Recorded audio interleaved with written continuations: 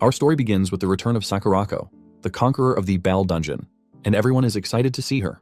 They know that the Bal Dungeon, which appeared in Russia 6 years ago, was an S-rank dungeon that no player in the world had been able to clear. This means that clearing it is a historic achievement for humanity, and that achievement rests in Sakurako's hands. Oromachi Sakurako, the 100-flower blooming guildmaster, an S-rank player ranked 3rd overall with a Grand Sorcerer class and the 9-tailed fox skill, proudly tells her fans that this outcome was expected. A reporter then asks her if she thinks the Luluheart dungeon, which is considered the most difficult dungeon in history, might soon be cleared. Others speculate that if anyone could do it, it would be Sakurako. She smirks at the mention of the ultimate goal of all players, but tells everyone it has nothing to do with her. She arrogantly announces that she clears dungeons for herself. Then, she walks off toward her car as reporters chase after her, trying to question her further, but she ignores them. Meanwhile, in our protagonist Kanzaki Yukari's house, he is watching Sakurako's video and realizes it's about time for his part-time job. He stands up to change his clothes, wondering if he remembered correctly that his job today was transporting supplies to a dungeon. He then recalls Sakurako's arrogant announcement about clearing dungeons for herself, and falls silent for a moment. Later, on a city rooftop, he stands gazing at the dungeon tower in front of him, thinking that even he wishes he could challenge it. The Luluheart dungeon is the first dungeon to have appeared in this world, and is the most difficult dungeon globally, with no one ever having cleared it. Every time the news introduces a new player, Yukari dreams that one day he could be one of them, but it never happens. When he was evaluated, the specialists apologized and told him he was skillless and therefore unable to enter dungeons. Still, he remained persistent and tried to challenge dungeons. However, players didn't want to work with someone who was skillless and bullied him, calling him useless. Even his co-worker advised him to stop dreaming, insisting that he didn't mean to be harsh but was simply being a friend, saying he understood Yukari didn't want to accept it. But the truth was that he had no talent. Skillless, a term used for those who cannot receive the benefits of skills and are unable to become players. If a skillless person enters a dungeon, 90% of them die, and the remaining 10% go missing. Because of this, people without skills are no longer allowed to be involved with dungeon gates. Yukari knows in his mind that he is skillless and not one of the chosen ones, and yet he still can't give up. So, he continues working part-time jobs related to dungeons, thinking how foolish he is for doing so. He looks at his new sword sadly, knowing that even though he bought it, there may never be a day when he gets to use it. Suddenly, the ground shakes, and everyone is shocked by a loud growl. The system then issues a warning. A dungeon break has occurred. From the Painum dungeon, the plague that spreads in solitude is descending. The nun who devours the future, from the Oriax dungeon, and the lamb mistaken for all time from the Foras dungeon also emerge. Yukari and other citizens begin to flee while the system repeatedly warns that a swarm of the lamb mistaken for all time continues to pour out. One of the monsters chases him. He runs with all his might, wondering why there are monsters in the middle of the city and what on earth is happening. He swings his sword backward to slash at the monster but is shocked when the sword he just bought breaks in half without even scratching it. He looks back in fear and sees the monster's mouth about to bite him. He thinks he's going to die. Luckily, someone powerful appears just in time and uses the Scarlet Leaf Flash skill to slash the monster into pieces. She lands in front of him and asks if he is hurt. He is stunned when he sees Oromachi Saera, a member of the 100-Flower Blooming Guild, an S-rank player ranked 8th with a Swordmaster class and the Eye of Truth skill. He stutters a thank you for saving him. She turns around and explains that monsters are overflowing from dungeons all over the world and that the area is especially dangerous, so he must flee at once. Yet, he asks if there's anything he can do to help. She replies with concern on her face that the only thing he can do right now is run away. He wants to object, but he knows better than anyone that he can't do anything. He replies that she's probably right. Sarah then walks forward and shouts for him to run now. He obeys and runs in the opposite direction, leaving Sarah behind to face the swarm of monsters. Her eyes closed in despair and guilt. Minutes later, he stopped running to catch his breath and hid behind a nearby car park. Yet, he noticed that no matter where he ran, there were monsters. He continued running, knowing the main streets were too exposed and he had to escape into the alleyways. But he was shocked when he saw a lady lying in a pool of blood and asked her worriedly if she was okay. The lady simply asked him back if he was human. He bent down next to her, telling her they needed to get her to a hospital quickly. Knowing that with wounds like hers, there was no way to save her, he hesitated, but remembered Saira, who had saved him. He told himself that he couldn't just run away again, that there had to be something he could do. He was about to grab her and say he would take her somewhere safe, but she slapped his hand away and shouted at him not to touch her. She added that she hadn't fallen so low as to need help from a mere human, but he grabbed her forcefully, shocking her. She shouted, asking if she hadn't already told him not to touch her. He placed her on his back and ran with all his might, while she kept shouting at him to let her go. He simply shouted back for her to hold on because they were running. Meanwhile, the plague dragon that spread in solitude flew above the city, gathered power in its mouth, and released it downward, causing a massive explosion that turned everything to dust. Yukari, who was carrying the lady, was caught in the blast and thrown violently to the ground. He slammed and bounced a few times before stopping himself from rolling. He immediately sat up, trying to comprehend what had just happened.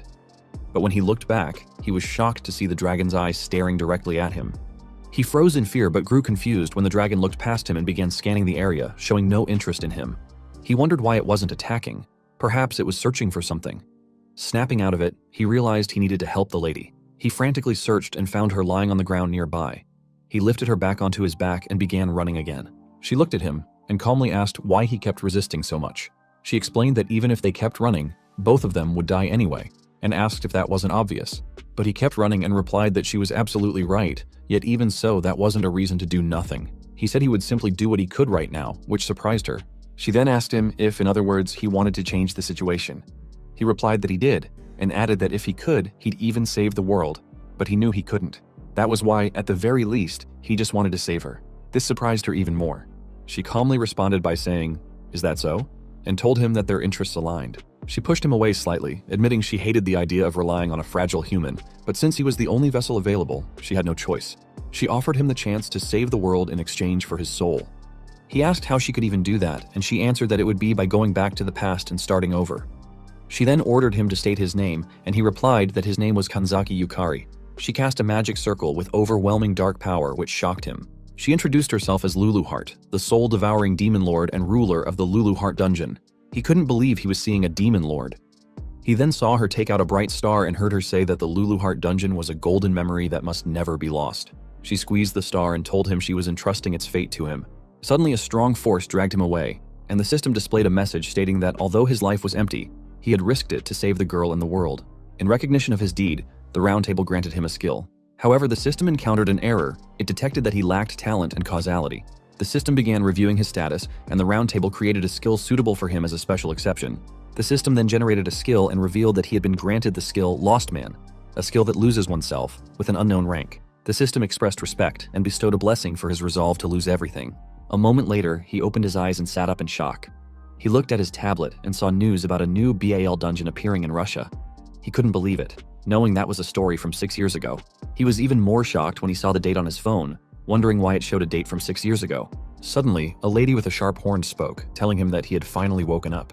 She smiled at him, causing him to drop his phone in horror as he wondered what had happened. Years ago, the Tower of Beginnings suddenly appeared in Shinjuku, and it was called the Lulu Heart Dungeon. As if in response, dungeon towers began emerging one after another across the world, and within them resided supernatural monsters. In contrast, those who awakened to extraordinary powers and skills also began to appear. These individuals were called players. Skills allowed their wielders to perform feats impossible for ordinary humans, defying the very laws of physics. Those chosen by skills ventured into dungeons, marking the beginning of a new era centered around them. In the present, a young Lulu Heart smiles at him, and in panic, he asks her what has happened. She simply replies that he has regressed, which confuses him even more. She then explains that he has regressed roughly 6 years into the past, and it was the result of the Demon Lord Lulu Heart's grand magic. He asks her if going back in time is even possible, and she proudly replies that nothing is impossible for her. However, she admits that she lost most of her magical power, which is why she ended up in such an adorable form, and informs him that no one else can see her but him. He then realizes that she seems somewhat familiar, recalling the older Lulu Heart. She tells him that she has fulfilled her part of the contract, so now it's his turn to fulfill his. He will be working to stop the dungeon break. He responds that he'd love to help, but he has no idea what to do. She explains that the dungeon break was a calamity caused by demon lords ruling over other dungeons. Their objective was to invade her Lulu Heart dungeon, which held the greatest concentration of magical power in the world. She adds that since they couldn't defeat someone as powerful as her alone, they formed an alliance across all dungeons. This means that if they systematically conquer every dungeon in this world, they can prevent that future from happening. However, he responds that it's really hard for him to say, but he admits he's incredibly weak and has no skills. He adds that he has never even set foot inside a dungeon before, yet he is shocked when she asks, "What about it?" and tells him it doesn't matter in the slightest. What's important is his resolve. She explains to him that to a demon lord like her, humans are all the same, so he shouldn't worry. She assures him that she will personally train him to become the strongest. She then firmly and confidently swears to him that he will surpass the limits of humanity and protect her beloved Lulu Heart dungeon. A moment later, in the F-rank dungeon, Lemuria, they arrive. He looks around, as it's his first time stepping into a dungeon, but instead of excitement, he feels a sense of restlessness. He then asks her about the training she mentioned. She releases her power, floating in the air, and replies that he'll understand once they start. Seeing her dark magical power, He panics, shouting for her to wait a moment and asking what she's about to do. But she simply reaches out and places her hand on his chest, making him scream in pain. He feels dizzy and wonders what is happening. His head begins to ache so badly it feels like it's splitting, yet she calmly explains that she infused her magic directly into his magical circuits. Now, even someone as skillless as him should be able to sense magic. He kneels on the ground in pain as her magic spreads through his body, and he wonders what she's talking about. She tells him that it seems, by acquiring a skill, he also obtained a magical circuit to handle mana, but he doesn't listen. His body is overwhelmed with pain, burning from the inside. He can't think properly and feels himself slowly losing consciousness. At that moment, he wishes there were no pain. The system detects his desire to lose pain, and because of it, he meets the conditions of his unique skill, Lostman. Suddenly, he feels the pain vanish. When he looks up, the system shows him that the pain has been lost. However, since the skill is only level 1, the effect duration is limited. He couldn't believe that the pain was gone and felt something circulating throughout his body. He looked at his hand and saw magical power, prompting him to ask if it was mana.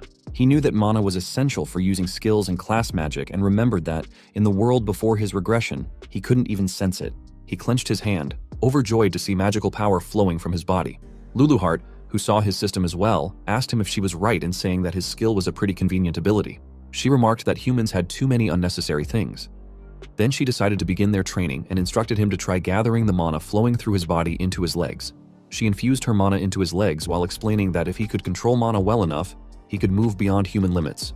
He focused intently and tried his best to gather his mana into his legs.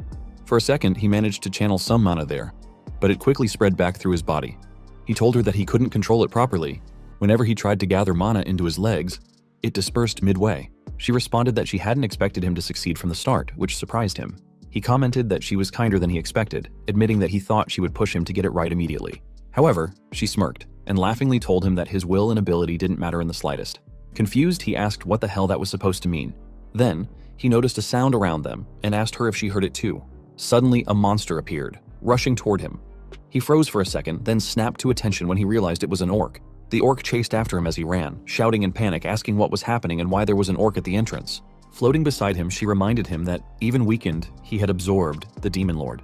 To a monster, that was like the finest delicacy appearing before its eyes. She then excitedly told him that monsters would now come to devour him.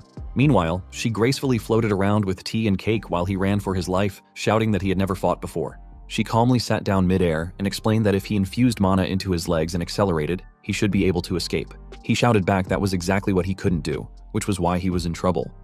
She only looked confused at his complaint and asked if she was right in thinking that he should just get better at it. He shouted at her that she was the worst. The orc raised its spiked hammer and swung it down at him. In the emergency situation, he managed to channel mana into his legs and, in a panic, strengthened them. He jumped away just in time, avoiding the hammer that would have crushed him, leaving the orc shocked. A short distance away, he stopped and realized that, for a moment, mana had surged into his legs, evident from the deep footprint left behind. He felt his entire body overflowing with power and was thrilled to experience mana manipulation for the first time. Luluheart told him it was fine to be amazed, but he would die if he didn't act. Looking up, he saw more massive orcs standing in front of him. One of them swung its hammer down and he froze in fear, thinking this was the end. The orc struck him and crushed him in one hit. The system displayed that he had died and the round table would retrieve his skills. But then he heard Luluheart's voice saying, "That won't do." She asked why he was dying and leaving her behind, as if she'd ever allow that. A demon hand then appeared, shattering the system's attempt to retrieve his skill. The system errored briefly and displayed a new message. Interference by Demon Lord Luluheart had prevented skill retrieval. Due to the contract between him and Luluheart, he would now return to 1 hour before. He then woke up and screamed in fear, realizing he was about to be hit by the spiked hammer. Yet Luluheart greeted him with a cheerful "good morning" and asked if he had a nice sleep. She then drew out her mana and asked if they should resume. Before he could finish asking what she was doing, she placed her hand on his chest again and sent her mana into his mana circuit once more, causing him to scream in pain. However, he remembered the sensation from before, and just minutes later, the system activated his Lostman skill, which relieved him of the pain. Furious, he asked her what she was doing, but she simply asked him back if he had time to be spouting nonsense. At that moment, he felt a presence behind him. Fortunately, he jumped away in time before he was crushed again. He began to run while shouting that he thought he had died. Luluheart confirmed that he had died. He'd been crushed by an orc and turned into mincemeat. He asked her why he was alive again. She explained that there was a death return contract between them. When he dies, he returns to the world 1 hour before. He was confused, but there was no time to think about it. He kept running. Luluheart then told him not to worry about unnecessary things because the only thing he needed to know was that until he stops the dungeon break, he can't die permanently. They were in this together and there was no way she'd allow him to die and leave her behind. She then shouted at him to show her his resolve. The orc caught up to him, but once again he managed to channel mana into his legs and jumped away to dodge its attack. Luluheart praised him, saying his reaction was better than the first time. She admitted that she thought it would take longer for him to control magic, but it seemed dying once had an effect. She then formed a sword using her magical power and told him that if he was going to become strong enough to prevent the dungeon break, he couldn't keep running away forever. He accepted the sword, knowing he hadn't come back just to keep fleeing from orcs. He couldn't stay stuck there. She walked closer to him and told him that she would only say this once, so he should pay attention. She began explaining that the magic circuits inside him, the parts that connect to the magic overflowing in the world, were linked to his soul.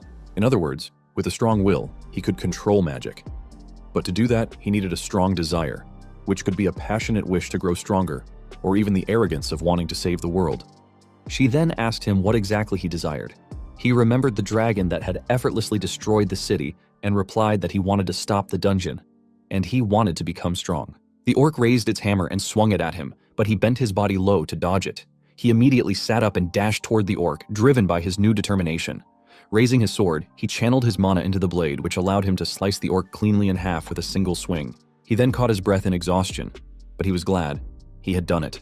For the first time, he had defeated a monster.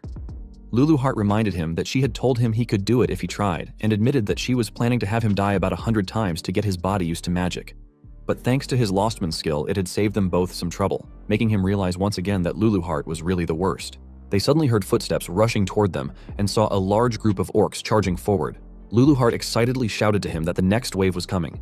He quickly channeled mana into his legs and jumped above the oncoming orcs, running through the air at high speed as he felt magic coursing through his entire body. Descending towards the orc, he slashed one of the orcs cleanly in half. Dodging another orc's attack, he spun his body and sliced through it with one smooth swing. His body, moving beyond imagination, responded with precision. With growing confidence, he continued slashing through the orcs around him. 1 hour later, Luluheart praised him for defeating 10 orcs in a single hour, calling it pretty good for a beginner. He added that if he kept it up, he would grow even stronger. However, she remained silent. Suddenly, they heard someone screaming in the distance. Quietly approaching the sound, they saw a man holding a blood-drenched knife shouting at someone, calling them an idiot, a real idiot. The man scolded a young woman for not abandoning the others, saying she might have won if she had. He then teasingly addressed her by name, Orimachi Sayera. She was younger with her Eye of Truth skill active, but she didn't have a class yet and was only F rank. The man told Sayera that she really had good eyes, then raised his knife and shouted that he was right to target her. Sayera remained calm, even as the knife neared her face. But before the blade struck, Yukari appeared just in time, blocking the attack with his sword and shouting that he wouldn't let him do it. Furiously, Yukari demanded if the man understood what he was doing. But the man, stronger than him, easily pushed him back and calmly asked who the hell he was. Sayera shouted that the man was a serial killer who targeted beginners, and she cried out in concern, urging Yukari to run away. He looked back and recognized her. Sayera, the S-rank player who had helped him in the world before his regression. The man, Akazuki K, pushed Yukari again and began slashing at him with his knife, tauntingly asking if he really had time to be looking away. Eventually, Yukari's sword was knocked from his hand. Realizing he had used too much magic and couldn't summon any strength, K told him he was full of openings, then activated Wave of Terror Level 3, which inflicted fear. The system displayed that Yukari was affected by terror status. He would feel intense fear toward Akazuki K, be unable to use skills, and have reduced stats for a certain period of time. K struck him with his knife, stabbing him through the abdomen. Yukari screamed in pain as the blade pierced him. K pulled the knife out and calmly turned his attention back to Sayera, who was already badly injured. Still conscious, Yukari managed to tell him to stop, but K continued forward. He knelt beside Sayera, saying he just wanted to understand what those skills were all about. Yukari could only watch in horror as Sayera screamed. K had stabbed her eye. K then muttered to Sarah and the other 2 corpses that he hoped to discover something when he dissected them. He stabbed Sarah's eye again and continued to stab her repeatedly, her screams growing louder with each stab. Yukari, furious and heartbroken, tried to move, but his bleeding intensified. He screamed at K to stop and remembered how, in the previous timeline, Sayera had saved him. But now, he could do nothing to save her. K laughed maniacally and grabbed his hair, while he thought to himself that he was too weak, too powerless, that this was why it was happening. K began stabbing him over and over until Yukari was killed. But as before, due to the contract, he returned to 1 hour prior. He woke up in the same place where he had just defeated 10 orcs. He turned to Luluheart and told her that he had a favor to ask. She smiled intrigued and told him to go ahead and say it. He stood up and declared confidently that he wanted her to make him stronger. no matter how many times he had to die, because he wanted to defeat that murderer. She simply responded that she got it and told him that she couldn't care less about that little girl. But if this was what was driving him, then she'd let him go wild and personally whip him into shape. A moment later, Kei told Sarah that even though she had just become a player today, it was impressive how well she was holding out against his killing skills. He added that she was definitely Sakurako's sister, but he commented today's dungeon was pretty thin on monsters. Kei then dashed toward her, shouting that he would take his sweet time breaking her. Yet Sarah remained calm and waited for him to get closer. But before the knife could reach her, Yukari appeared out of nowhere and blocked the strike. Kei demanded to know who the hell he was and whether he knew Sarah. Sarah collapsed on her knees in pain, shouted at Yukari to get out of there immediately because Kei targeted beginners. But Yukari stood his ground, doing his best to block Kei's attacks. He told Sarah to leave Kei to him. He would handle it from here. Unfortunately for him, he died at Kei's hands again. He remembered hearing about a beginner killer even before going back in time, but Sarah had never suffered such serious injuries before. He thought it must be his fault. Since he had lured all the dungeon's orcs away, Kei had free reign to strike. He knew he couldn't change that fact now. Even with Luluhart's contract, he couldn't return to a point earlier than his first death. He guessed that if he'd killed the orcs faster, it might not have happened. Once more, he thought everything had happened because he was weak. Then he died again. When he died for the third time, Luluhart lectured him, saying his swordplay was too straightforward, that killing Kei required a sneakier approach. On the fourth try, she told him to pay attention to the flow of his movements and to stop separating offense and defense. He needed to connect everything fluidly. On the fifth, she yelled that his mana was disrupted again and warned him never to lose focus, no matter what was happening. On the sixth, she taught him to read his opponent's mana and assured him that, by doing so, he would naturally anticipate their next move. On the seventh, she told him Kei's strategy relied heavily on counters, so Yukari needed to bait him into attacking. On the eighth attempt, Sarah, who had been watching, asked why he was going so far for them. On the 10th death, Luluhart asked if he wasn't afraid of dying. He replied that he had nothing left, and if he didn't put everything on the line, he wouldn't be able to save anyone, even if it cost him his life. This amazed and surprised Luluhart at the same time. He knew that if he gave up now, the dungeon break would result in countless deaths. And when weighing the lives of everyone else against his own pain, the choice was obvious. Luluhart silently watched him continue trying to defeat the murderer and die once more. She remembered all the people she had seen in dungeons, how they abandoned their teammates without hesitation and only looked out for themselves. That's why she couldn't understand why Yukari kept sacrificing himself for others. Yukari died again and again at the murderer's hands for hours, until Kei was finally impressed by how Yukari read his movements, as if it were his first time. He didn't realize Yukari had died so many times that he could now predict Kei's actions instinctively. Kei arrogantly told him that the difference between them was their commitment to dying, that Yukari didn't have it in him. Yukari was momentarily confused and wondered if, even after all this, his resolve still wasn't enough. But then he stood up, thinking to himself, even so, and even then, he wouldn't let anyone die. Luluhart was speechless for a moment before shouting to him that she hadn't expected him to come this far. So now, she would tell him what was missing, the final piece he needed. She told him the missing piece was recognizing how strong he had already become. Her words shocked and stunned him into silence. He then looked away, not knowing how to respond. Luluhart told him he was still stuck seeing himself as weak. It was true that he had no talent, no skills, and no mana in the past, yet he kept coming back. Even after dying over and over, even though he could have abandoned that little girl and run, he didn't. He was about to argue with her about abandoning Sarah, but she cut him off, stating that he hadn't run, and no matter how many times he lost his life, he had chosen to keep fighting. That was why he had grown strong. She floated closer to him, pointed at him, and told him that even she, the demon lord, acknowledged his strength. She questioned why he was still moping and ordered him to stand up and lift his head. He obeyed. Kei swung the knife in his direction, but he easily dodged it. Luluhart pointed out that he could now read Kei's knife movements. Kei was shocked when he saw Yukari bend down and swing his sword to counterattack, which Kei blocked. Luluhart encouraged Yukari to swing his blade with everything he had, and Yukari managed to push Kei away with his sword, despite Kei using his knife to resist. Luluhart then remarked that Yukari could cut Kei down now, and he saw that he had slashed Kei's hand as well. She pressed him further, demanding to know how long he would continue pretending he was weak, and shouted for him to accept his strength. Yukari noticed Kei's right foot move back and immediately recognized that a thrust was coming, which he dodged. He predicted Kei's next overhead slash and also foresaw the follow-up kick. He dodged both moves with precision, leaving Kei visibly confused and wondering about the sudden change. Yukari swung his sword at Kei again, but Kei dodged it. However, Kei was shaken. A moment ago, Yukari had been nothing more than a clueless boy who couldn't swing a sword properly, a weakling who had been covering in fear. Now, Kei, who was being pushed back, questioned how he was losing to someone who had been so helpless. Yukari landed another slash on Kei's arm. He saw Kei begin to panic and knew this was his opportunity. He raised his sword and activated his Lostman skill, nullifying the fear Kay had planted in him. With mana surging into his sword, he swung it down toward Kay. Kay quickly gathered his magic power into his hand, insulted him for letting his guard down, and released another wave of fear. Yukari understood that Kay's skill relied on amplifying fear when detecting an opening. But since he had already nullified the emotion with his skill, Kay's power no longer worked on him. Fear had been fully removed from his system.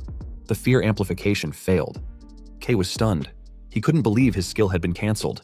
Desperate, he swung his knife at Yukari, arrogantly claiming that there was no way he could block an attack at such close range. Yukari activated Lostman again, nullifying pain just before the knife hit. Blood splattered, but he remained standing. Kay shouted that it was his win. Yukari, unfazed, simply smirked. Kay was stunned to see that Yukari had caught the knife with his bare hand.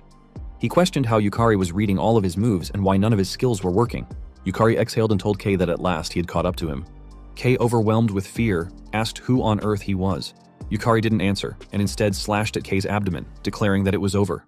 Kay fell flat on the ground, lying in his own blood. But even then, he shouted that there was no way he could lose to a weakling like him. Yukari admitted that he had been killed by Kay 187 times, yet the one still standing in the end was him. Afterward, members of the 100 Flowers Blooming Guild, to which Sayera belonged, arrived to provide support and treatment for their injuries.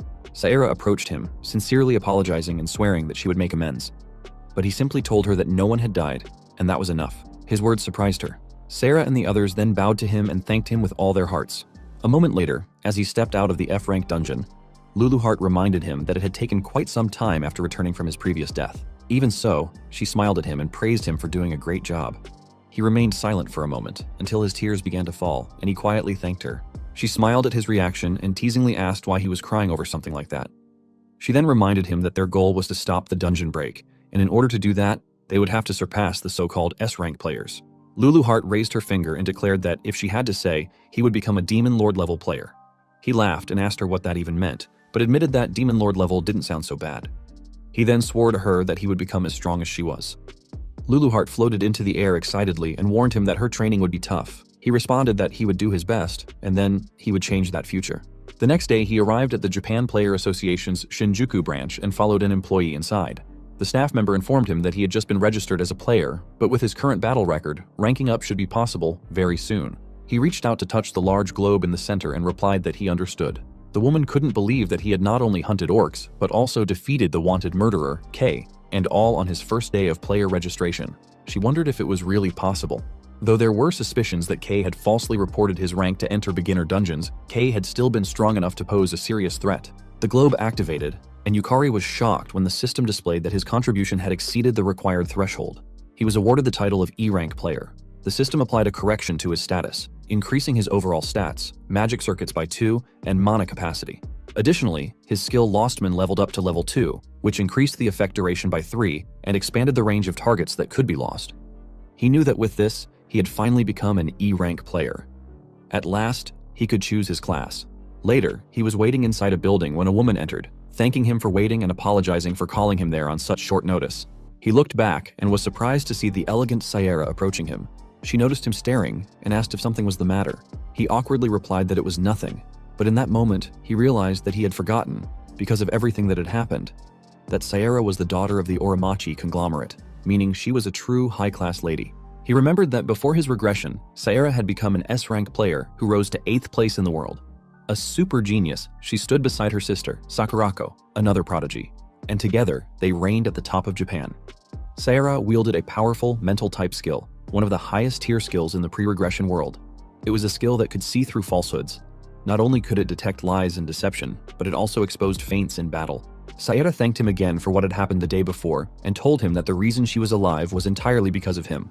But he clarified that it was because she had protected the other two.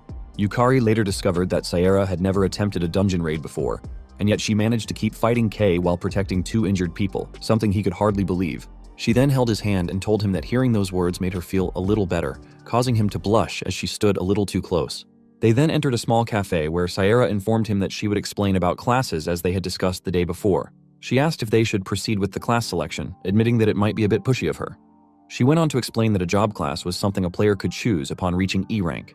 It was similar to choosing a profession, and classes were broadly divided into physical-based, magic-based, and mental-based categories. She added that a person's class was generally determined by their personality and abilities, and that their skills were reflected accordingly. For physical-based classes, examples included warriors, knights, and thieves. In magic-based classes, there were options like sorcerers and priests. For mental-based classes, there were unique and specialized options such as alchemists, clerics, or summoners. He recalled that before the regression, he had been somewhat of a player geek and had done extensive research on classes. In the pre-regression world, Sarah had chosen the Swordmaster class, which came with a unique ability, Counter. Paired with her lie-detecting skill, this allowed her to predict her opponent's actions with complete accuracy and land flawless counters. People even referred to it as cheating. Sarah then told him something important to keep in mind, that skills and classes had compatibility factors. She explained that if someone with magic-based skills chose a magic-based class, the synergy between them created enhanced effects that strengthened their power. However, if someone with magic-based skills chose a physical-based class, both their magic and physical abilities would end up average, making them a jack of all trades but master of none. She added that, although she didn't know exactly what his skill did, he should be careful. He thanked her, saying the information was helpful. He then realized that his skill, Lostman, was something he had never heard of before, even in his past life, and had no idea what kind of class options he would receive. Luluheart, who was floating nearby, appeared to understand the logic behind people having abilities after hearing Sarah's explanation. Sarah stood up and waved goodbye to him, saying she needed to go first for her class evaluation. Later, in the same cafe, Sarah returned and thanked him for waiting. He asked if she had decided on her class. She replied that she had, and told him she had received about 4 options, including Swordmaster and Paladin. He was shocked, knowing that even having that many high-tier options at her level would normally label someone a genius. Sarah then excitedly shared that she had chosen the S-rank classmate. This shocked him even more, knowing that it was indeed an S-rank class that combined elegant magic with cold, calculated combat techniques. He recalled that before the regression, Sarah should have chosen the A-rank Swordmaster class. Yet now, she was excited to stand shoulder to shoulder with brave people like him. He was stunned that she had called him a brave person and felt genuinely happy that she thought of him that way. She told him that it was now his turn, prompting him to stand up and head toward the class evaluation. He stopped in front of the globe, remembering that before the regression, he had never even gotten the chance to choose a class. He had no idea what kind of options would appear. Placing his hand on the globe, he watched as it began processing his class aptitude assessment. Suddenly, the system produced an error, startling him. He wondered if it was a malfunction. But then the system displayed that it had detected an unknown reaction within him and had begun redefining his class. This caught Luluheart's attention. When the system completed the assessment, he was shocked to see the result.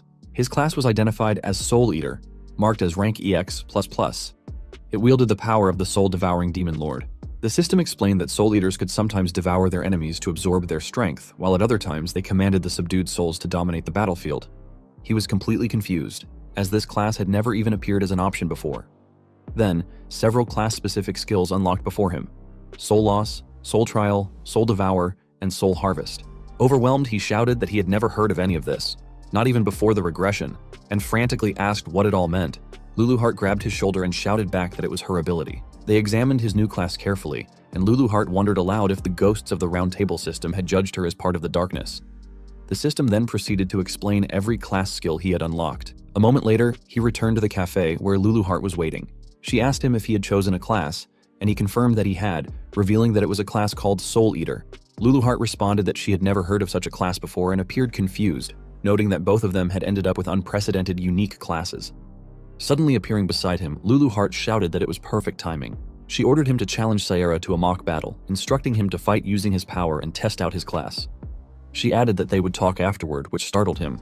Minutes later, inside the indoor arena at the Japan Player Association's Shinjuku branch, he stood across from Sarah to begin their mock battle. He was surprised when he saw that she was wearing a maid outfit and asked why. She casually replied that it was because the outfit excited her. News had quickly spread, and players began gathering inside upon hearing that Sarah was about to fight. Her opponent was a rookie who had defeated Kay, the notorious beginner hunter. One of the staff members announced the start of the match and called for the battle to begin as the two faced each other. He reminded himself that Soul Eater was an unknown class, and this would be his first time testing it in actual combat. He activated his Soul Loss skill, which boosted his magic power but simultaneously debuffed his stamina.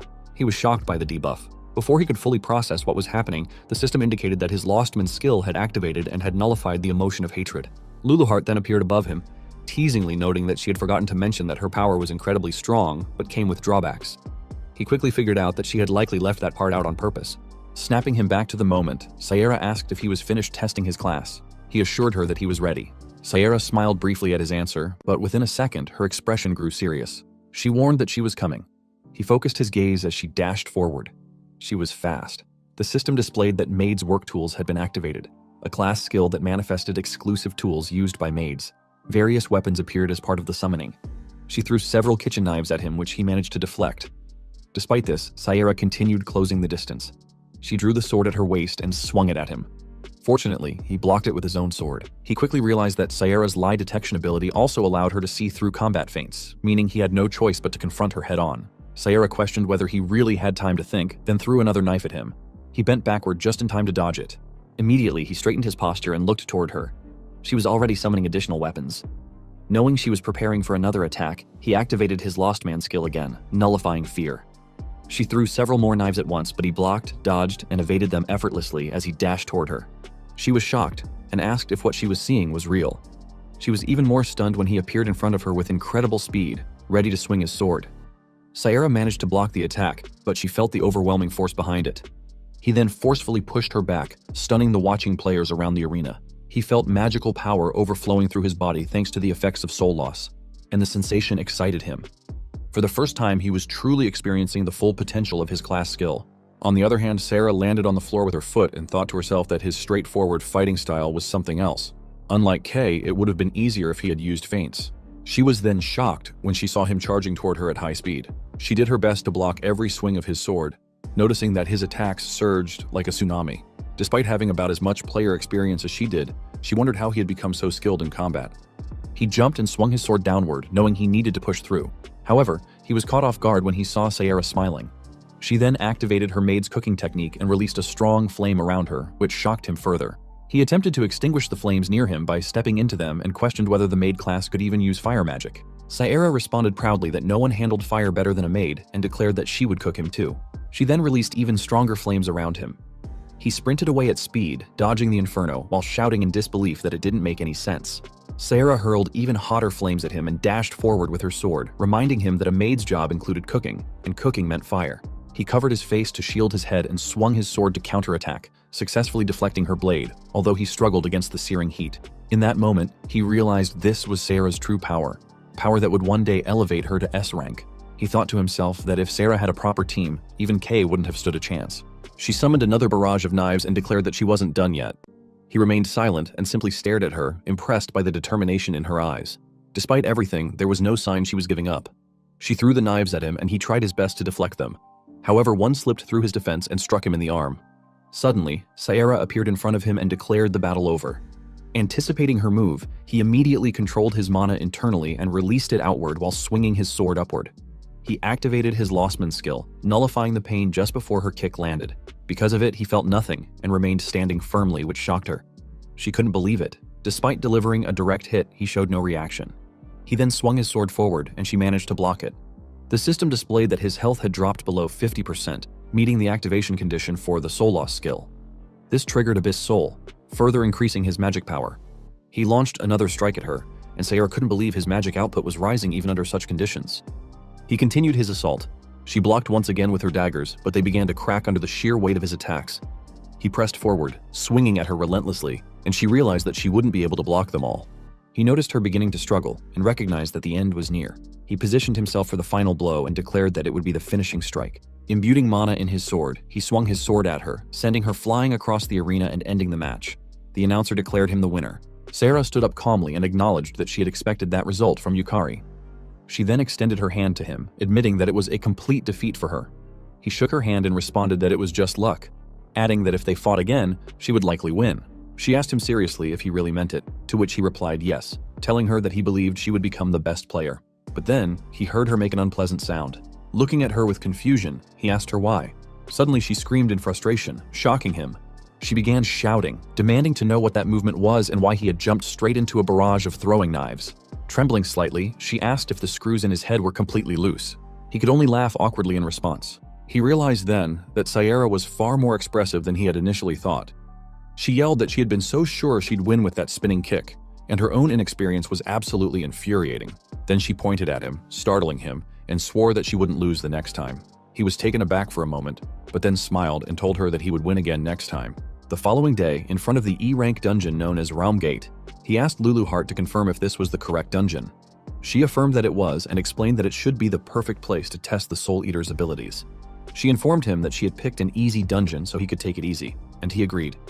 He stepped forward confidently, while Luluheart smiled, watching him enter the E-rank dungeon. Moments later, outside the dungeon, the guards were shocked and questioning what was happening. They reported to their captain that there was a sudden magic surge inside the dungeon. It had transformed into a red dungeon. They immediately rushed to call for backup from the 100 Flowers Blooming Guild and alerted the player association. Meanwhile, inside the dungeon, Yukari was already busy cutting monsters in half. When another monster appeared behind him and swung its sword to kill him, he easily dodged the attack and moved away instantly. He then lifted his sword and swung it backward, severing the monster's head in a clean strike. Without stopping, he rushed forward and slashed through the monster in front of him as well. Minutes later, he was kneeling on the ground in exhaustion, asking Luluheart why the enemies were so strong if this was supposed to be an E-rank dungeon. Luluheart remained silent, not because she didn't know, but because she was surprised. Despite it being a red dungeon, where monsters entered a berserk rampage and became several times stronger, Yukari had taken them down during his first encounter. Not only that, he had overpowered them without dying even once. She smirked, realizing that Yukari's growth was progressing much faster than she had anticipated. In that moment, she thought to herself that he was truly interesting. Luluheart laughed to herself, thinking that she would have to prepare even harsher training going forward, which immediately terrified him. The system then displayed that his class ability, Soul Eater, had auto-activated. He was surprised when he saw mana pouring from the defeated monsters' bodies and entering his own. He felt his body rapidly filling with energy. The system notified him that his mana capacity and status had increased. Luluheart explained that he had consumed the monsters' souls, which were being converted into mana. She added that the more enemies he defeated, the stronger he would become. This was the first true essence of his ability. He acknowledged her insight and remarked that it was to be expected from the original owner of the class. Luluheart then proudly gathered the soul form of one of the monsters and told him this was the second true essence. She made the soul form float toward him. When he asked what it was, the soul entered his body. The system then initiated the draw for his class ability, Soul Harvest. After several seconds of evaluation, he acquired the Armor Knight Soul, a soul clad in sturdy armor with high resistance to physical attacks, which shocked him. Luluheart explained that a soul was the core of a monster and that, if he supplied it with mana, it could be materialized. He attempted to infuse mana into the soul, which successfully activated his soul command ability, allowing him to materialize the Armor Knight Soul. He summoned the knight and stared in amazement, shouting in excitement that it felt like a summoning spell. Luluheart quickly corrected him, warning not to compare it to mere summoning magic. It only resembled a puppet because his mana was currently insufficient. She stated that soul embodiment was an ability on par with the creation of life itself. Upon hearing this, he realized he had almost forgotten how powerful Luluheart truly was, given her tiny current form. He nodded at her proudly, which made her annoyed, prompting her to ask if he wanted her to crush him. Moments later, his summoned knight was engaged in combat with a monster knight. While they fought, he rushed behind the enemy, leaped into the air, and slashed it in half with a single swing. He then activated Soul Harvest and slowly extracted the soul form from its body, eventually acquiring it. He summoned it using Soul Command and successfully added it to his growing army. Luluheart remarked that he was starting to get the hang of it, but he replied that he could only summon the souls for a few minutes at his current level and needed to raise his rank and increase his mana capacity quickly. Luluheart smirked, noting that he was finally beginning to develop some ambition. Minutes later, in the dungeon's burning stage, he revealed the soul forms to Luluheart and reported that he had recovered 3 souls so far. She told him that it was not bad at all and gave him an approving smirk. Suddenly, a massive knight appeared at the center of the stage. Luluheart calmly noted that it was the only one left. Yukari confidently agreed and stared back at the towering figure, stating that this would be his first boss fight. Meanwhile, at the S-rank 100 Flowers Blooming Guild, inside the guildmaster's office, a lady secretary rushed in and called out to Sakurako. She informed her that she had received a report. Among the documents she carried was a file containing Yukari's information, immediately capturing the attention of Sakurako, the strongest player in Japan. The secretary reported to Sakurako that a mana overflow had occurred inside the E-rank realm gate, resulting in the emergence of a red dungeon. Sakurako responded calmly, remarking that it was a nuisance. She then ordered the secretary to immediately dispatch B-rank players and have the 4th squad on standby, just in case. The secretary agreed without hesitation. Sakurako then asked if anyone had already entered the dungeon. The secretary replied that they had received a report of an E-rank player named Kanzaki Yukari entering alone. Upon hearing his name, Sakurako stopped walking. She thought the name sounded familiar but then dismissed it, stating that an E-rank nobody wasn't worth worrying about. She ordered her secretary to bring her the usual information. The secretary presented a list of everyone who had approached Sierra the previous day. Sakurako began speedily reviewing the documents, her mood shifting to irritation as she grew furious that unworthy people were getting close to Sierra. In her eyes, They were all equally worthless. She stopped abruptly when she came across a photo of Sayara and Yukari talking in the cafe. When she asked about the photo, the secretary calmly replied that it was taken during lunchtime. Sakurako pulled the photo from the pile and finally recognized Yukari as the one who had sparred with Sayara. She realized that she had overlooked him at the time, too focused on admiring Sayara's graceful fighting style. Her expression twisted with anger as she pointed at Yukari in the photo, thinking that another worthless insect was trying to latch onto her Sayara. Meanwhile, in the E-rank dungeon's boss room, Yukari was on his 24th death in regression. Luluheart, floating lazily in the air, asked how much longer he planned to keep fighting, admitting that she was getting bored. He was locked in a battle with the boss when he shouted at her to be quiet, insisting the boss was far too strong. Luluheart simply smiled, knowing it was not a regular boss. It was a monster supercharged by the dungeon's mana overflow. An easy win was out of the question. Yukari reminded her that she had told him this dungeon was the perfect difficulty, but she teasingly responded by asking whether he didn't want to get stronger. She claimed that facing stronger enemies was exactly how one grew. He yelled that he was an idiot for trusting her, but just then, the boss's sword came dangerously close to his head. He narrowly dodged the attack in time. He realized there was a huge rank gap. His attacks barely scratched the enemy, and one slip-up could mean instant death. He managed to dodge another swing and deflected the next blow, telling himself that it wasn't as if his attacks were doing nothing at all. Suddenly, the boss dashed at him with incredible speed and launched a powerful fist toward him. Knowing he couldn't dodge, he activated Lost Man to nullify the pain. He blocked the boss's fist with his arm. Thanks to his skill, his health only dropped below 50%. He then activated Soul Loss and Abyss Soul, significantly increasing his mana. With a burst of strength, he pushed the boss's fist away and jumped back. He knew that Soul Loss drastically boosted mana as his health decreased. Though the activation conditions were strict, the resulting power surge was enormous. He stood his ground, telling himself that the real battle began now. Activating Soul Command, he manifested the Armor Knight Soul and ordered it to draw the boss's attention without attacking, focusing solely on defense. The summon followed his command and successfully distracted the boss. Knowing the knight couldn't inflict damage, he relied on its defensive role while moving into position. He reappeared behind the boss and slashed at it, drawing its attention. The boss turned to him. In response, he manifested another Armor Knight Soul and dodged the boss's sword. He ordered his summons to strike whenever the boss focused on him. Following the order, the souls slashed the boss from behind, distracting it again. He wiped the sweat from his brow, confident that he had seen all these patterns through his many regressions. As long as he stayed focused, he wouldn't be hit. He told Luluheart that giving orders while fighting had been tricky at first, but he was finally getting used to it. She simply smiled in response, noticing how well he coordinated without overestimating himself. She quietly observed that he truly shined the brightest when pushed to his limits. Elsewhere, in the 100 Flowers Blooming Guild, Sakurako told her secretary that everything had worked out perfectly. When asked how, she explained that a red dungeon formed due to mana overflow, dramatically increasing its difficulty, something a beginner could never clear solo. She then tore the photo of Yukari in half, coldly stating that by now, he was probably nothing more than dust. She ripped the image into pieces and hugged Sayara's photo tightly, telling her secretary that she was sure they both agreed. Any worthless insect crawling near Sayara should die. The secretary agreed nervously, quietly backing away in fear. Sakurako then recalled the video of Yukari defeating Sayara and admitted that if, by some miracle, an E-rank beginner managed to clear a red dungeon, it would shake the entire ranking system to its core. It would be an unprecedented historical event, something not seen since the dawn of dungeon history. Meanwhile, inside the E-rank dungeon, Yukari activated Soul Loss again, boosting his mana and nullifying fear. He gathered mana into his foot and leaped toward the boss from behind. As his health decreased another 10% due to his skill's debuff, his Abyss Soul entered a hyperactive state, dramatically increasing his mana. He brought his sword down with all his might in one decisive strike, landing a blow to the boss's head. Luluheart smirked proudly as she watched. With that, he successfully defeated the dungeon boss, the Knight of Flames, Homura, and claimed the Ring of Flames dropped upon its death. He also acquired Homura's soul. Hours later, in Sakurako's private room at the 100 Flowers Blooming Guild, she was stunned to hear that Yukari had cleared a red dungeon. Her secretary reported that it appeared Yukari had done it solo, which shocked her even more.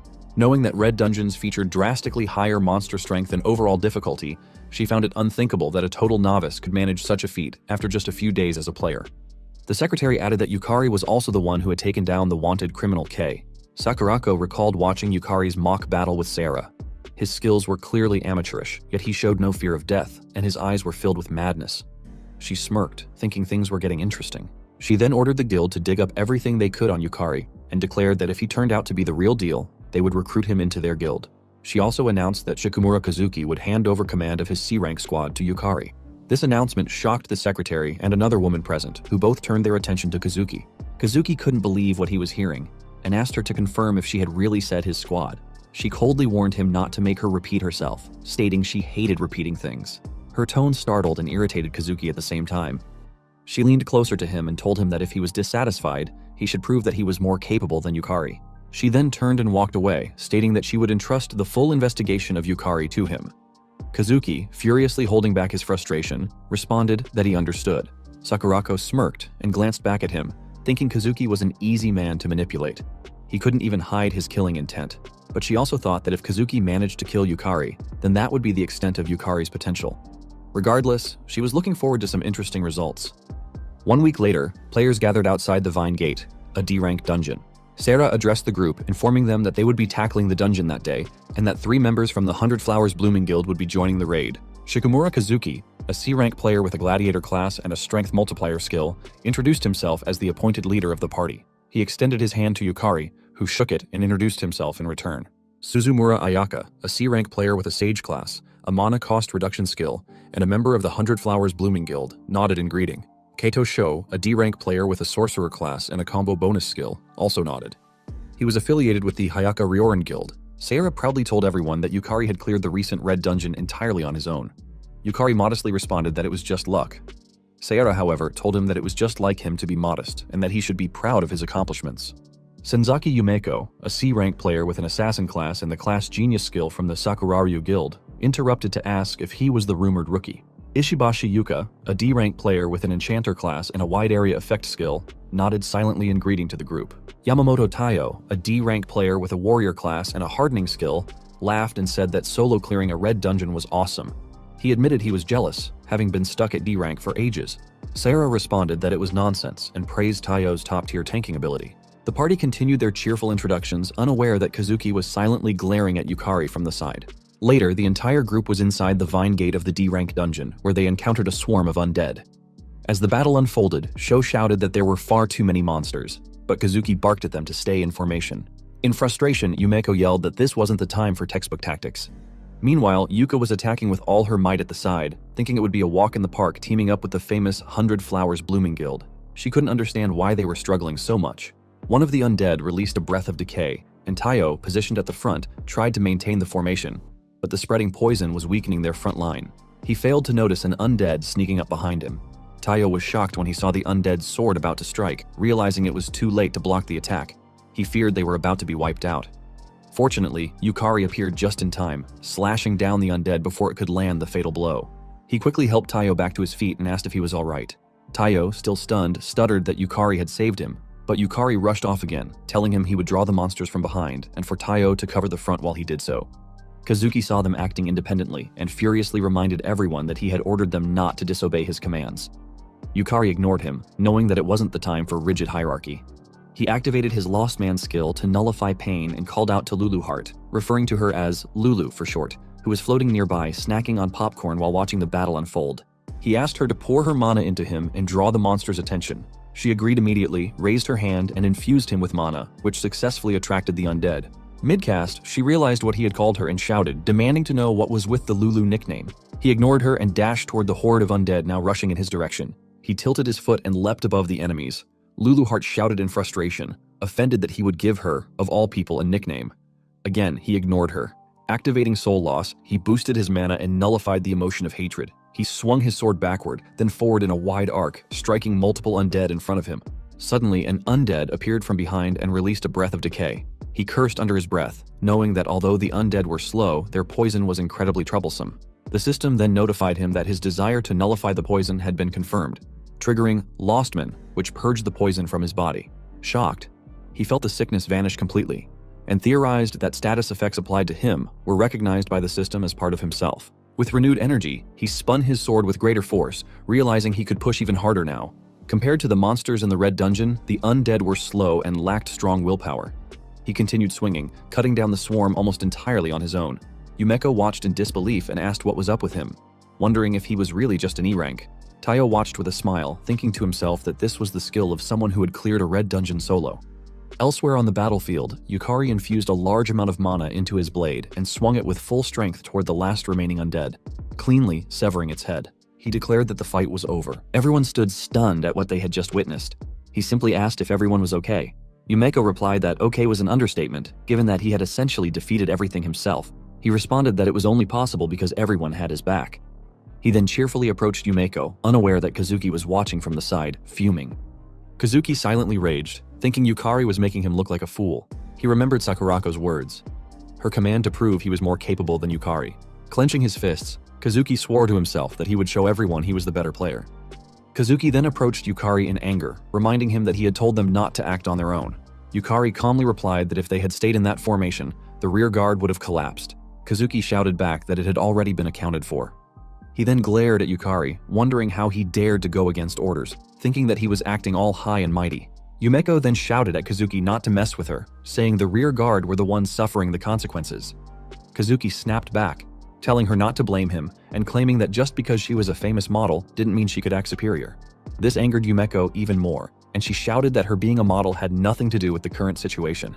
Kazuki, now furious, reminded everyone that he had been appointed leader by Sakurako and demanded to know what was with their attitude. Yumeko grew even more frustrated, but the other players remained silent, Kazuki biting his lips out of frustration while looking at Yukari. Yukari then suggested they should all calm down as they were still inside a dungeon and the situation remained dangerous. Sarah agreed and said they should begin by reassessing their formation. Kazuki calmed down upon hearing Sarah's words and agreed, which only irritated Yumeko further. Luluheart, observing the exchange, remarked that humans were as awful as ever, but what was even worse was that Yukari had given her a nickname. Yukari looked at her and explained that shorter names were easier to call out during battle. He was confused to see her floating upside down in front of him, but she simply sighed and told him to do as he pleased, on the condition that he properly collected the souls of the monsters in the dungeon. He nodded and confidently promised to leave it to him. A moment later, they walked deeper into the dungeon and came across two different doors. Kazuki glanced at Yukari, noticing that he kept acting like the leader, even though it was he who had been entrusted with command by Sakurako. Kazuki thought to himself that, at the very least, he had to be the one to defeat the boss. With a smile, Kazuki suggested that they split into two groups, claiming that their exploration efficiency was too low. Yumeko agreed, saying it sounded like a good idea, but Yukari disagreed and asked whether it wasn't too dangerous. Kazuki ignored the concern and announced that his team would consist of Ayaka, the buffer Yuka, and the tank Tayo. The others were surprised by the sudden division. Yukari leaned in and quietly asked Tayo if he was sure it was okay to split up. Tayo replied with a bright smile that Kazuki was the leader and assured him he would protect the other team, which only deepened Yukari's concern. Kazuki then called Sho over and whispered to him to join the other party and keep an eye on Yukari. Sho responded that he understood. Looking at Yukari, Sho wondered why Sakurako and Kazuki were so focused on someone who was essentially a nobody. Sho found the whole thing a pain and thought that he just wanted to go home. The group then split into Party A and Party B, each with 4 members. A moment later, Party B was in one of the dungeon rooms swinging their weapons.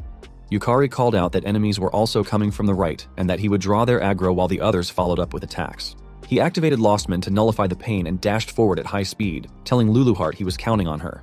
Though annoyed, she still poured her mana into him.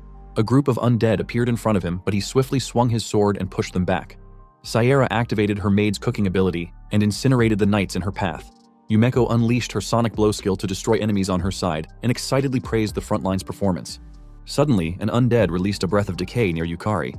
He quickly activated Lostman again, nullifying the poison, and slashed the creature in half with one blow.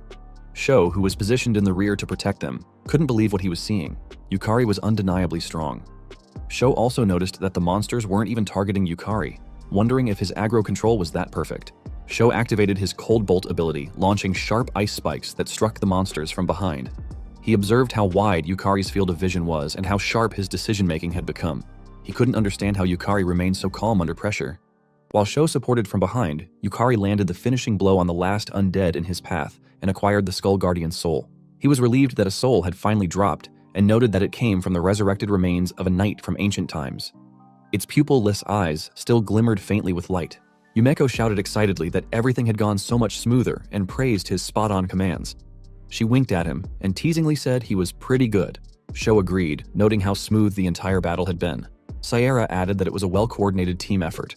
Yukari felt a bit awkward and replied that it was all thanks to them, not wanting to admit that he had been fighting so eagerly just to gather monster souls.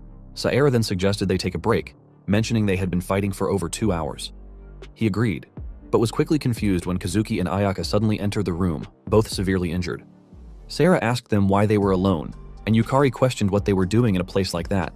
Kazuki replied that they had returned to retrieve something they had forgotten, but it sounded suspicious. Yukari asked where the other two were. Kazuki looked away and said they had split up temporarily. Yukari didn't buy it. He glanced at Sarah, silently hoping she would use her skill to verify the truth. She shook her head, confirming that they were lying. He then asked Kazuki if he had left them behind. Kazuki replied no and insisted they were perfectly safe, but Sarah saw through him and shouted that Taiyo and Yuka were in danger. Without hesitation, Yukari dashed past them, running with all his speed. He couldn't believe Kazuki was capable of something so reckless. As he sprinted through the corridor, he begged in his mind for Taiyo and Yuka to be safe.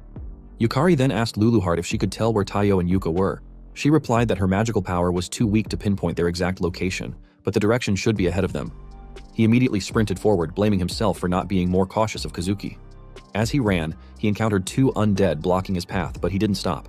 With a single, powerful swing, he cut them down while shouting for them to get out of his way. He obtained another Skull Guardian soul and continued running, desperately hoping that Taiyo and Yuka were still safe. Meanwhile, in another room, Taiyo was on one knee, laughing bitterly. He never expected to be left behind in the boss's room. Just moments earlier, Kazuki had shouted that they could be useful and told them to be careful before fleeing with Ayaka. Kazuki escaped, yelling about how he would become an elite member of the 100 Flowers Blooming Guild, while Ayaka turned her gaze away and followed him, abandoning the two weaker players. Back in the present, Yuka lay severely injured on the floor and apologized to Taiyo for being useless. Taiyo, struggling to move, replied that he at least wanted to let her escape, but now he couldn't even lift his arm. The boss approached, raising its axe for another strike. Taiyo asked himself if this was the end. He clutched a ring in his hand, whispering apologies to his daughters, Sayeko and Aoi, for leaving first. Suddenly the room shook with the impact of an attack, but Taiyo felt nothing. He opened his eyes and was shocked to see Yukari standing in front of him, blocking the boss's axe. Yukari apologized for being late and told Taiyo to leave the rest to him. Taiyo called out for Yukari to be careful before collapsing. Seeing this, Yukari quickly moved to lure the boss away from Taiyo and Yuka. Luluheart urgently shouted for him to stay focused, noting that while the monsters in the dungeon had seemed weak at first, the boss had been absorbing magical energy from the dungeon and others. All the dungeon's magic was converging into it. Yukari acknowledged her warning and assured her that he wouldn't let his guard down. He then activated Soul Trial, boosting his mana significantly, but at the cost of receiving a confusion status effect. He countered this by activating Lost Man, which immediately nullified the confusion. The boss raised its weapon, and Yukari saw the attack coming. The axe came down at great speed, nearly slicing him in half, but he bent backward in time to dodge it. He quickly stood and launched a counterattack, swinging his sword at the boss. The boss blocked effortlessly. Yukari was stunned. It hadn't even flinched. He could feel the weight of the boss's axe and pushed it back using his mana. Spotting an opening, he swung at its side, but the attack barely left a mark. Before he could react, the boss retaliated, forcing him to catch up with its speed and block every blow. He was shocked. His direct hits were doing nothing. Yukari realized the difference in their stats was far too great. At this rate, he couldn't do any real damage. He enhanced his mana to level 2 using Soul Trial, receiving Fear level 2 in exchange. Once again, Lostman activated and erased the fear. He dashed toward the boss, swinging with stronger mana. Watching from above, Luluheart noted how convenient Lostman was. The mental debuffs, the main drawback of Soul Trial, were completely nullified by Yukari's skill. He was literally losing the associated emotions to bypass the cost. Yukari kept attacking, driven by the desire for more mana. He activated Soul Trial again, raising his mana to level 3, which gave him Anxiety level 3. Lostman triggered and erased the anxiety. As he tried to land a clean blow, he finally managed to crack the boss's axe slightly. That small victory filled him with hope. He knew it was working. He pressed closer and launched more attacks, convinced that if he kept increasing his mana enhancement level, he could win. He activated Soul Trial again, raising his mana to level 4. This time he received Deadly Sin Sloth level 4. Lostman once more erased the effect, but as he prepared to activate it again, he suddenly froze. A strange feeling ran through his body. The system issued a warning. His proof of humanity was rapidly decreasing. Dizziness overtook him. Luluheart was horrified as she watched. The boss swung its axe down, hitting Yukari square in the abdomen and launching him into the wall. He slammed to the ground, unable to move. Luluheart cried out his name in panic. She flew down to him and informed him that Lostman was a skill that consumed him. At that moment, he had lost too many of the elements that made him who he was, all just to negate the demerits of Soul Trial. He weakly asked what was wrong and why she looked so desperate. His vision blurred as she explained that if he continued down this path, he wouldn't just fail to overcome the Soul Trial. He would cease to exist entirely. Luluheart realized her voice was no longer reaching him. She knew that if this continued, Yukari would be forced into undergoing the true Soul Trial, and if he ended up respawning, the psychological damage would be irreparable. There was no other choice. Closing her eyes, she cast a magic circle. As it activated, the boss paused in shock at her appearance. She calmly told it to be grateful. It was a special event. With a fierce smile, she declared that she would personally take on its challenge. Then she looked back at Yukari and urged him to overcome the soul trial, at least for now. A moment later, Yukari fell into a deep sleep and began to dream. In the dream, he saw the doctor who once told him he was skillless and couldn't enter dungeons. He saw the players who had bullied him, calling him useless. He heard his coworker's voice, reminding him that he was nothing. He saw the older Sayera, worriedly advising him to just run away. Then he heard Kei, calling him weak, the reason he had died. Yukari awoke, recognizing these as the worst of his memories. He then noticed his surroundings and wondered where he was. A copy of himself appeared from behind and replied that this was the soul trial. Shocked to see a duplicate of himself, he questioned whether he was hallucinating. He asked the copy if the soul trial was related to the Soul Eater ability. The copy confirmed it, stating that it was one of Demon Lord Luluheart's abilities. It explained that the true ability of the soul trial was to forcibly amplify one's desires, thereby increasing both soul and magical power.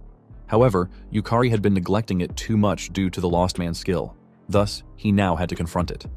The copy then grabbed him by the shirt, telling him almost creepily that he had to face the emotions he had lost and confront his own value. It accused him of being empty, shouting that he had nothing, that he would keep losing everything, and that he knew it deep down. It insisted that Yukari hadn't changed, couldn't change, and would never change. Meanwhile, back in the boss room, the monster swung its weapon and attempted to smash Luluheart to pieces. She narrowly avoided the strike by leaping away, but the force still slammed her against the wall. Struggling to her feet, she admitted to herself that she had anticipated this, but couldn't believe she didn't stand a chance, even against such a minor monster in her weakened state. It was beyond frustrating. She forced herself upright and glanced toward Yukari's soulless body. She couldn't afford to show weakness. This was all she could do for him now. As the boss raised its axe again, she slid under the swing and teasingly called out that she was the target. She was confident that Yukari would prove the value of his soul and overcome the soul trial. Back inside the true soul trial, Yukari asked his copy if proving one's value was really what it all came down to. Laughing as he spoke, he surprised his copy. He then admitted that maybe his life had been wrong all along, and maybe he would continue to lose everything. But even so, it was because of that life that he had met Luluheart. That frustrating result, the moment he could only run with her, the times he tried his best not to die just to save her, they were all a part of it. He gathered mana in his hand and declared that he may have nothing within him, and his life may be flawed, but his choices were not wrong. He thrust his hand into his copy, swearing that he would stop the dungeon break and save the world. His copy screamed in pain as Yukari poured mana into it, reactivating the Lost Man skill. The copy dissolved into water and vanished. The system displayed that the loss of pain, poison, confusion, fear, anxiety, and laziness continued. His proof of existence had dropped below a critical threshold, meaning he had regained his human presence. The soul trial space around him began to crack. The older version of Luluheart appeared and remarked that he was riding a one-way ticket and called him Lostman. Yukari replied that he would accompany her. They were partners in fate. He reached out and took her hand. As their hands met, the system displayed that Luluheart's magical essence was being supplied to him. His lacking existence was reconstructed using her power, and his proof of existence was stabilized. In exchange, Luluheart's own proof of existence decreased. The entire soul trial space shattered, and Yukari was freed. Back in the boss room, Luluheart was still facing the monster. When it swung its axe at her again, someone blocked the blow. She smiled, saying she had kept him waiting long enough. Yukari had returned, pushing himself to block the boss's attack. He apologized for the delay and told her to leave the rest to him. She called him Lostman and asked if he had made his decision. As he slashed his sword at the boss, he replied that there was only one answer. She was confused by his response but smiled and said she was curious. For now, though, they needed to deal with the boss. The monster, enraged, charged at them again, swinging its axe. Yukari dodged effortlessly, recognizing the repeated attack pattern. He furiously slashed at its side, asking if it really thought he would just keep taking those hits. The boss was stunned when its armor cracked. Yukari calmly informed Luluheart that his soul trial magic power had increased to level 5. Luluheart responded that the cost was great, but the effect was tremendous. Yukari simply agreed, then shouted that it was time for the counterattack. He then swung his sword at the boss with great force, but the boss blocked the attack. Yet he didn't stop. He continued swinging, pressing forward with relentless strikes while the boss struggled to block them. Spotting an opening, he successfully severed the boss's arm, making it scream in pain and grow even more enraged. The boss then dashed toward him at high speed, which shocked him. He immediately activated Lost Man, nullifying his fear. As the axe was about to hit his head, he bent backward just in time to avoid the blow. Turning swiftly, he channeled mana into his leg and kicked the boss, launching it backward. He smiled, grateful that he had taken that kick from Sayera during their mock battle. It had prepared him for this. Suddenly, the boss released a surge of powerful aura and raised its axe again, shocking him. It then summoned a mass of undead, revealing it still had a trump card. Luluheart, unbothered, teasingly called out to the undead, referring to them as small fries while releasing her mana to attract their attention. He was surprised by her action, but she simply told him that the boss's mana was nearly depleted and that he should get ready. He nodded in acknowledgement. Raising his hand toward the boss, he declared that summoning wasn't its exclusive privilege. He activated Soul Command and summoned both the Armor Knight Soul and Skull Guardian Soul, commanding them to assist Luluheart in dealing with the undead while he charged at the boss. Their swords clashed in the center of the room as he attacked again. Luluheart stopped releasing her mana and told the undead that their time was up. One of them attempted to strike her, but she vanished. From the corner of his eye, he saw his summons battling the undead and realized that Luluheart had fought just as hard as he had. There was no way he could afford to lose. As their weapons clash again, the boss's axe cracks. Luluheart shouted for him to win, which gave him a surge of confidence. With one final push, he slashed through both the boss and its weapon, cutting it in half. A moment later, Sierra and the others arrived at the room. Sierra rushed to him, asking if he was all right. Lying on the ground, he weakly called out to them. Yumeko and Sho couldn't believe what they were seeing and asked if he had really defeated the boss alone. Sierra, however, was only concerned about his battered condition. He asked her to help rescue Taiyo and Yuka, saying they should have collapsed over in the corner. She nodded and told him to leave it to her. But before she could move, Kazuki interrupted, stating that it wouldn't be necessary and ordered everyone not to move. Ayaka suddenly grabbed Yuka and held a knife to her neck. Kazuki warned them that Yuka's life was now in his hands. Everyone was shocked. He demanded to know why Kazuki would do something like this. Kazuki, his mana surging, screamed that it was because of him. He shouted that if only Yukari weren't there, he wouldn't have been pushed this far, and that proving he was better than him would make everything better. Sarah tried to reason with him, telling him to stop the foolishness while there was still time. Kazuki replied that the time she spoke of had already passed. He had crossed the point of no return. He then asked if she knew the terrifying power of Sakurako, their guildmaster.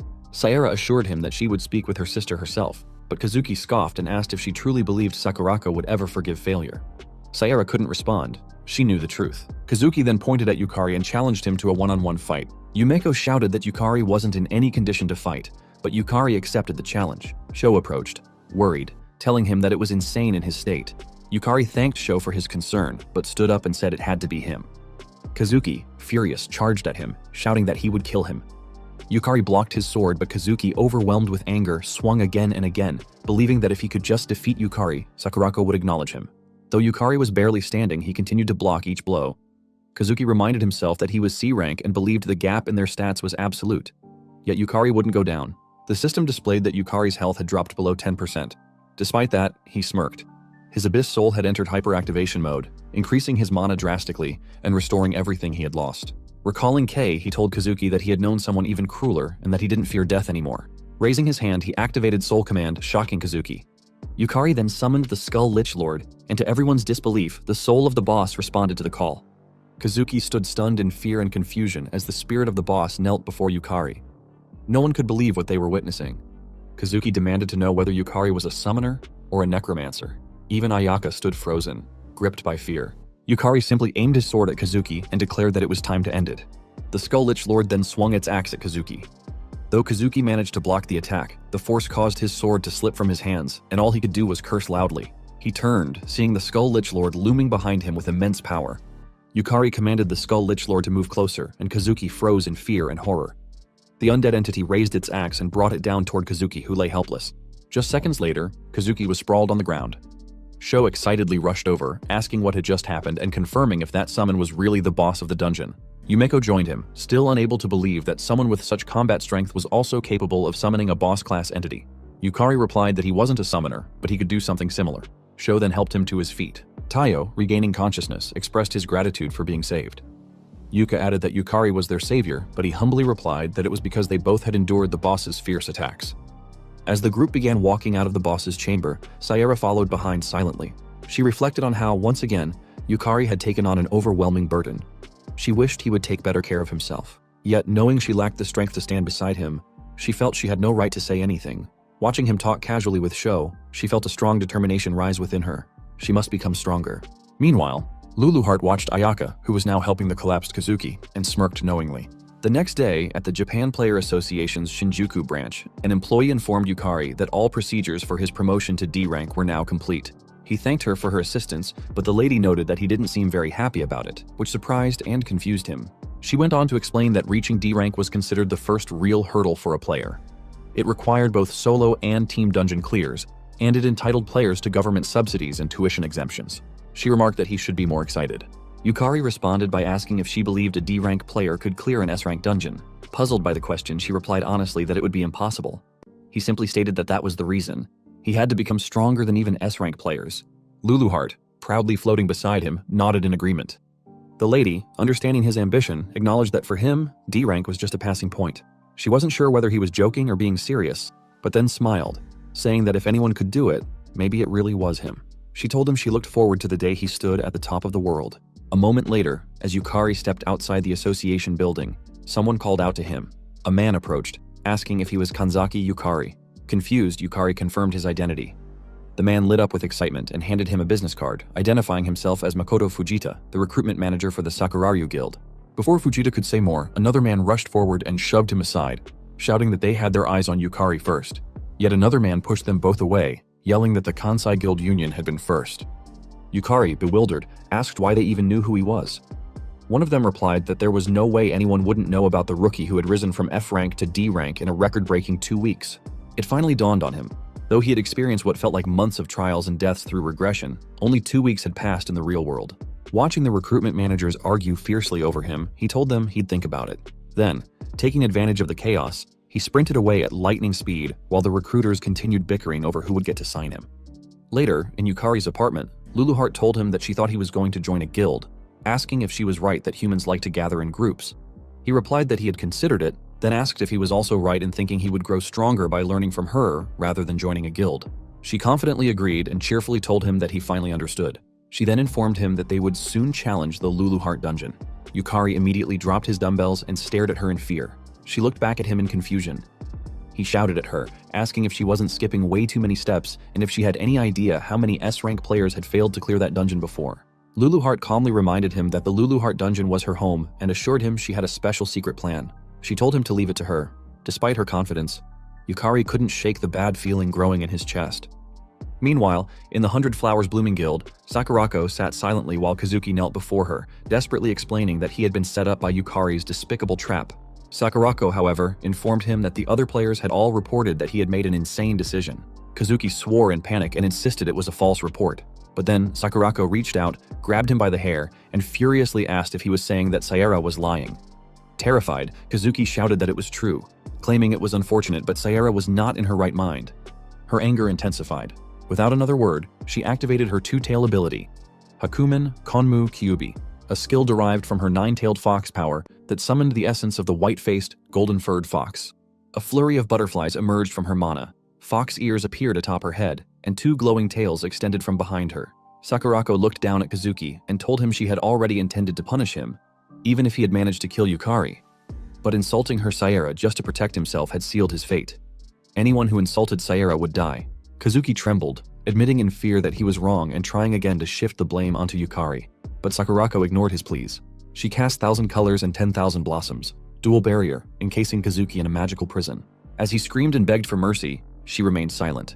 She then activated her convergence ability, directing it at the dual barrier, which shattered into pieces, along with Kazuki, who was still crying and pleading for his life. When Kazuki disappeared like dust, Sakurako picked up a photo of Yukari, stared at it, and burned it to ash. With a cold expression, she thought to herself that it was time to see whether Yukari was the real deal. She had decided to confirm it personally. The next night, Yukari and Luluheart stood outside the entrance to the dungeon. She proudly remarked that her dungeon looked as amazing as always, and asked if she was right. He agreed, telling her that it truly was in a class of its own. Staring up at it, he reminded himself that the Luluheart dungeon was the toughest in the world. Entering without permission from the player association was strictly prohibited, so he assumed getting inside would be a challenge. To his disbelief, just minutes later, he found the guard fast asleep. He whispered to Luluheart that they could probably just walk right in. She agreed, commenting that not many people dared challenge her dungeon anyway. The two of them walked through the dungeon gate without effort and soon stood at the portal entrance inside. Yukari whispered again, asking if they should go in. Luluheart nodded, and they both entered, unaware that someone was watching them from a distance. Inside, Yukari was stunned to find himself facing a vast castle. It was the very dungeon players across the world had challenged, without a single successful clear.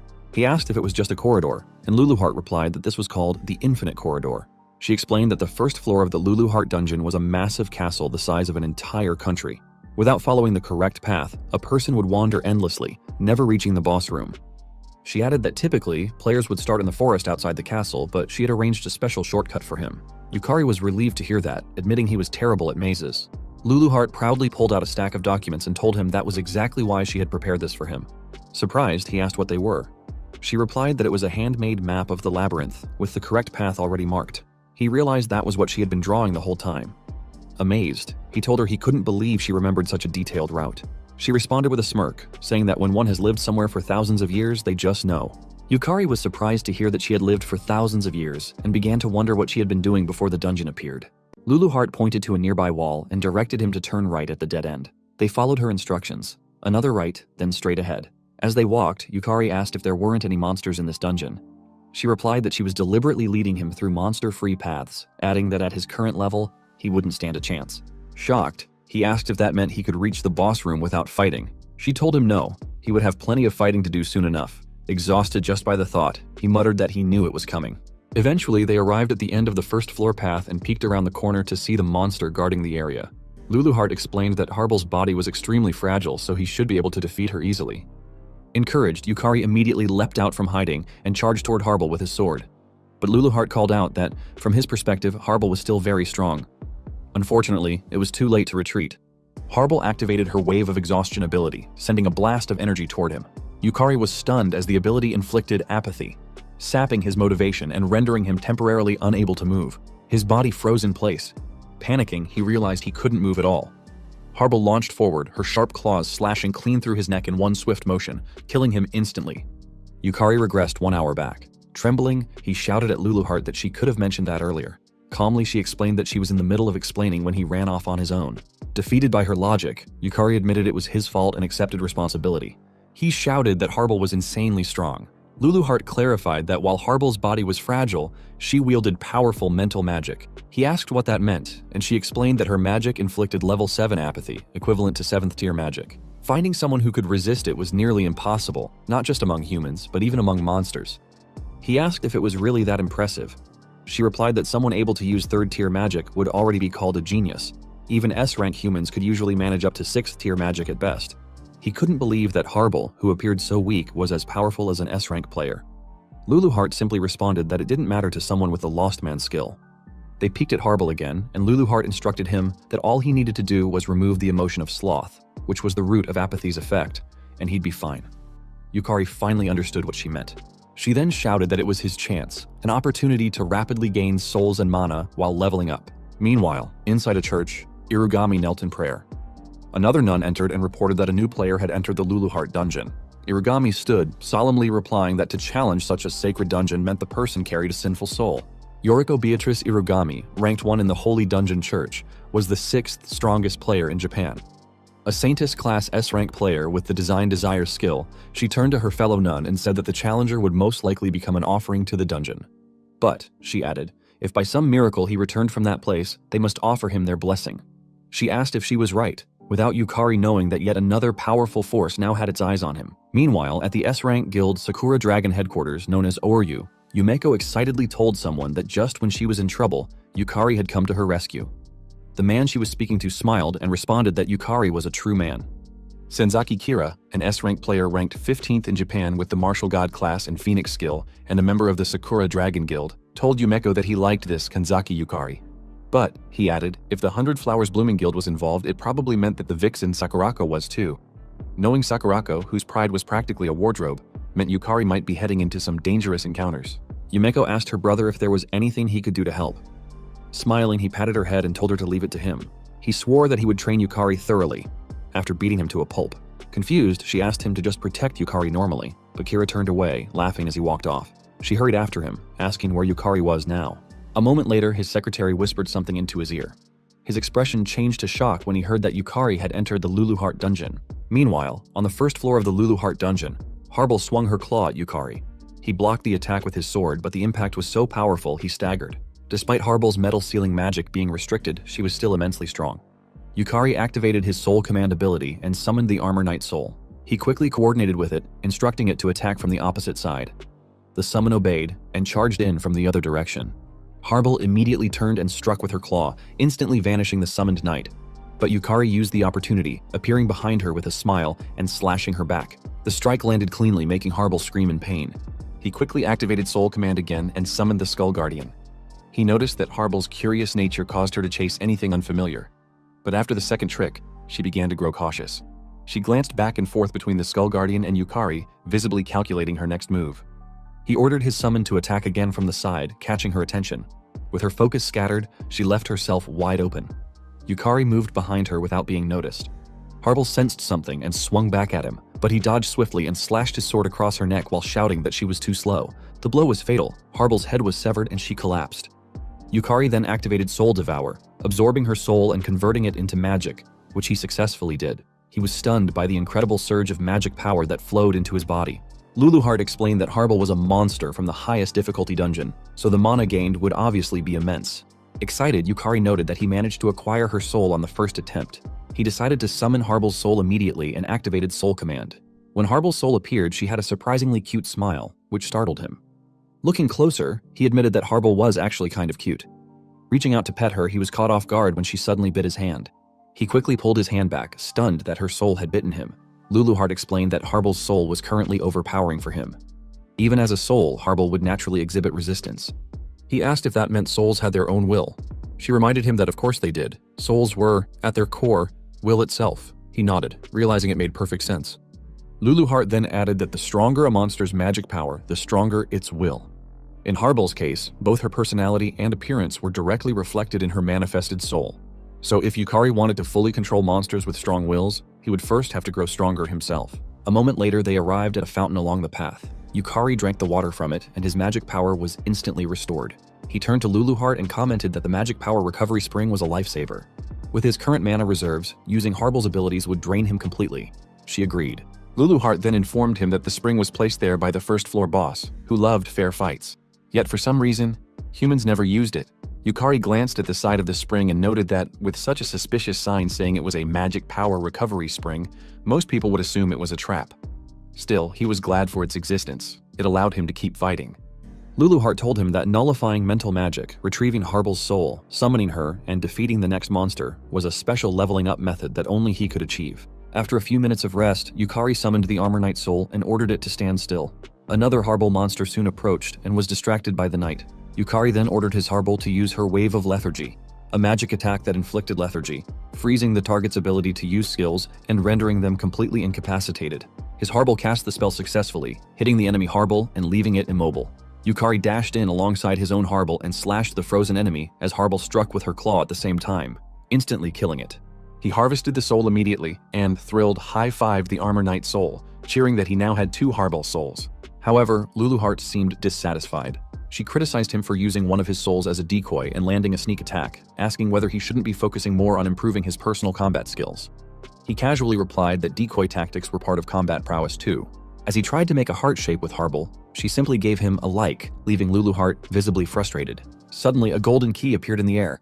He reached out and grabbed it, calling out to Luluheart that something had dropped. She saw the key and lit up with excitement, telling him that it finally dropped. He asked her what kind of key it was, and she eagerly replied that it was a treasure chest key. Yukari couldn't believe what he'd just heard, but Luluheart confirmed it with a gleam in her eye. She explained that dungeons and treasure chests go hand in hand, and now they could finally collect some world-class items. Meanwhile, in the corridors of the Sakura Dragon Guild, Kira was running at full speed, heading out. Knowing the nature of the Luluheart dungeon, where monsters beyond human comprehension resided, he understood just how insane it was to enter alone. As he raced forward, he couldn't help but wonder, who exactly was Kanzaki Yukari? A moment later, inside the Luluheart dungeon, they arrived at the treasure room. Luluheart instructed him to open the screen in front of them. He carefully examined it for a moment before activating it. What appeared before him was a luxurious chamber gleaming with gold. He stared in awe, his body trembling as he approached a golden sword, overwhelmed by the number of powerful-looking weapons. Luluheart proudly agreed with his reaction, but quickly warned him that if anyone other than the rightful owner touched any of the weapons, a trap would activate. Horrified, he froze. His hand had been just an inch away from the golden sword. She continued, telling him that while her treasure vault was magnificent and she understood his excitement, their objective was something else. She then walked toward 2 treasure chests placed at the side of the room. Pointing to one, she told him she believed that was the one. However, she warned him sternly not to touch the treasure chest on the right. If he did, the mimic would awaken. He froze in place again. He nervously opened the chest she indicated and asked her if it was really okay.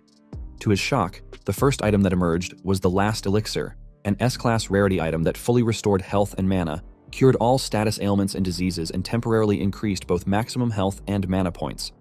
He couldn't believe what he was seeing and shouted, asking Luluheart if she was really sure he could take it and if she wasn't planning to come back later and demand it back. She simply asked him what kind of person he took her for.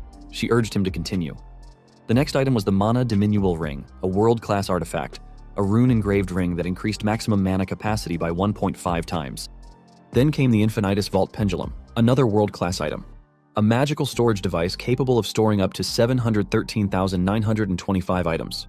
Next was Eterno Alma, an S-class artifact, a piece of equipment that prevented weapon durability from degrading.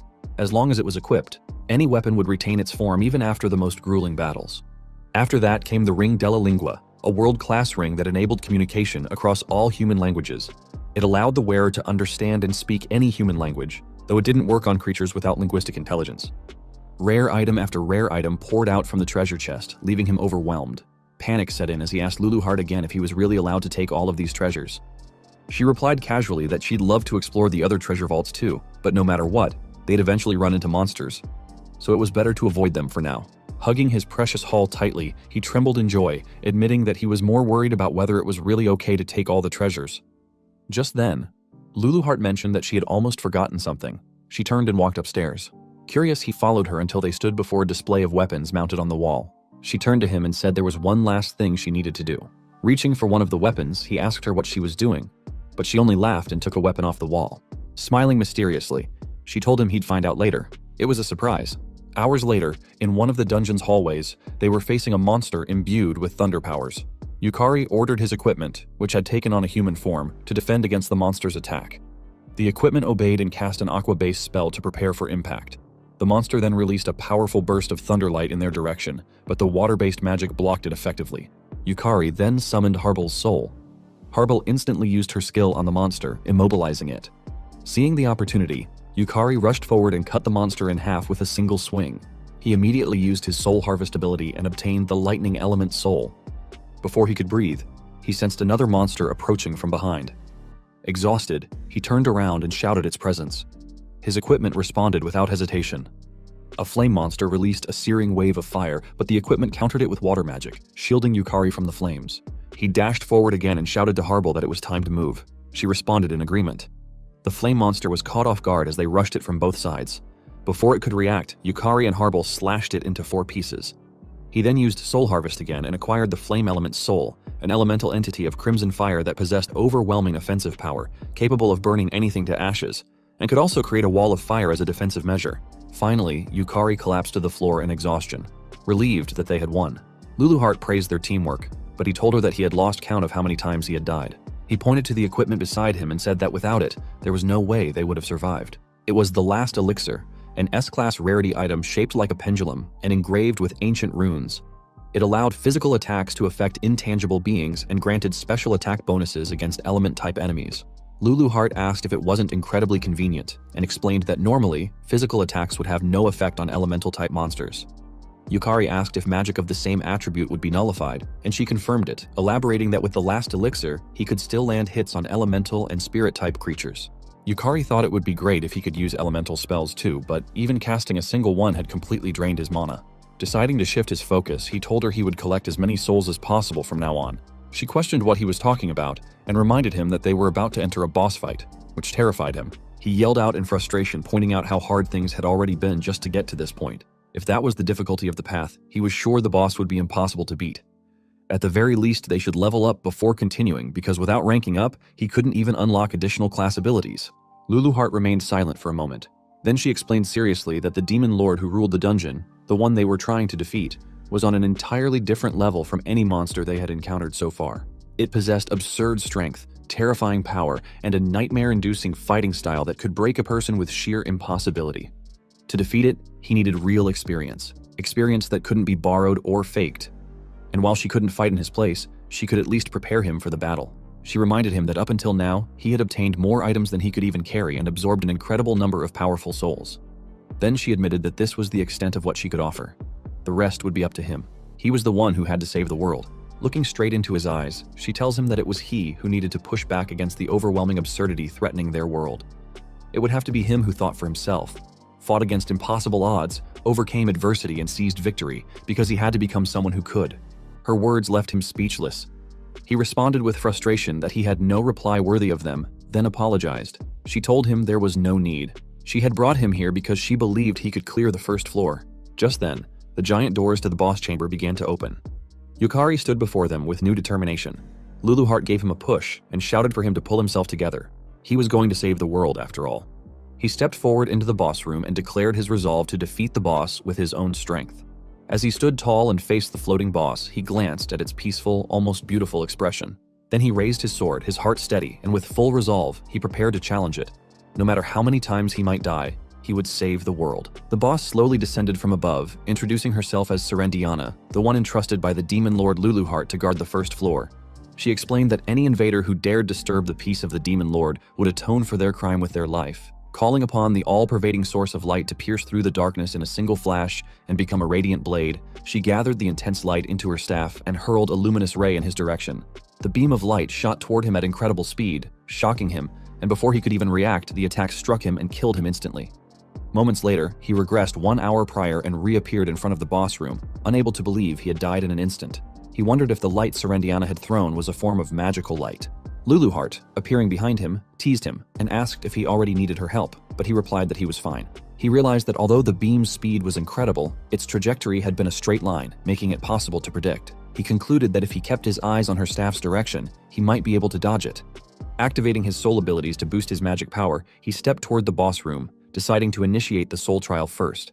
Once inside, Serendiana once again began gathering light into her staff and aimed it at him. He focused his gaze on her staff, and when she released the luminous ray, he immediately jumped to the side, narrowly avoiding the blast.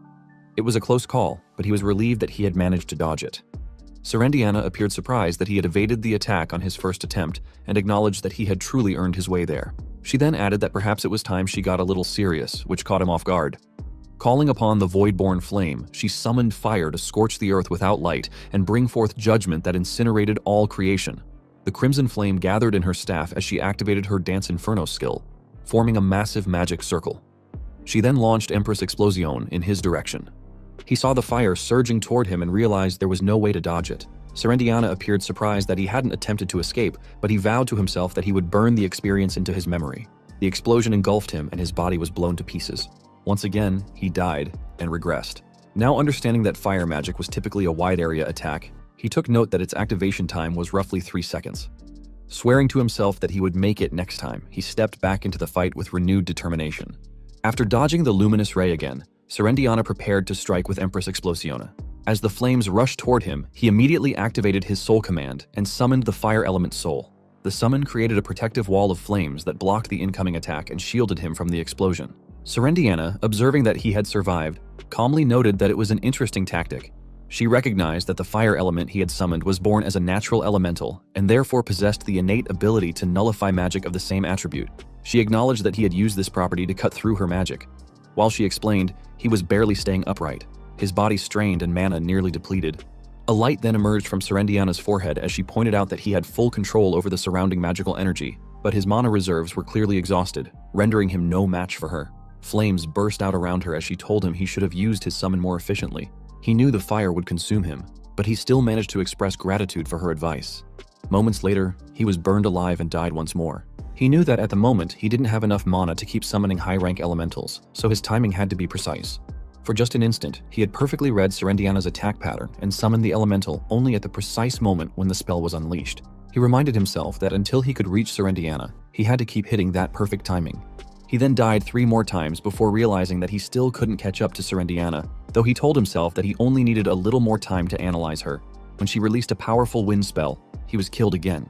After dying 4 more times, he began to notice that Serendiana's spell selection speed was even slower than summoning an elemental. He then pushed himself to avoid her lightning spells, knowing that he had to predict the next element and summon the correct elemental in response. Otherwise, he would have no chance of winning. 6 more deaths followed before he attempted summoning Harble, only to realize her mental magic had no effect either. He was killed repeatedly after that, especially when Serendiana attacked with dark magic. He ran for his life while noticing that her long-range spells had homing properties and no elemental could block them. Accepting his fate, he died again and again. Eventually, he realized that whenever Serendiana fixed her gaze on him, it signaled a guaranteed water-type spell. He trembled from the cold as he was encased in ice and died a few more times. Serendiana then launched another flame explosion, mocking him as a pitiful, helpless lamb, desperately trying to prolong his fleeting life. Despite his repeated deaths, he kept trying to get closer to her. Thoughts of giving up started to creep in, but when he saw Lulu Heart's gaze, filled with belief in him, he found renewed strength. He rushed toward the stairs, dodging another blast of flame, and shouted in defiance that there was no way he couldn't do it. Though he died again, he managed to inch closer to her, which took Serendiana by surprise. Unfortunately, he perished before reaching her completely. Once again, Serendiana hurled a flame explosion at him and silently observed whether he had survived. Fortunately, he did. He stood proudly at the top of the stairs and declared that he had finally made it that far, right to her feet, and had at last reached her. Serendiana calmly sighed before questioning whether he truly believed that was the extent of her power. She mocked him as truly pitiful. He was stunned when she released a radiant light around her. She asked if he realized that what lay ahead was nothing but sheer despair. She then cast the forbidden magic ninefold silent chant, releasing 5 different elemental powers around her simultaneously. He couldn't believe what he was witnessing. She was casting 5 elements at once. With her staff pointed directly at him, she unleashed all the spells together, intent on reducing his fragile life to dust. Meanwhile, Kira and Yumeko were sprinting down the street. Yumeko asked Kira if the Lulu Heart dungeon was really that dangerous, but Kira simply asked her if she remembered the large-scale raid incident at Lulu Heart dungeon. She replied yes, and asked if she was right in thinking he had participated in it. She mentioned she had been working as a model back then, so she didn't know the details, but recalled that it was the one where the raid had failed. He responded that it wasn't just a failure, it was a total disaster. He then told her that there had been 6 S ranks and 12 A ranks involved, including both domestic and foreign players, but they were all annihilated. She was stunned to hear that and asked how the raid could have failed with 6 S rank players. He calmly explained that S rank dungeons were special. Each one was like an entire world of its own. Specifically, the Lulu Heart dungeon begins in an elven forest, where cunning elves and S-rank monsters continuously appear, and the entire forest is a labyrinth. He added that when both their physical and mental limits had been pushed to the edge, a massive castle appeared before them. By that point, their party had been reduced to 1/3 of its original size. She asked him why he didn't retreat, and he simply replied that Sakurako was still inside. She nodded in understanding. He continued, saying that the strongest among them was still standing, and that alone had kept the remaining players going. But by the time they reached the boss room, only 4 remained. Himself, Sakurako, Kagamine Kyoichiro, ranked 12th among S ranks, and Jumoku Kaika, the 19th ranked S rank and first guildmaster of the Hayaka Senran Guild. Yumeko shouted that it sounded like Japan's All-Stars and asked how it was even possible to lose with that lineup. He replied that for a while they had thought it was an even fight, but only because Serendiana hadn't gotten serious yet. She had used quintuple chanting and had concealed her ninefold silent chant, which allowed her to control all 5 elements simultaneously. At the same time, in the Lulu Heart dungeon, after Serendiana unleashed the 5-element magic on him, he was instantly killed. When he revived, he realized that even if he could summon entities capable of wielding one of the 5 elements each, it wouldn't change anything. At best, he could summon 2 at once, but doing so would instantly drain his mana. Lulu Heart called to him from behind to check on him, but he simply replied that he was fine and they should keep going. He then activated his Lost Man skill, which removed the sensations of panic and anxiety. Lulu Heart, watching from behind, understood something. Moments later, Serendiana hurled fire magic at him. He used his fire element soul as a shield and moved forward. He noticed he could barely withstand the element, and when she struck again with a different magic, he was killed instantly. He kept trying to approach her, only to be killed repeatedly, yet he believed there had to be a way to break through. After many attempts and deaths, he felt his consciousness begin to fade. He knew his mana would be exhausted before he could even reach her, meaning he had to be more efficient. But then, she cast a water spell that caused him to panic, only for the spell to fly past him. He was shocked. He hadn't expected her to miss. Unfortunately, when he looked ahead, another water spell hit him. He realized too late that it had been a double attack and died. He grew frustrated, unable to break through her 5-element magic. After being killed multiple times, doubt consumed him. He asked himself what he was supposed to do, how he was supposed to win. All he saw was the death panel again and again. Kneeling, he couldn't see a path forward. Clenching his teeth in frustration, he thought that even though Lulu Heart believed in him, he still couldn't win. In a desperate moment, he chose to use the method Lulu Heart had warned him not to. He activated Lost Man again, this time removing not only panic and anxiety, but also fear and paranoia, all at once. As expected, without any unnecessary emotion, his thoughts became sharper. He told himself there had to be a reason Lulu Heart brought him there. She always acted for his sake. He pushed himself to think. There had to be something he was missing. Why had Lulu Heart made him face such an overwhelming opponent, and why now? Wouldn't it have made more sense to grow stronger first? To train? To gather items or collect souls? He told himself it couldn't be that simple. There had to be more. He admitted that he was weak, and in that moment, an idea snapped into place. All the fighting he had done flashed before his eyes, and he realized something. Lulu Heart made him fight because he was weak. He thanked her silently for it. Luluheart, winking, just asked what he was talking about. He opened the boss room for what felt like the 100th time and stepped inside, telling Luluheart that he finally understood. He now knew the way to defeat Serendiana. Luluheart told him to show her, the answer he had found through his struggles and suffering. A few minutes later, Serendiana remarked that it was certainly an interesting strategy, as it relied on something every element possessed from the moment of their birth: the ability to neutralize magic of the same attribute. As flames circled around him, he managed to avoid the fire spell she hurled, thanks to his fire element soul. She admitted she hadn't expected him to use it to endure her magic, but he simply smirked and asked if she would now take him more seriously. This surprised her. Then he suggested she use a spell with 5 attributes at once, shocking her even more. She asked how he knew about it, but when he didn't respond, she said she had no need to entertain such cheap provocations. Still, she added, it was the duty of the strong. He saw her begin to chant and was proven right when a massive magic circle appeared behind her.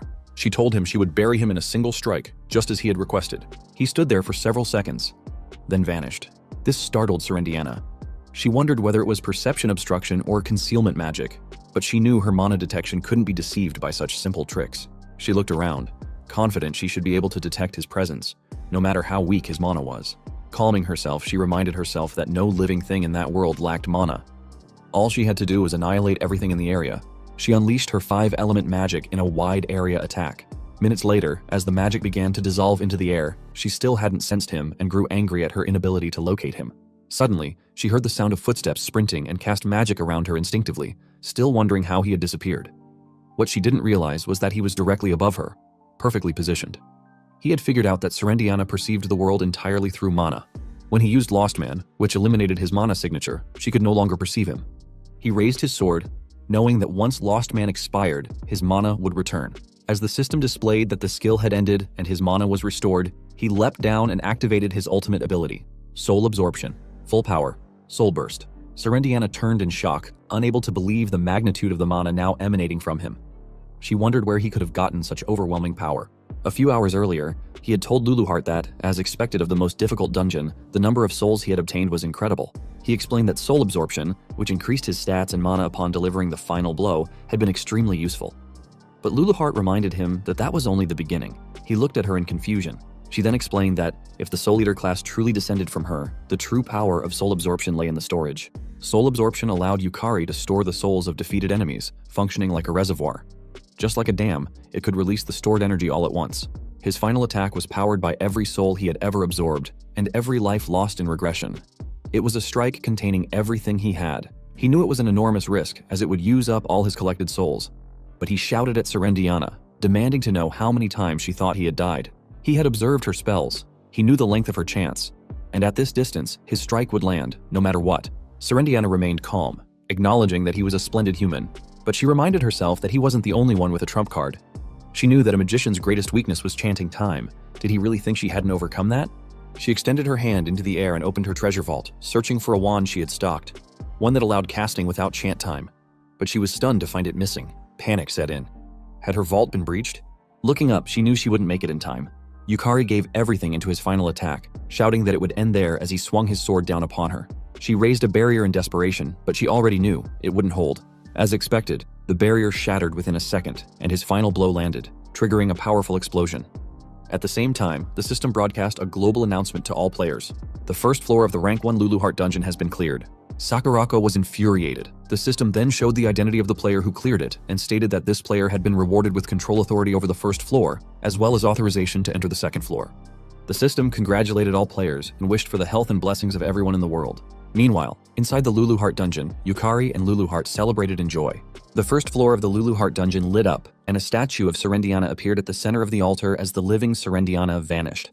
Yukari screamed in disbelief that he had actually won, but soon after, he felt dizzy and fell to his knees. Laughing, he told Luluheart that he was completely out of it. It had cost him far more soul energy and mana than he could handle. The system then displayed a message confirming the dungeon's conqueror, showing Yukari at rank 1 on the contribution ranking. That's when he realized the system had assumed the dungeon would be tackled by a team. The system then awarded him the Rinten, a world-class grade item known as the Ring of Rotating Magic. It explained that the Rinten nullifies all magic, but after use, it enters a 24-hour cooldown. Immediately after, his Soul Devour skill activated, consuming the soul of Serendai Dianabel Rinswheel, also known as Serendiana, and converting it into mana. He was shocked when he felt a flood of souls pouring into him, but it made sense, given the enormous scale of mana involved. Even though it was overwhelming, he understood what it meant. Once Serendiana's soul was fully devoured, the system began processing his contribution level. However, it encountered an error, informing him that his contribution would be stored until he reached S rank, as contribution ranking updates were not possible for non-S rank players. Surprisingly, he was relieved. Even if someone asked how he cleared it, he couldn't exactly admit he had borrowed the Demon Lord's power. Luluheart then praised him for a job well done, telling him that she hadn't expected him to actually defeat the floor boss of her dungeon. She also informed him that he was the first to do so. He was surprised that she was honestly praising him and thanked her, adding that it was only possible because of her. She asked if she was right in thinking he brought her along because of his low mana. He didn't answer directly, and instead told her that he had always wondered why she had sent him to the Luluheart dungeon, despite him only being D rank. But during his fight with Serendiana, he realized something. Every time he was near death, her accuracy dropped.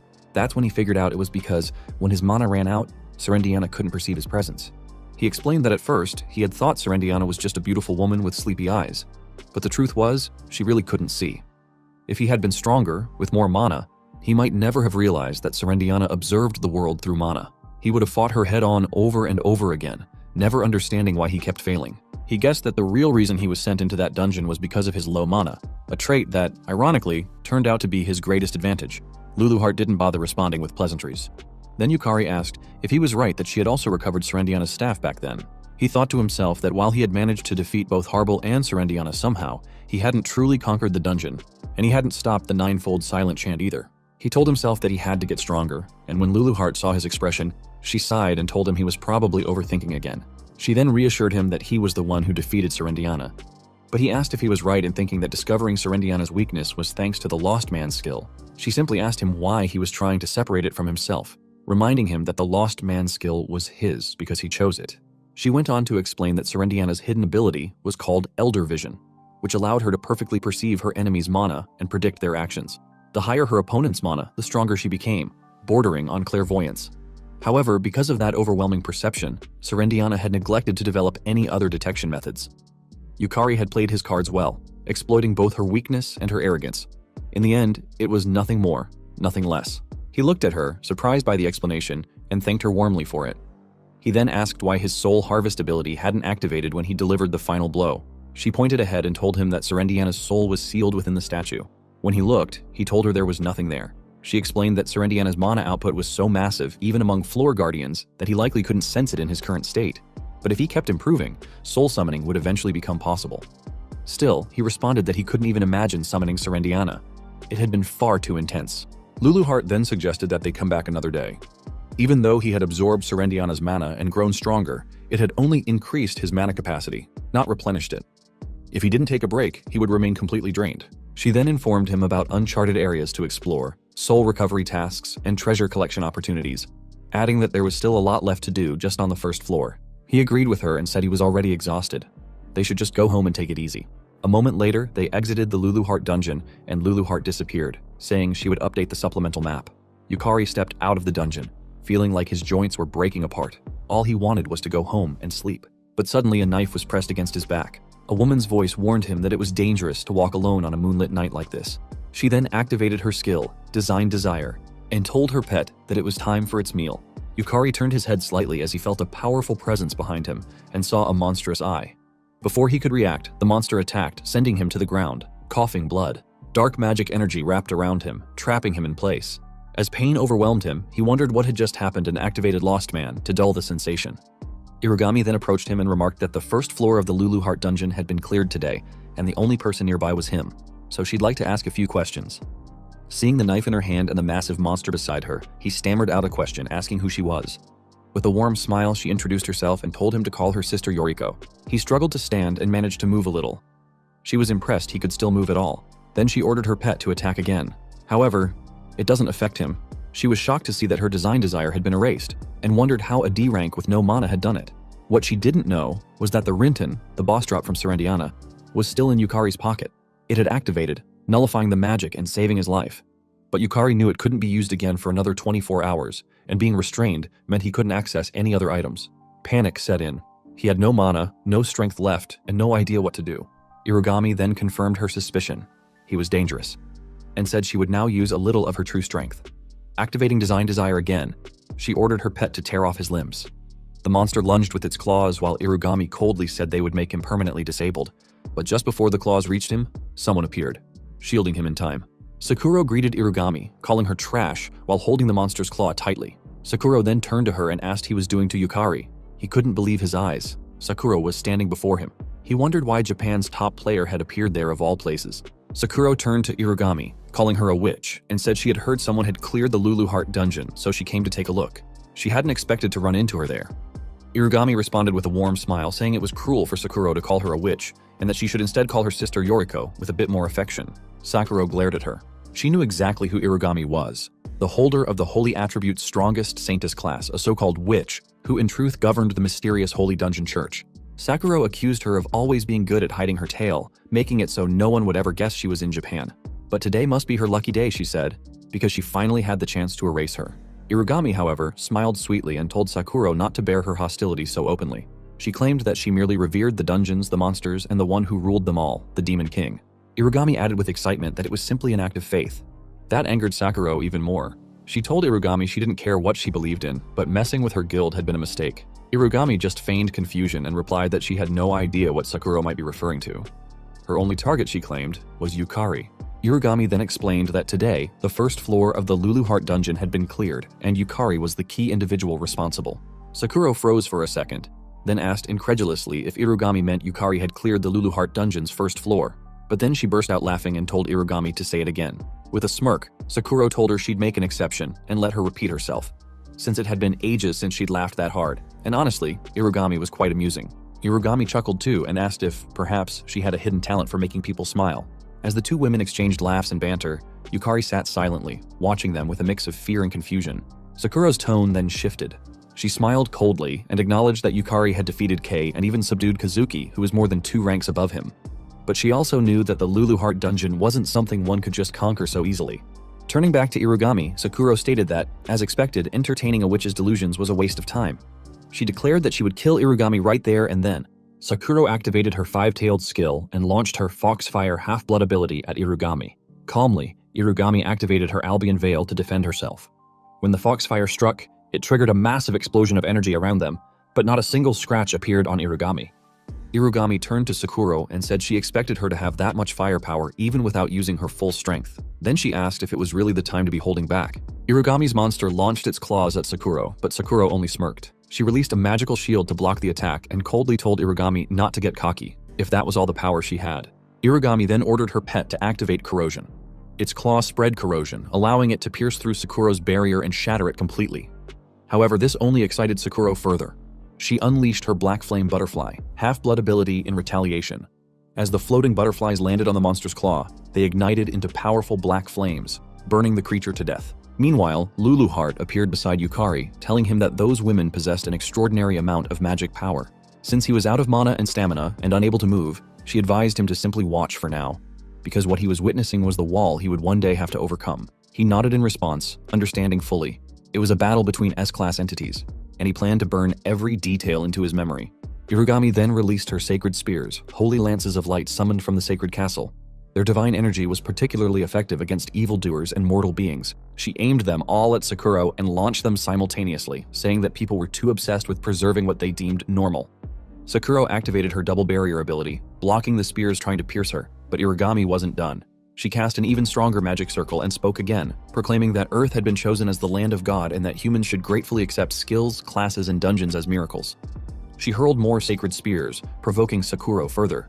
Visibly irritated, Sakura shouted back that Irugami's delusions were all over the place and activated her Thousand Bind Chains, Half-Bloom ability. She declared that she couldn't care less about Irugami's ridiculous beliefs. Her chains wrapped tightly around the incoming spears, and when she gave the order, they constricted and shattered the spears into fragments.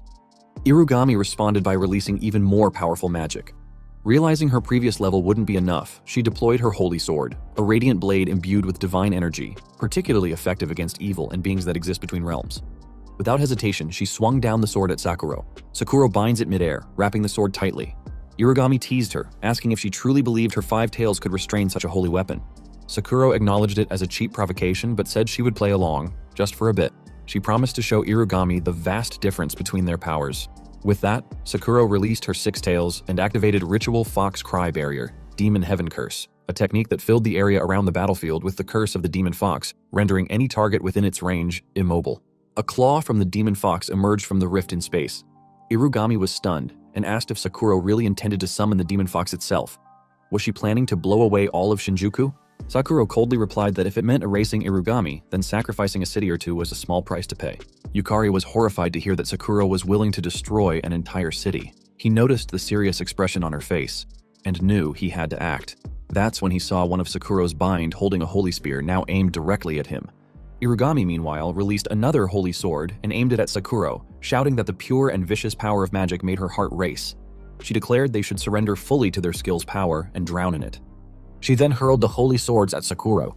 Just then, the system notified Yukari that his health had dropped below 10%, triggering the activation of his Abyss Soul. It elevated him into an ultra-high state, dramatically increasing his magic output. Reacting immediately, he summoned Horrible Soul, and it binds Irugami hands, stopping the attack in time. Sakura was stunned. She couldn't believe he had managed to restrict Irugami's movements, even though he was just a D rank. Yukari pushed himself to his feet. He didn't know how much more he could do in that condition, but he knew that right now, he was the only one who could act. He swore to stop the fight, no matter what it took. Meanwhile, Luluheart was watching from behind, amazed that Yukari had thought to stab himself with the holy spear to forcibly reduce his health and recover magical power. However, she also recognized that it presented a significant problem. Irugami then laughed loudly and claimed she had received a revelation. She exclaimed with excitement that Yukari was her destiny and activated her Luminous Sanctum ability, which removed all status ailments, freeing her from Harble's bindings. Yukari was shocked to see Harble's status effects instantly lifted. Without hesitation, Irugami hurled a holy sword at him, shouting that her plans had changed and she would now be taking Yukari for herself. This enraged Sakurako, who unleashed her Seven-Tail skill, shouting at Irugami not to underestimate her. Sakurako caught the holy sword with one hand and released magic with the other, shouting to Yukari that if he got in her way, she'd kill him first. She then cast Heavenly Thunder Butterfly above him. Yukari was shocked by its speed and knew he couldn't defend himself. He had no mana left. The butterfly exploded upon landing on him, causing a thick fog to spread through the area. From within the fog, a voice called out. It had made it just in time. Kira, who had blocked Sakurako's attack, shouted to both women that enough was enough. They couldn't afford to destroy Shinjuku. Kira told them that if they insisted on continuing the fight, they would give him no choice. Sakurako, calm but defiant, asked if he really thought he could defeat her. Kira replied that he probably couldn't beat her, but he wouldn't lose either. That left Sakurako visibly frustrated but speechless. Suddenly, Sarah appeared, calling out to her big sister. Sakurako was shocked to see her little sister there. Sarah shouted that Yukari was her benefactor and pleaded for a chance to treat him. Sakurako calmed down, glancing toward Kira. She remarked that she couldn't believe they had brought Sarah with them. Kira explained that they had detected a massive magic reaction on the way and immediately called Sarah, knowing that nothing gets resolved when talking to Sakurako unless Sarah is present. He was also glad that Yumeko and Sarah were close friends. Kira then turned to Irugami and asked what she intended to do. Irugami composed herself, realizing that facing two S ranks would be too troublesome at the moment. She approached Yukari and declared that it would be a waste to kill him now. She then activated her Illuminous Ray Shift, enveloping herself in light. Just before disappearing, she looked at Yukari and told him again that he was her destiny, and that they would meet again. When the situation calmed down, Sakurako approached Yukari and said there was something she needed to confirm. She asked if he was the one who had cleared the Luluheart dungeon. Yukari looked at Luluheart and asked her opinion, whether he should tell them about the regression, thinking they might become allies. But Luluheart replied that she couldn't recommend it, as dungeon breaks weren't always caused by the Demon King alone. Yukari was confused and asked what she meant. Luluheart explained that originally monsters couldn't leave dungeons. To do so required a great sacrifice or special means. Yet, a dungeon break of this scale had occurred. That could only mean that someone on humanity's side was cooperating with the dungeon break. This left Yukari even more confused. Luluheart advised him to be cautious and to avoid standing out for a while. Sakurako was about to ask again, when Yukari cut her off. He told her no, that he was just a D rank who had overestimated his own ability. He clearly stated that he was not the one who cleared the Luluheart dungeon. This shocked Sayera, who could see through lies. Yukari knew he had lied in front of Sayera, but he couldn't think of any better reason to hide the truth, even if the situation seemed suspicious. Sakurako turned to Sayera and asked if Yukari was telling the truth. Sayera paused for a moment, then eventually nodded. She said Yukari was telling the truth. It wasn't him who cleared the dungeon. Sakurako nodded and accepted the answer, saying that for Sayera's sake she would let it go. Yumeko then introduced Kira as her older brother. Kira said that somehow they had made it through the chaos and offered to let Yukari stay at their place for the night. Yukari thanked them, admitting it would be a big help. Sakurako turned to Sarah and asked if they should go home together. Sarah agreed, but inside, she knew the truth. Yukari was the one who had cleared the first floor of the Luluheart dungeon.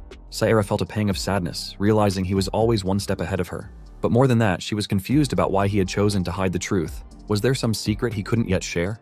Sarah convinced herself that Yukari wasn't the kind of person to lie without reason. It must mean she wasn't yet someone he could confide in. Resolving herself, she silently vowed to train harder, to become someone Yukari could trust and lean on. That was all there was to it. Meanwhile, in the Holy Dungeon Association, a sister approached Irugami and asked if she was unharmed, and what they should do about Yukari. She told Irugami that with her order, they could eliminate him immediately.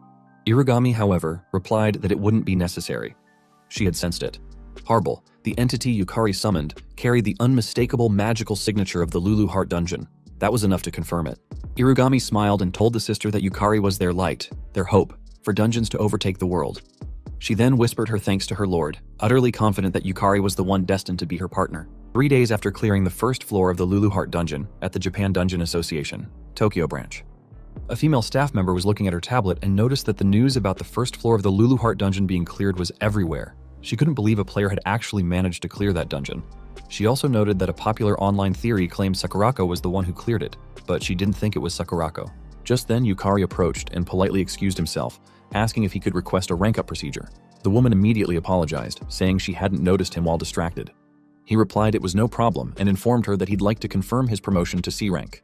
The lady was surprised and reminded him that it had only been a week since his D rank promotion. She explained that to be promoted to C rank, one typically needed to clear over 100 dungeons.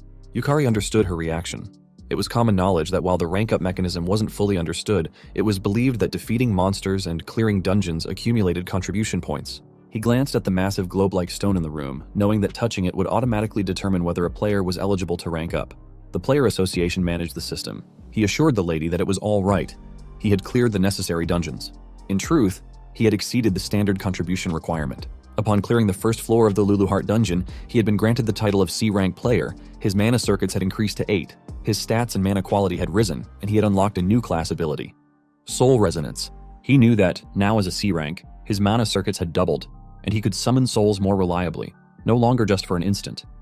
Yet Lulu Heart reminded him that this alone wasn't enough. She explained that mana circuits converted the world's overflowing mana into skills and class abilities, but the absorption rate depended greatly on the strength of the user's soul desire.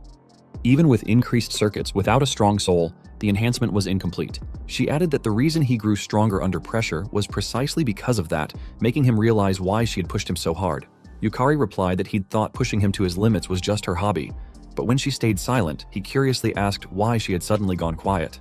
A moment later, the lady allowed him to touch the stone. It confirmed his eligibility and granted him the official title of C-rank player. She was shocked. It had actually happened. She had previously assumed that defeating Kei Akazuki was some kind of fluke, but to rank up from D to C in just 1 week, that was a speed rivaling even Sakurako. She wondered what kind of dungeon he must have cleared. She briefly considered the Lulu Heart dungeon, but quickly shook her head, telling herself that was impossible. Shortly afterward, Yumeko congratulated him, and he thanked her. She excitedly remarked that she couldn't believe he had already caught up to her in rank. She added that her brother seemed impressed by his performance the previous night, then asked if he'd consider joining the Sakura Dragon Guild. Yumeko said she believed they would offer him a good position. After all, Kira was the guildmaster. But Yukari replied that he was thinking of going solo for a while. He still considered himself inexperienced. Yumeko nodded and said she wouldn't force him, but added warmly that he'd always be welcome. Later, in the National Player University East Building cafeteria, Yukari was eating when he asked Lulu Heart via telepathy if it was really okay for them to be attending university so soon after such a major incident. Lulu Heart replied that the soul would wear out if he just kept pushing it and that moderate rest, what people call daily life, was important. Yet he responded that he felt guilty relaxing when he knew a dungeon break was bound to happen in the future. She firmly told him that guilt, impatience, and anxiety were also important emotions. Realizing there was no use trying to argue when she was like this, he gave up. Still, having skipped university classes ever since returning to the past, he felt awkward. He knew that today was technically his first day of university, and back in that period, he had hardly made any friends. Suddenly, a voice asked if it was all right to sit with him. When he looked up, he saw the pretty Sayera, who smiled at him. He told her she could sit wherever she liked. She took the seat next to him, which made him feel awkward. He wondered why she had chosen to sit beside him. He guessed that Sayera was still worried about the lie he told before and quietly thanked her for covering for him. He glanced at Lulu Heart, wondering if he should properly explain the Lulu Heart dungeon situation to Sayera, without realizing that Sayera had already activated her Eye of Truth skill. She saw a green aura around him, the color of guilt. Smiling, she told him that she didn't know his circumstances, but she wouldn't doubt him. And if he ever had something he wanted to talk about, he could rely on her. He was touched by her words. Then she mentioned that she had heard he transferred to the player education department after being promoted to C rank. He confirmed that was right and explained that it was apparently quite rare for a first-year university student to reach C rank. Since players could only become active after turning 18, aside from special cases like Sayera, most aimed to rank up from F to E over the course of a year. Sayera, hearing that, thought to herself that she had finally caught up to him a little. But in reality, she had been left behind again. She figured she was probably nowhere near him. Her thoughts were interrupted when Yukari told her that he'd heard she had also ranked up to D rank and congratulated her. He was confident that she wouldn't just reach D rank, but would climb all the way to S rank. He assured her that she would surpass him in no time. Sayera silently confirmed that he wasn't lying. She wondered why Yukari believed so strongly in her and what kind of expectations he had for her, because she had been curious for a while. Thanks to his words, her confidence was boosted once again. She swore to herself that she would live up to those expectations. She then asked if he had decided on his class and told him that she was in class 1. Next to him, Luluheart was yawning with exhaustion. He replied that he believed he was assigned to class 1. Sayera was visibly startled. He noticed her reaction and asked if there was a problem. She replied that it was nothing, but her expression clearly said otherwise. With no other option, she explained that class 13 was formed based on ability, regardless of year, which meant it had a few, just a tiny bit, unique individuals. He was confused by her words, but told her there was a dungeon clearing class orientation later with greetings from classmates. He said he was looking forward to it. Later, in front of the C-rank dungeon, Gusion, he was kneeling on the grass with a sign that read, "Today's baggage carrier." A female player was shouting at him, demanding to know what was going on and why a first-year small fry was mixed in. That woman was Aiba Komori, a C-rank player with the Berserker class and unknown skills. Suji Naruse, another C-rank player with the Knight class, casually replied to Komori, saying, "How should I know?" and guessed that Yukari was probably just there to carry bags. Nearby, Yuto Kagarigawa, a C-rank elementalist with unknown skills, yawned silently. Komori then turned back to Yukari and shouted at him not to dare get in front of her. She warned him that she'd kill him if he got in her way. He awkwardly laughed and responded that he would do his best to learn from his seniors. Looking at his 3 powerful classmates, he realized that this dungeon raid was going to be extremely troublesome. Naruse then announced that their job today was to carry the gear and collect materials, clearly stating not to join the fight and to save experience points. Yukari happily agreed. However, Luluheart wasn't having it. She questioned why she had to work with them and urged him to go to the dungeon by himself. He knew that to enter a C rank or higher dungeon, he needed to go with a party. Also, if he wanted to raise his player rank, he didn't have a choice. Before the reset, he had been desperate to be involved with dungeons and used to work part-time collecting materials near them. Right now, he couldn't publicly say he had cleared the Luluheart dungeon, and without any known achievements, he was in a strange position. No wonder his seniors were wary of him. Luluheart then asked if he remembered the conditions. Yukari listed the items not to bring, no swords or any gear other than the permitted ones, and no soul summoning. Luluheart praised him for remembering, and told him he would be fighting the monster with his bare hands today, reminding him to focus his magic into his fists. Since he had been practicing martial arts over the past few days, he decided to demonstrate what he had picked up. Inside the C-rank dungeon Gusion, Komori wondered why not a single monster was around. Yoto then asked whether if they cleared the dungeon, they would get the credit. Komori agreed and explained that the university only wanted high-ranking players with real achievements. Suddenly, Yoto spotted something in the distance. A 2-golem monster. Without hesitation, Komori sprang into action and tried to chop down the golem, but it only left a small scratch. Naruse, not wanting to fall behind, joined the attack. Yoto followed up with an aqua spear spell, but the attack had no effect. Seeing an opening, Naruse attempted to slash the golem. Meanwhile, Yukari observed the battle. He noted there were 2 frontline fighters and 1 backline magic user, but their teamwork was a mess, like solo players thrown together. Their individual skills were high, so their teamwork just barely held. He was tempted to fight too and collect the golem's soul, but he had been told to carry gear, and stealing experience would be considered bad manners. Back on the battlefield, Komori delivered a heavy blow to the golem. Immediately, Yoto followed up with electric magic. Komori then leaped into the air and finished the job with her Rampage Crush, destroying the golem into pieces. Without wasting time, she ran toward the next golem. Yukari expected his seniors wouldn't need any help. At that rate, they'd finish the next one in 10 minutes. However, they failed to notice a golem hiding in the corner. Realizing his seniors hadn't seen it and were starting to look worn out, he decided to try it himself. Without hesitation, he dashed toward the golem, channeling magic into his fist and punching it directly in the face. He realized it didn't go down in one hit, but his control over his magic now rivaled using a sword. Deciding to try again, he delivered a second blow that shattered the golem's head into pieces. Realizing the result, he decided to try again later when another opportunity arose. Just then, Komori ran up and asked if he was okay. But what she saw shocked her. a golem reduced to pieces. Yukari tried to explain, but her attention had already shifted to the golem materials, and she assumed the monsters had fought over territory. Just as he thought he was safe, Yukari was scolded for wandering off on his own. She ordered him to return, and he quickly complied. Komori then looked at the broken remains of the golem. Deep down, she knew what she was seeing. Yukari had destroyed the golem with his bare hands. She realized it shouldn't have been possible for someone with a C-class status or even an A-class power. Realizing something didn't add up, she decided to keep an eye on Yukari. As they ventured deeper into the dungeon, they encountered another golem. Naruse blocked the attack using his Iron Barrier skill. He then signaled to Yuto, who quickly trapped the golem's foot using Ice Fort. Komori leapt in for the kill, slashing the golem in half with Beast Fang Flash. Just when it seemed over, another golem charged from the side, but Naruse intervened using Justice Taunt. The skill provoked the target, forcing it to attack him and increasing his defense upon activation. Yuto followed up with an Ice Spear attack while telling the others to coordinate. Both quickly agreed. Komori then activated her Blood Mist combo, a skill that drains health and increases attack speed while performing a rapid combo. Naruse used Brave Strike, a powerful downward slash with a chance to knock back the enemy. Komori finished the job with another Beast Fang Flash, destroying the golem. Seeing this, Yukari praised their firepower. Komori explained that they had exploited the golem's weak point, increasing their critical hit rate. Curious, Yukari asked what she meant. She explained that her Berserker class multiplied damage several times. In simple terms, the critical rate increased each time certain conditions were met, such as attacking vital points or striking an incapacitated enemy. In exchange, her style only allowed for heavy attacks that left her wide open. This was why Naruse, acting as the knight, managed the enemy's attention, while Yuto, as the elementalist, provided support and secondary damage. Once they had analyzed the weak points and created an opening, Komori delivered the finishing blow. Yukari thought that the golem fight would be difficult for his seniors, but he realized they had developed their own rhythm through experience. He had been worrying for nothing. Naruse then inspected the golem's remains and commented that the monsters were tough, but not numerous. However, it took too much magical power to defeat even one. He proposed retreating or taking a break. Yuto disagreed, pointing out that the dungeon didn't have many enemies, and they didn't have time to spare. Yukari, confused, asked what he meant. Naruse explained that they were already in their third year, and it was scouting season. Right now, they were only C rank, but if they didn't reach at least B rank, they wouldn't be able to join a good guild. Yuto added that even if they managed to get in, they'd only be treated as bottom-rung members.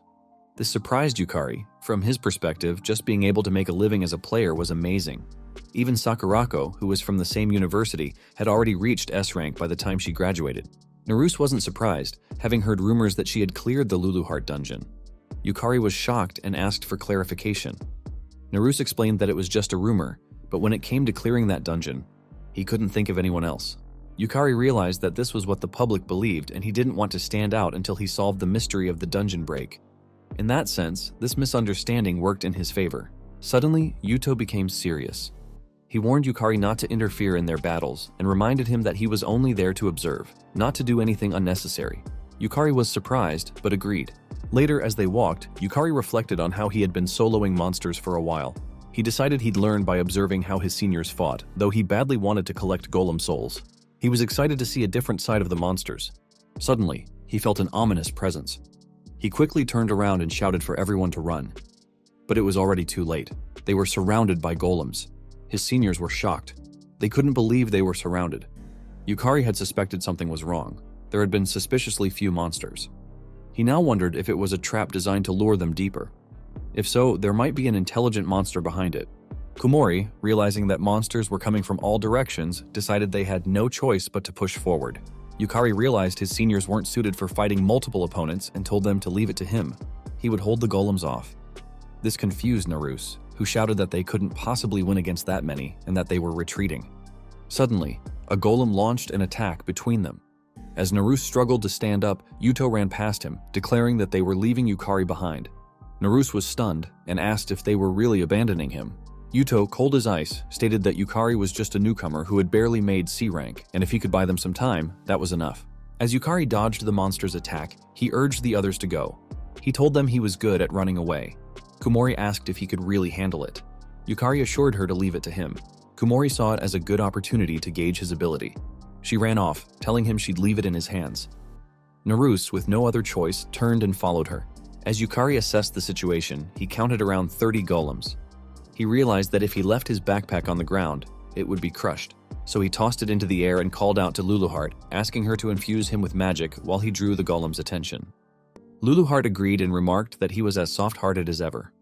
But Yukari disagreed, saying his body had gone dull from just watching. Then, with a determined expression, he declared that now was the time to collect souls. Several days earlier, in the Holy Dungeon Church, Kumori was praying when someone suddenly approached her. It was Irugami, and she greeted her. Kumori was glad to see her. Irugami explained that the reason she had called Kumori was to request a favor. Kumori, as unhinged as ever, told Irugami to command her however she wished. She would fulfill the task, even at the cost of her life. Hearing this, Irugami was pleased. She asked if Kumori still attended the university. Kumori confirmed that she did. Leaning closer, Irugami told her that she wanted her to get close to Yukari. Kumori's expression turned serious as she asked if this was a new elimination target, but Irugami clarified that it wasn't. She explained that Yukari was an important piece in achieving their long-term wish. However, as a vessel, he was still immature, with a fragile soul. Therefore, he needed to be honed.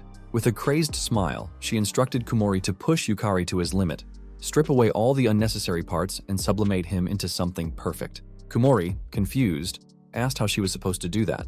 Irugami calmly replied that she just needed to drive Yukari to the brink of death. There was no need to hold back. And if Yukari died, then that would simply be the extent of his potential. Back in the present, Yukari was being charged by golems. He dodged an incoming attack, turned quickly, and countered by smashing the golem's head. He was glad he had managed to destroy it with a single hit. However, 2 more golems charged at him. Fortunately, he jumped just in time and the golems collided, crushing each other. He then powered up his fist and destroyed the head of the first golem. Without wasting a second, he took down another. Leaping through the air toward the next one, he crushed its head with a single stomp. He was now literally punching down every single golem. Luluheart, watching from a distance, was amazed by Yukari's growth. Even for a C-ranked dungeon, a golem's defense surpassed that of some B-ranked monsters. She wondered if his rapid growth was fueled by the regret of being helpless in the previous timeline. His dedication to becoming stronger was truly remarkable. At this rate, she considered they might be able to move on to learning tier magic in the next dungeon. After defeating all the golems, Yukari collapsed to the ground in exhaustion. Luluheart praised him, noting that taking down a total of 32 golems was impressive. Yukari admitted that it had gone well in the beginning, but in the latter half, his stamina couldn't keep up, and he had needed multiple hits to finish them off. Luluheart agreed, pointing out that his magic had wavered midway and he was putting unnecessary strain on his body. Yukari acknowledged that he understood her point. He explained that with the item he had acquired from the vault, his physical abilities had suddenly increased, and he wasn't yet accustomed to them. The item in question was an S-rank Grand Strength Ring, which increased the wearer's physical strength and power. The second item was the S-rank Harden Ring, which increased defense and reduced physical damage. The third was the S-rank Windblaze Bangle, which increased speed and quick evasion, as well as enhancing consecutive attacks. Yukari still vividly remembered the battle between Irugami and Sakurako. He was painfully aware that he was far below their current level. Determined, he resolved that he needed to catch up. Otherwise, stopping the dungeon break would remain a pipe dream. He stood up and decided to rejoin his seniors. While running, he hoped they were safe. Luluheart informed him that she didn't sense any magical power nearby, so they were likely safe, as long as they hadn't entered the boss room. Elsewhere, Naruse told his companions that he was going back. Yuto asked him if he was sane, pointing out that doing so wouldn't erase the fact that he had abandoned Yukari. Naruse, visibly frustrated, admitted he agreed. He confessed that he was already irredeemable scum for leaving his junior behind, but at the very least he wanted to retrieve Yukari's body. Kumori disagreed. She told them they were heading to the boss room, which confused both Naruse and Yuto. She explained that if they defeated the boss, the dungeon would collapse, and if by some miracle Yukari had survived, they could save him. But if they went back and faced dozens of golems, there was nothing they could do.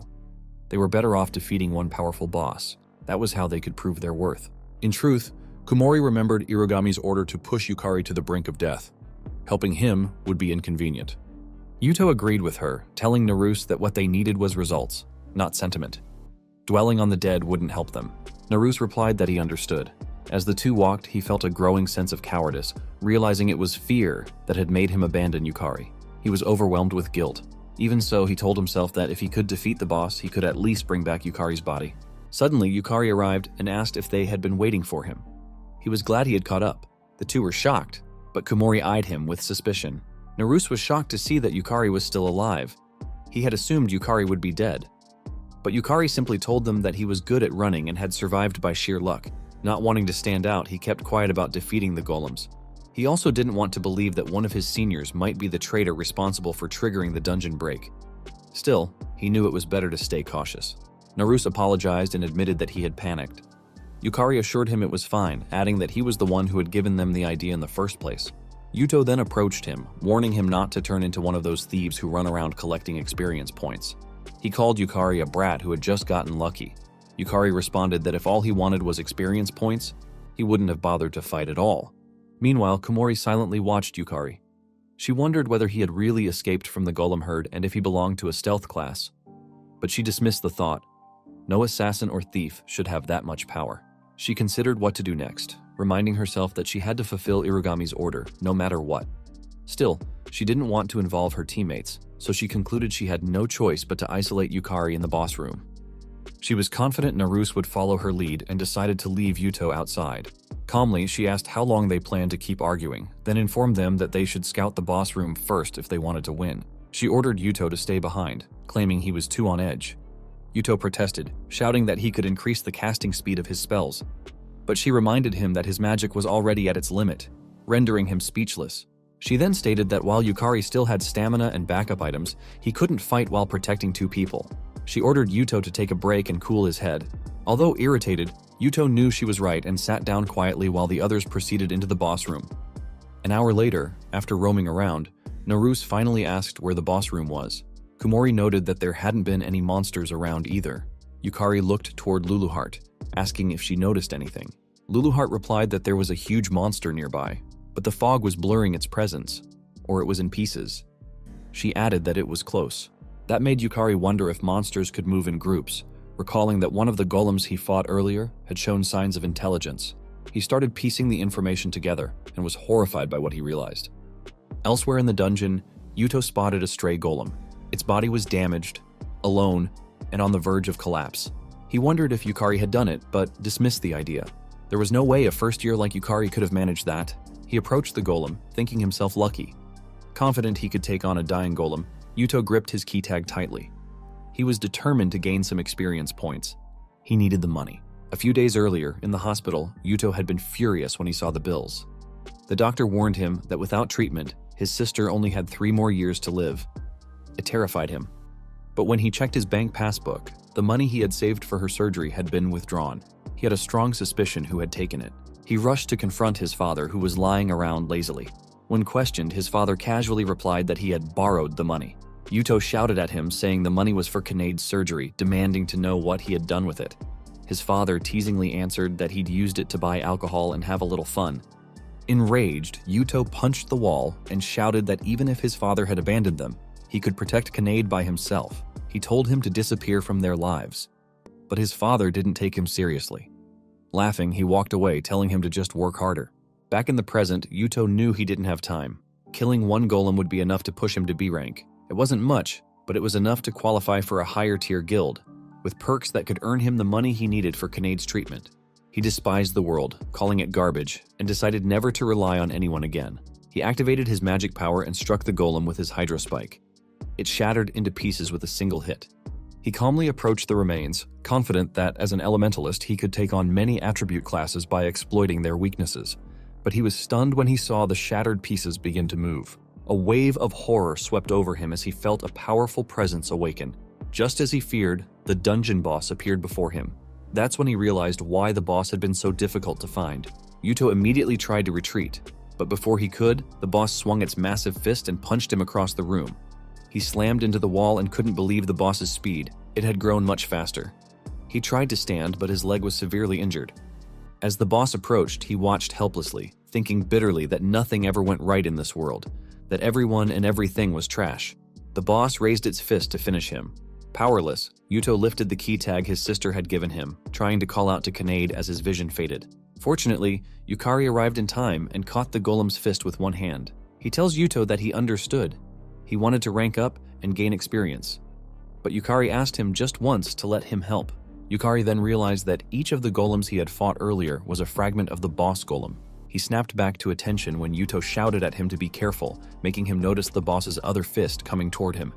He immediately stopped it with his other hand and pushed it away from Yuto.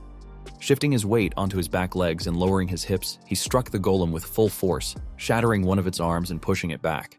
It was tougher to defeat than the golems they had encountered on the way, but for Yukari, it wasn't impossible. However, he was surprised when the boss regenerated its destroyed arm.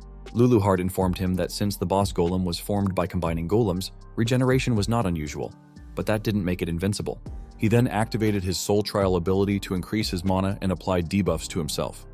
Raising his fist, he punched the boss, then immediately activated Lost Man to remove the debuffs and punched again. The force of the strike pushed the boss backward, and before it could respond, Yukari unleashed a rapid barrage of strikes. Yuto was stunned by his movements and wondered if Yukari was truly the same C rank as them. The others arrived shortly after, and Naruse admitted that he thought they had caught up.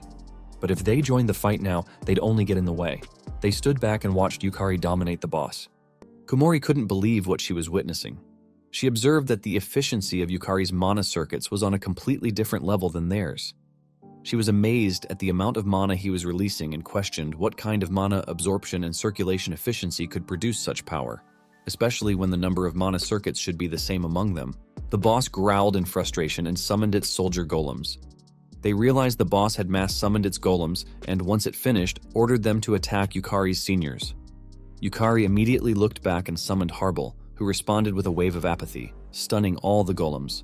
Yukari rushed in, destroying them one by one with single blows. Yuto couldn't believe that he had summoned a familiar capable of using action-inhibiting magic, an area of effect stun with such long duration. It was overwhelmingly superior to his own magic, leaving him to question whether Yukari was supposed to be a warrior class or a summoner. Meanwhile, Yukari summoned his S-rank summons, Skull Lichlord and Water Element, and ordered them to protect his seniors. Both summons complied. Komori was shocked that he could summon multiple spirits at once and that each of them was stronger than the entire team. While still in battle, Yukari noted that with the mana he had gained from Serendiana, he could summon multiple souls. Although it was still difficult for him to use their unique magic, he was confident his summons could act as effective guards. He asked Luluheart if it was alright to summon them for that purpose. She replied that it was fine, as long as he wasn't using them offensively, but reminded him that he had to defeat the boss himself. Smiling, he agreed and charged the boss. He punched it in the stomach and noticed that it could be damaged. However, despite the significant damage, the boss regenerated instantly. He began to question whether there was any limit to its regeneration. Still, he believed there had to be a trick to defeating it. He decided to change his approach and look for a weak point. He kicked its legs, punched its belly, and smashed its head, but all of his efforts were in vain. The boss regenerated every single time. He glanced at Luluheart, who was silently observing him, and recalled her lecture, that he must think for himself, fight, overcome adversity, and achieve victory. He understood now. He had to become capable on his own. Calming himself, he pushed through his thoughts. He then ordered Water Element to activate her water prison ability. She responded by casting Aqua Globe, containing the prison. While she was busy holding the spell, Yukari rushed toward the boss's arm and gripped it tightly. He pulled with all his strength and managed to tear the arm off. The boss screamed in pain, but he ignored it, knowing that even if he completely shattered the arm, it would only regenerate again. He lifted the detached limb and threw it toward Water Element. He decided that they needed to prevent the pieces from reassembling. Water Element imprisoned the boss's arm in her water prison, and he ordered her to keep the fragments isolated. She winked in confirmation. Turning back to the boss, he told it that it could no longer regenerate. Activating Soul Trial, he warned the golem that he was about to destroy it. Yukari then punched the boss's left arm to sever it and threw it into the water prison. He struck its torso and continued attacking relentlessly, placing each severed piece into the water prison as he went. Luluheart was surprised that Yukari would use the water prison solely to prevent regeneration. She noted that he wasn't attacking mindlessly but was instead searching for a more efficient approach. She was impressed and amazed that the rate of mana absorption, the efficiency of his mana circuits, and the strength of Yukari's soul were all coming together perfectly. This led her to consider that it might be time to send Yukari back into the Luluheart dungeon, as the situation there was likely growing more serious by now. With no more regenerating stone fragments, the boss had shrunk considerably. Yukari was glad that using the water prison had succeeded. He dashed toward the boss at top speed, knowing he only needed to finish it off with a single high-powered strike. Inhaling deeply to calm himself, he decided to limit his soul usage to 20%. He then raised his fist, fueled with his soul, and used his soul burst ability to punch the boss. The boss was launched backward and its core was destroyed, killing it instantly. Yukari had defeated the dungeon boss, Red Golem, and it dropped the Golem Pendulum. Though no soul core was dropped, he was satisfied. He had succeeded in controlling the high-cost Soul Burst skill, which consumes one's soul to trigger a magical explosion and slows mana recovery. He recalled that during his battle with Serendiana, he had used up his entire soul and could no longer continue fighting. But now, he had managed to regulate the consumption, allowing him to remain combat-ready. Naruse approached him from behind, praising him as something else, and figuring out that he was the one who had taken down the horde of golems a few hours earlier. Yukari admitted that it was him and asked if they could keep it a secret, as he didn't like standing out. Naruse thought he was humble and said it was a waste. His strength would be in high demand. Yuto then acknowledged that he had underestimated Yukari. He confessed that he had prioritized his personal matters, which ended up burdening Yukari. Yuto then bowed and sincerely apologized, startling Yukari. Yuto noticed Yukari's injured hand and suspected that he had pushed himself too far. Yukari looked at his hand in confusion and realized he hadn't noticed the injury because of the Lost Man's skill, which nullified pain. He stared at it, knowing it was now useless, but he didn't care. He simply reminded himself to be careful when using Soul Burst, as losing use of an arm every time would become a serious problem. He smiled and assured Yuto that as long as he could protect everyone, losing an arm was a small price to pay. Yuto was stunned by what he heard, but before he could respond, Yukari pulled something out of his pocket and handed the key tag back to him, telling Yuto that he had his own reason for becoming stronger. Yuto responded that he understood and hoped they both could achieve their goals. On the other hand, Komori began to understand why Irugami had her eyes on Yukari. But from the perspective of someone affiliated with the Holy Dungeon Church, it was not necessarily a good thing. Still, Komori decided to set the thought aside. She knew that an interesting junior had just joined them, and she couldn't help but be intrigued. Meanwhile, in the church, Irugami used her Saint Dominance, a skill that allowed her to control the vision of subordinate sisters and observe Yukari from a distance. She confirmed that Yukari's mana had already reached the level of an A-rank mage. He was forcefully enhancing his physical strength by channeling his abundant mana, leading her to wonder just how much experience he had accumulated to reach such a level. What intrigued her more, however, was that despite having C-rank level mana circuits, Yukari was manipulating A-rank level mana. She knew that with only 8 C-rank circuits, there should be a strict limit to how much mana one could handle. That left her questioning how Yukari was compensating for it. She proudly declared that it was endlessly fascinating. Turning to the man standing in front of her, she asked if he agreed. Kei Akazuki, an F-rank with the Nightmare skill, agreed in a sinister voice that Yukari was indeed the best. His tone made Irugami happy. She said she was glad to see him understand Yukari's value, which made rescuing him worthwhile, even if it meant crossing Hyakuri-Oran and earning Sakurako's resentment. She then asked for his opinion and suggested that he abandon his boring habit of newbie hunting and get himself a class. He replied that he didn't hunt newbies for fun. It was just the quickest way to dissect players. What he truly wanted was to understand what skills and classes were and where they originated. Irugami laughed and called him a wonderful philosopher. She told him that with his ambition and talent, it was only a matter of time before he reached S rank. He then asked her if she was really sure about letting him dissect Yukari, even though Yukari was her favorite. Excitedly, she told him to call her when that time came, explaining that she too was curious about what was inside Yukari. He sighed, realizing that Irugami was genuinely looking forward to it. He asked how he could obtain one of those classes, and she assured him she had the perfect method. He only needed to leave it to her. She then enthusiastically explained the method to Akazuki. He smiled, thinking it was a crazy idea, but he also understood why Irugami was feared as a witch. Akazuki knelt in front of her as they sealed their deal and confirmed that he would serve under her. From the day Akazuki had lost to Yukari, he had never forgotten the look in his eyes. He wanted to see him again, to meet him, and to discover what was inside him. Akazuki swore that the one who would dissect Yukari would be him.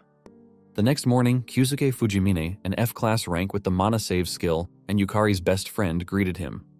Fujimine informed him that he had ranked up to C-class and said he never thought someone like him, with no skill, would rise that far. Fujimine was Yukari's one and only best friend. He did possess a skill, but he had never chosen to live as a player because he believed he was just an average guy who couldn't risk his life going on adventures.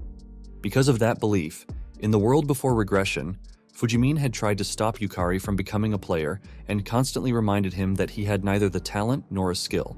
Yukari recalled how Fujimine had hardened his heart and discouraged him from chasing his dreams. He was lost in those memories when Fujimine called out and softly slapped his back, telling him not to zone out. Fujimine then proudly declared that Yukari was a celebrity now, a prodigy, the first since Sakurako to reach C-class in under a year. But Yukari irritably told him to cut the flattery and get to the point. Fujimine asked what favor Yukari wanted, and Yukari replied that he wanted him to team up with him. Fujimin asked if it was just to fill a party slot, which Yukari confirmed, explaining that to challenge a C-class or higher dungeon, they needed more than one person. He convinced Fujimin by saying he didn't need to enter the dungeon and could just wait at the entrance. Fujimin agreed, saying he wanted to see if Yukari had really gotten stronger. That thought alone made him excited. Yukari was about to suggest a date when Fujimin interrupted, stating that he would be coming into the dungeon too. Yukari was shocked to hear that from his friend, someone once afraid of becoming a player, and asked why. Fujimine replied that he didn't care much about being a player or any of that, but he cared about Yukari and wanted to see him fight, as the guy who used to be stuck as a no-skill.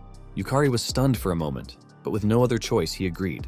He then called Luluheart to ask her for permission to go all out this time so that Fujimine wouldn't get hurt and could feel safe. She agreed and informed him that she would act separately from him this time because she had a few matters to take care of. He was confused. It was rare for her to act on her own, but decided not to question it and just asked her to return soon. As Luluheart left while he chatted with his best friend, she knew it was time to let Yukari start practicing independence. She had always wanted to watch over Yukari until the end of that world, but unfortunately, it was something she could not do. The next day, in the C-class dungeon, Yumeko and Saera were together. Saera rushed toward the goblins in front of her and slashed them using her maid's culinary techniques. She easily defeated a few of them, but more goblins kept appearing. In no time, 6 goblins were approaching. She activated her maid's work tools, which materialized exclusive maid equipment and summoned various items. She took out 5 shining long swords. Kicking 3 of the swords at the goblins in front, she threw one from her hand into the goblin in the middle, successfully piercing its head. She then dashed at the 2 remaining goblins and slashed them down together, defeating all 6 without breaking a sweat. Yumeko, watching from behind, was amazed by Sierra's precision and seriously impressed. Still, she knew she had to work hard too. Gathering strong energy in her blade, she shouted to Sierra that everything was set. Yumeko's skill, Elegant Intercept, allowed her to switch positions with a designated party member, boosting her speed for a limited time. Sierra immediately dashed out of the way, and when the path was clear, Yumeko swung her blade down. The unleashed power shattered the goblins and cleared the way. Moments later, as they were collecting the drops, Yumeko praised Sierra for moving like she was threading a needle and asked how she did it. Sierra replied that her class was Maid, which had an ability called Flawless Movement, allowing her to perfectly replicate any movement she imagined. Yumeko asked if that meant she could never make a mistake and teased her, calling it cheating.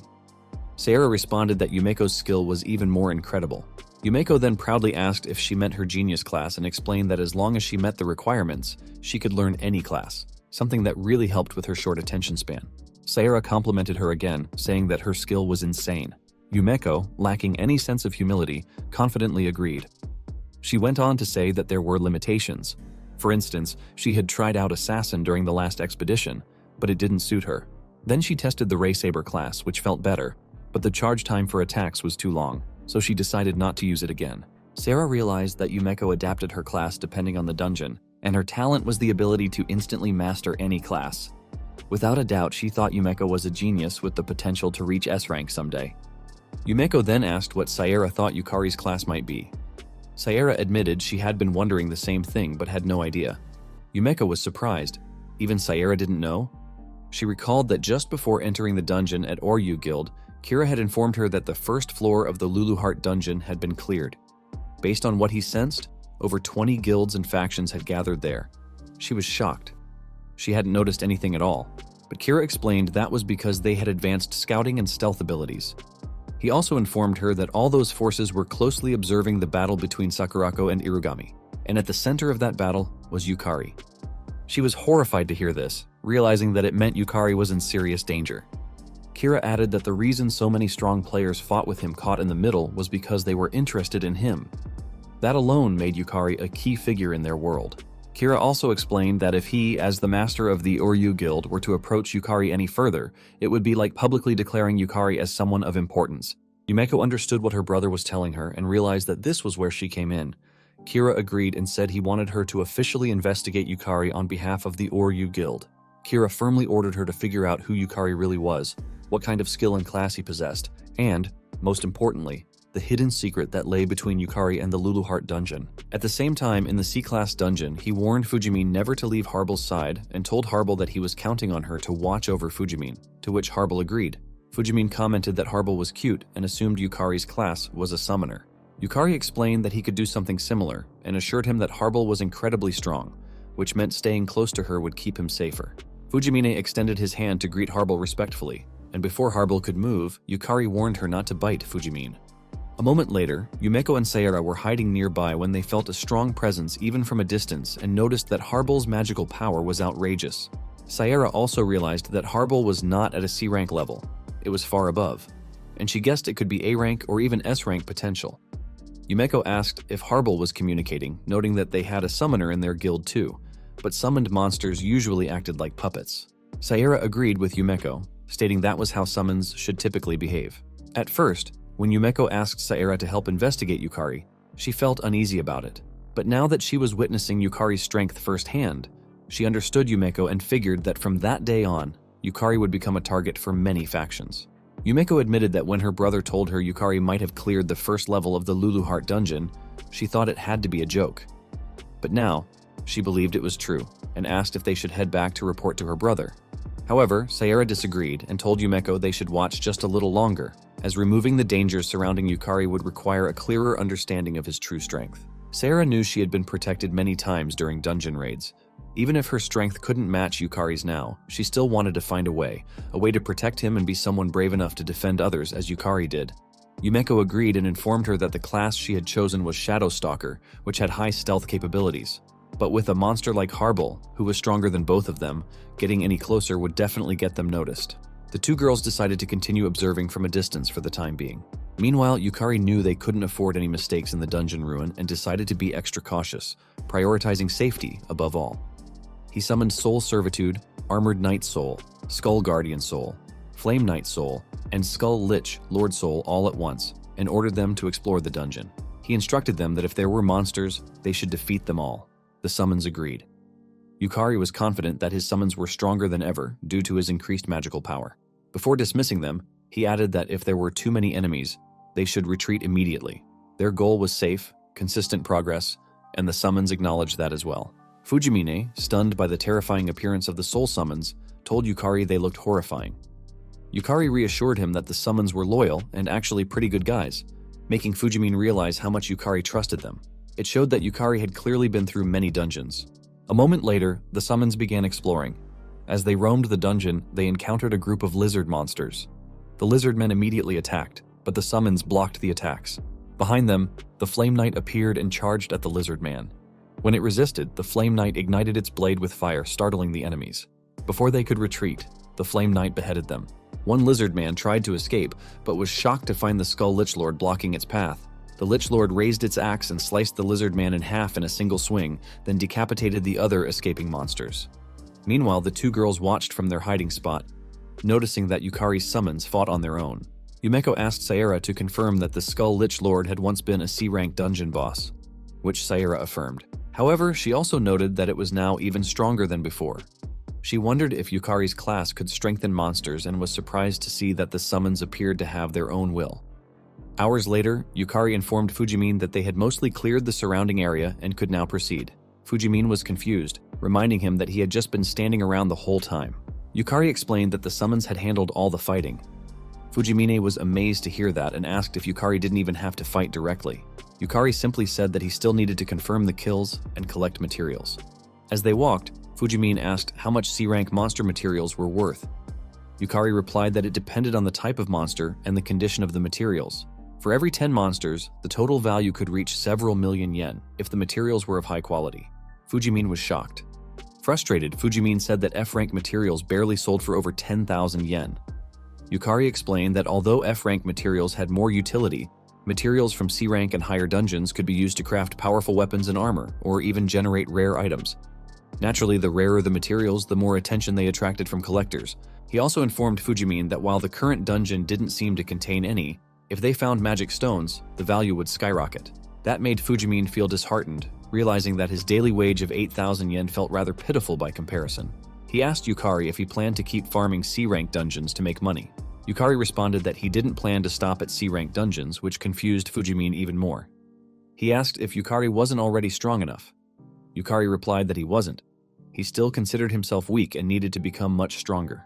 Fujimine was surprised but accepted it. Then, Yukari was suddenly startled when one of his summoned monsters was defeated. Fujimine worriedly asked if it was a stronger monster. Yukari immediately ran and guessed it was the dungeon boss's doing. He ordered Harble to retreat. A few minutes later, they reached the dungeon boss room and saw one boss with 10 underlings. Yukari thought he might be overreacting, but he couldn't afford even the slightest mistake. Not with Fujimine at risk. He reminded himself that it was better to be safe than sorry. He activated Soul Servitude again, manifesting Harble, Water Elemental, Thunder Elemental, and Fire Elemental souls. Fujimine couldn't believe he was summoning even more. The two girls, watching from afar, realized that these were different summons from before. Both were stunned, understanding now what Kira meant when he spoke of Yukari's power. Meanwhile, Yukari focused entirely on defeating the enemies precisely and safely, giving everything he had, as he stared into the eyes of the dungeon boss. He then ordered his summons to support him as he headed for the boss in the middle, and told Harble to take care of Fujimine. Both girls were shocked to see that he would take on so many enemies head-on, and were worried, knowing it was suicidal, but they didn't stop him. He dashed toward the enemies, determined to finish it as fast as he could. One of the lizard men tried to swing its blade at him to stop his charge, but before it could land a hit, the fire element burned it to death. Yukari ran past it, shocking the other lizard men. He then swung his sword forward, chopping off the head of another lizard man who was in his way. The boss, seeing its soldiers scared, growled in anger. With no other choice, the remaining lizard men rushed in to stop him, but unfortunately for them, the water and lightning elements stepped forward and electrocuted and drowned them to death. Thanks to them, in just a few minutes, Yukari reached the boss. He leapt at full speed, appearing behind it with his sword lifted high, and swung it down on the boss, slashing it continuously within seconds. Fujimine was amazed as he watched. When Yukari was done, he looked around to check the area for safety. He calmed down when Fujimine shouted proudly that it was over in an instant and praised him for being so strong. Fujimine then approached him, asking if he was right in thinking Yukari beat the boss, and said they should head back. Yukari simply agreed, but something didn't sit right with him. He found it strange, knowing that a monster at the level of that lizard man boss shouldn't have been able to defeat the Skull Lich Lord. He recalled the Skull Lich Lord telling him his magic was stronger now, confirming that he was indeed more powerful than before. Yet, something still felt off. He wondered if there was something else going on. On the other hand, the girls were amazed that Yukari had finished the C-class dungeon so fast. Sarah couldn't believe Yukari had cleared the Lulu Heart dungeon like that. What amazed her even more was that not only did Yukari defeat boss-level monsters, but those monsters didn't even stand a chance. Yumeko whispered that Yukari was strong when they had done a dungeon together, but back then, he wasn't this ridiculously powerful. They both guessed that Yukari might be using power from the Lulu Heart dungeon monsters. As they watched from afar, they were left trying to piece it together. Yukari's overwhelming strength made them feel something close to fear. Later, out on the street, Yukari and Fujimine were walking peacefully after selling the drop items and monster corpses. Yukari then saw Lulu Heart floating in front of him. He quietly asked her if her business was done, and she replied that it had ended earlier than expected and that she had handled the rest. She then asked him if she was right in assuming he noticed them, to which he replied yes, and shouted to the girls that they could come out. The girls awkwardly walked out of a nearby alley. He told them he had sensed them inside the dungeon, and Sayera immediately explained that they didn't do anything to feel guilty about. He calmly assured her that he believed them and that they were probably just worried about him and Fujimine, earning a look of disbelief from Lulu Heart. Yumeko, feeling guilty, quickly agreed and nervously shouted that C-class dungeons are dangerous. He then asked if they had sensed anything disturbing back in the dungeon, which shocked Lulu Heart. Yumeko responded that she hadn't noticed anything, and Sayera said the same. Suddenly, the sky above them opened, and a huge demon eye appeared. A powerful magic circle materialized in the air. Yukari panicked upon feeling the massive surge of magical energy, knowing that something incredibly dangerous was coming. His instinct to protect everyone activated immediately. Dark power began to spread around them, and before it could manifest fully, Lulu Heart rushed him to use his lost lust ability. Confused, he asked what was happening, but Lulu Heart just shouted that she would explain later. He agreed and immediately activated Lost Man to erase the lust. Multiple magic circles then appeared in the sky, unleashing a powerful force that destroyed everything in the area. The energy splashed in their direction, and before it could hit the others, Yukari blocked it with all his might. But it was too strong. He was slammed into a nearby building, leaving his friends deeply worried about him. Lulu Heart proudly told him that even in an unexpected situation, he stayed calm, and she praised him for how much he had grown. He confirmed that with that level of magic, even one mistake would have killed him. He then asked Lulu Heart if she knew what was going on because he wanted to understand the situation. She informed him that a demon king had come to meet them, and hearing that made him feel a chill of fear. She explained that before his regression, the world had gone straight to hell.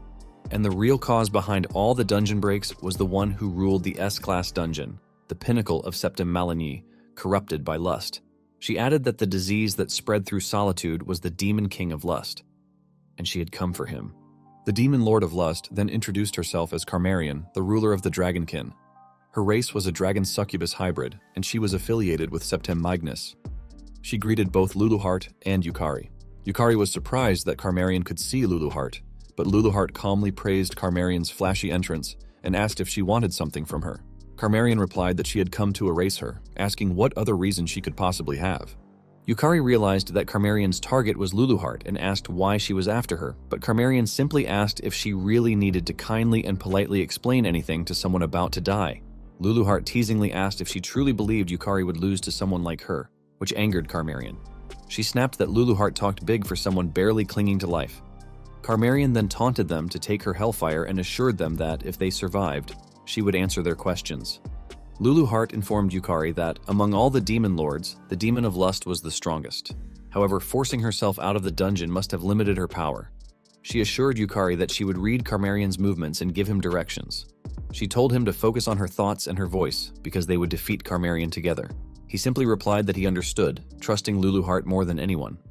He was ready to face Carmarian, but then she disappeared, startling him. Luluheart immediately looked around, but Carmarian reappeared on his right side and aimed her fire at him. He panicked but managed to raise his hand in time. Yet Carmarian cast her spell faster, releasing a strong fire blast that exploded around them. Sayara called out to him in worry while Yumeko tried to evacuate the others. The two girls attempted to attack the barrier, but they couldn't get close. Even their attacks were deflected. Yumeko shouted that Carmarian's power was too fast to follow with the naked eye, and Sarah realized the battle in front of her was on a whole other level. She immediately pulled out her phone and contacted someone, knowing she had to at least do what she could. Meanwhile, Carmarian looked at her hand in confusion and admitted that the magical gap between them was overwhelming. She had struck first, a blow that should have left not even dust behind, yet Yukari had survived, thanks to the fire element. She gave him credit for that. Yukari noticed that, even during battle, Carmarian was calmly analyzing everything while they were fighting for their lives. Luluheart shouted to Carmarian that Yukari had withstood her hellfire and ordered her to answer their question. Carmarian teased them, asking if they were really that curious, then mocked them for trying to come up with an escape strategy while she spoke. Yukari shot back, asking if she was so weak she couldn't even keep a promise, which angered her further. But she regained her composure and admitted that her real target was Luluheart and the accursed Rank 1 Luluheart dungeon, because Luluheart was its king. Luluheart asked how she found out where she was, and Carmarian replied that all dungeons where dragonkin reside fall under her domain. That was why she had cast out antennae across every dungeon she controlled. Thanks to that response, Yukari figured out that Carmarian was the one who had defeated the Skull Lich Lord in the dungeon. The magic of the souls they had recruited in the Luluheart dungeon had attracted her. Carmarian smiled and taunted them, expressing disappointment that the demon lord who ruled the Luluheart dungeon had such weak magic, just a hollow shell of power. Luluheart, irritated by Carmarian's boasts, decided to try rattling her. She landed on Carmarian's scythe and calmly asked if they weren't in the same boat. Leaning in closer, she teased that with the current level of her magic, there was no way she'd be causing a dungeon break anytime soon. Carmarian was stunned and furiously asked how she knew. Luluheart responded teasingly that she could see through the kind of thoughts a weakling like her would have, and called her pathetic for teaming up with others because she couldn't reach Luluheart's level alone. Carmarian couldn't believe what she was hearing and began to suspect that the other demon lords had betrayed her. Thanks to her reaction, Luluheart managed to read that Carmarian didn't fully trust her allies. However, her taunts had pushed Carmarian too far. Carmarian decided to just kill them immediately. Luluheart was caught off guard when she saw Carmarian appear behind Yukari and quickly ordered him to get down. Carmarian attempted to slice his head off, but he managed to duck in time. She tried again to slash him in half, but once more he narrowly avoided it.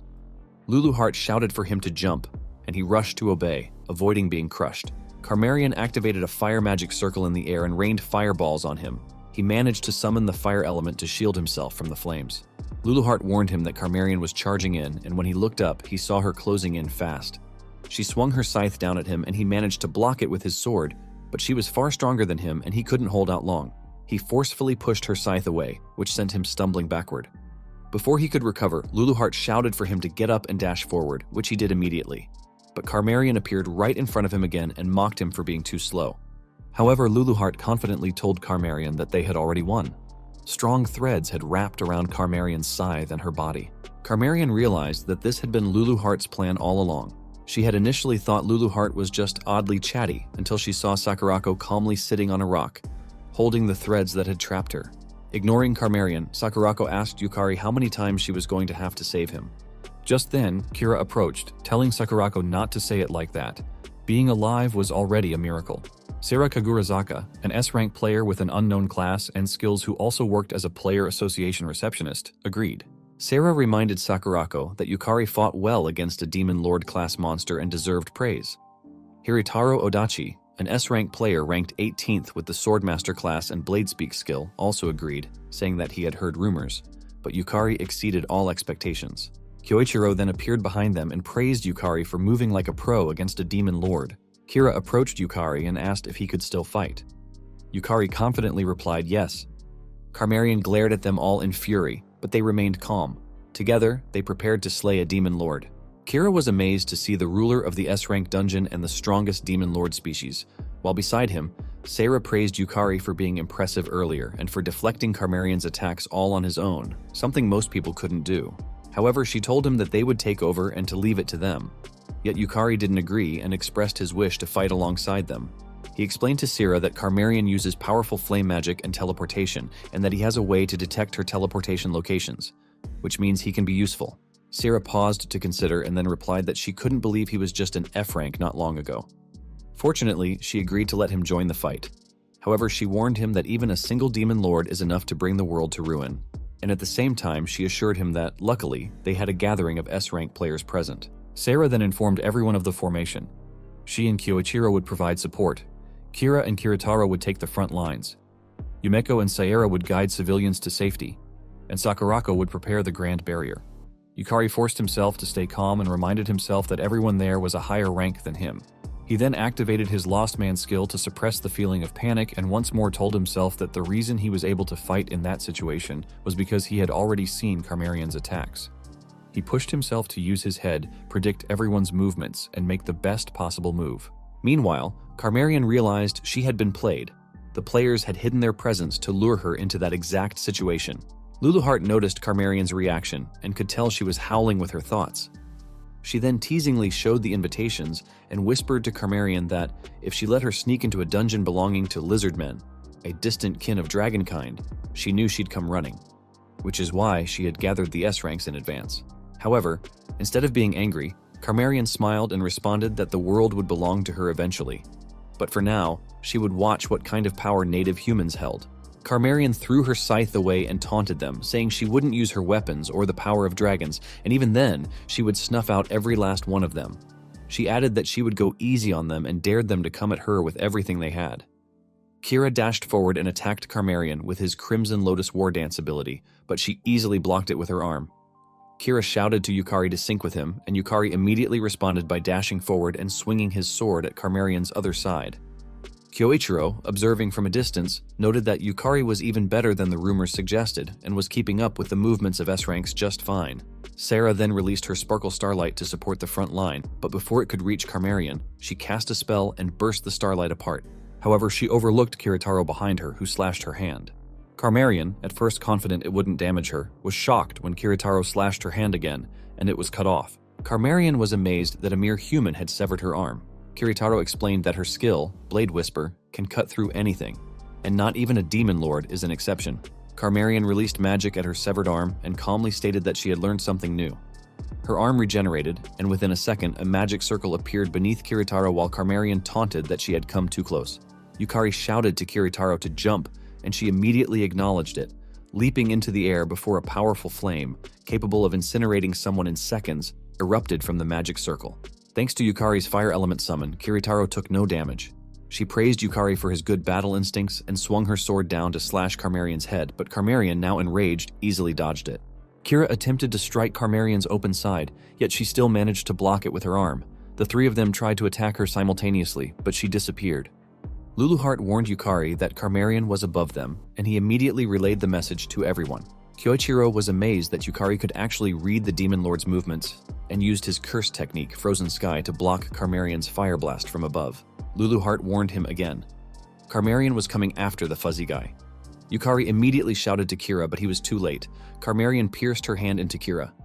Yukari shouted Kira's name in worry, but Kyoichiro calmly assured him that Kira wouldn't die from something like that. Kira then activated a powerful ability and managed to grab the Demon Lord.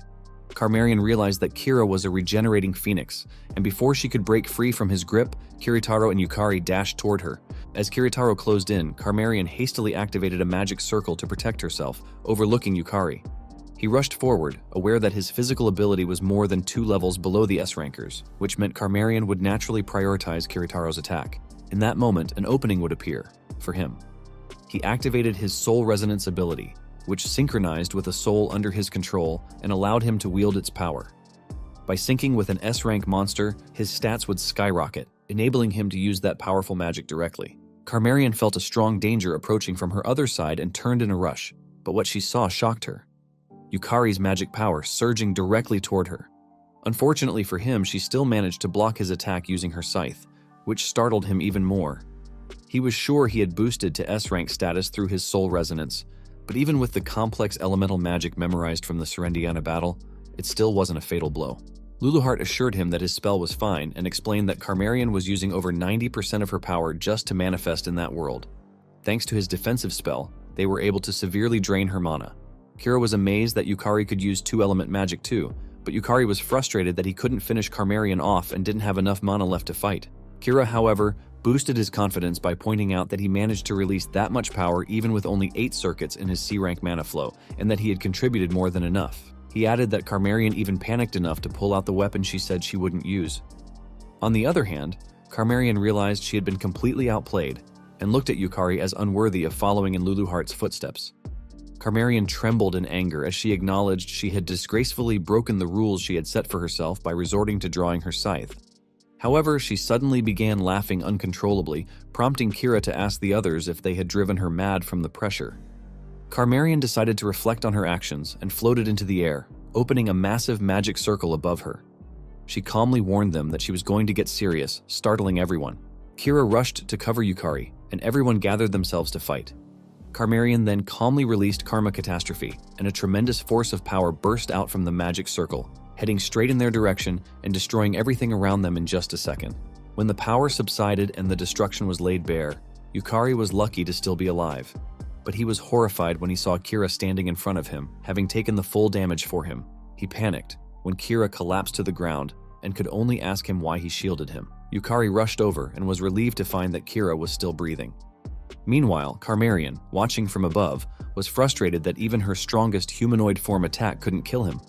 She realized the dungeon's power to bind monsters was extremely strong. Calmly landing on the ground, she decided to take her time killing Yukari. Suddenly, 4 bright lights appeared above her. When she looked up, she was startled to see 4 fox whale barriers rushing down toward her. As they landed, they unleashed the power of the Spirit Sky Barrier. Carmarian looked around in panic, but nearby, Sakurako calmly told Sarah that it was finally her turn. Sarah stepped forward, her crisis gauge ability finally full, which meant she could now go all out. Yukari was relieved to see the 2 girls were safe. Sarah apologized to him for putting such a burden on him and sincerely regretted letting things reach such a disastrous point. She then explained that her class couldn't unleash its true power unless she was cornered, and she requested him to keep everything he saw confidential. Sarah then activated her class, and he was surprised to see her release such a bright and overwhelming power. As she began to transform, she explained that she hadn't wanted to transform at 30, one of the reasons she had retired from being a player. But given the situation, she had no choice but to go all out. She transformed into a cute, magical girl and immediately unleashed her sparkle starlight toward Carmarian.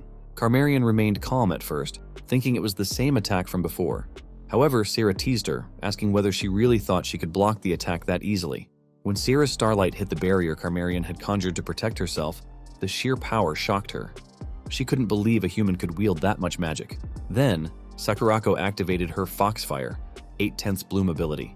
From her barriers, powerful flames erupted and surged toward Carmarian from all directions. She panicked, realizing there was no way to block all of the incoming attacks. The strikes hit her successfully, destroying her magic circle. Sarah commented to Sakurako that while the grand barriers were effective, they paid a heavy price. Sakurako explained that what the others did was only natural, and added that compared to countless S-rankers, she alone was stronger. Sakurako then ordered Yukari to stand up and not let Kira's sacrifice go to waste. She asked if he intended to accept defeat so disgracefully. He replied that he could still fight and forced his shaking legs to stand. He assured them that he would read all of Carmarian's moves precisely, and even if he died, he would not lose.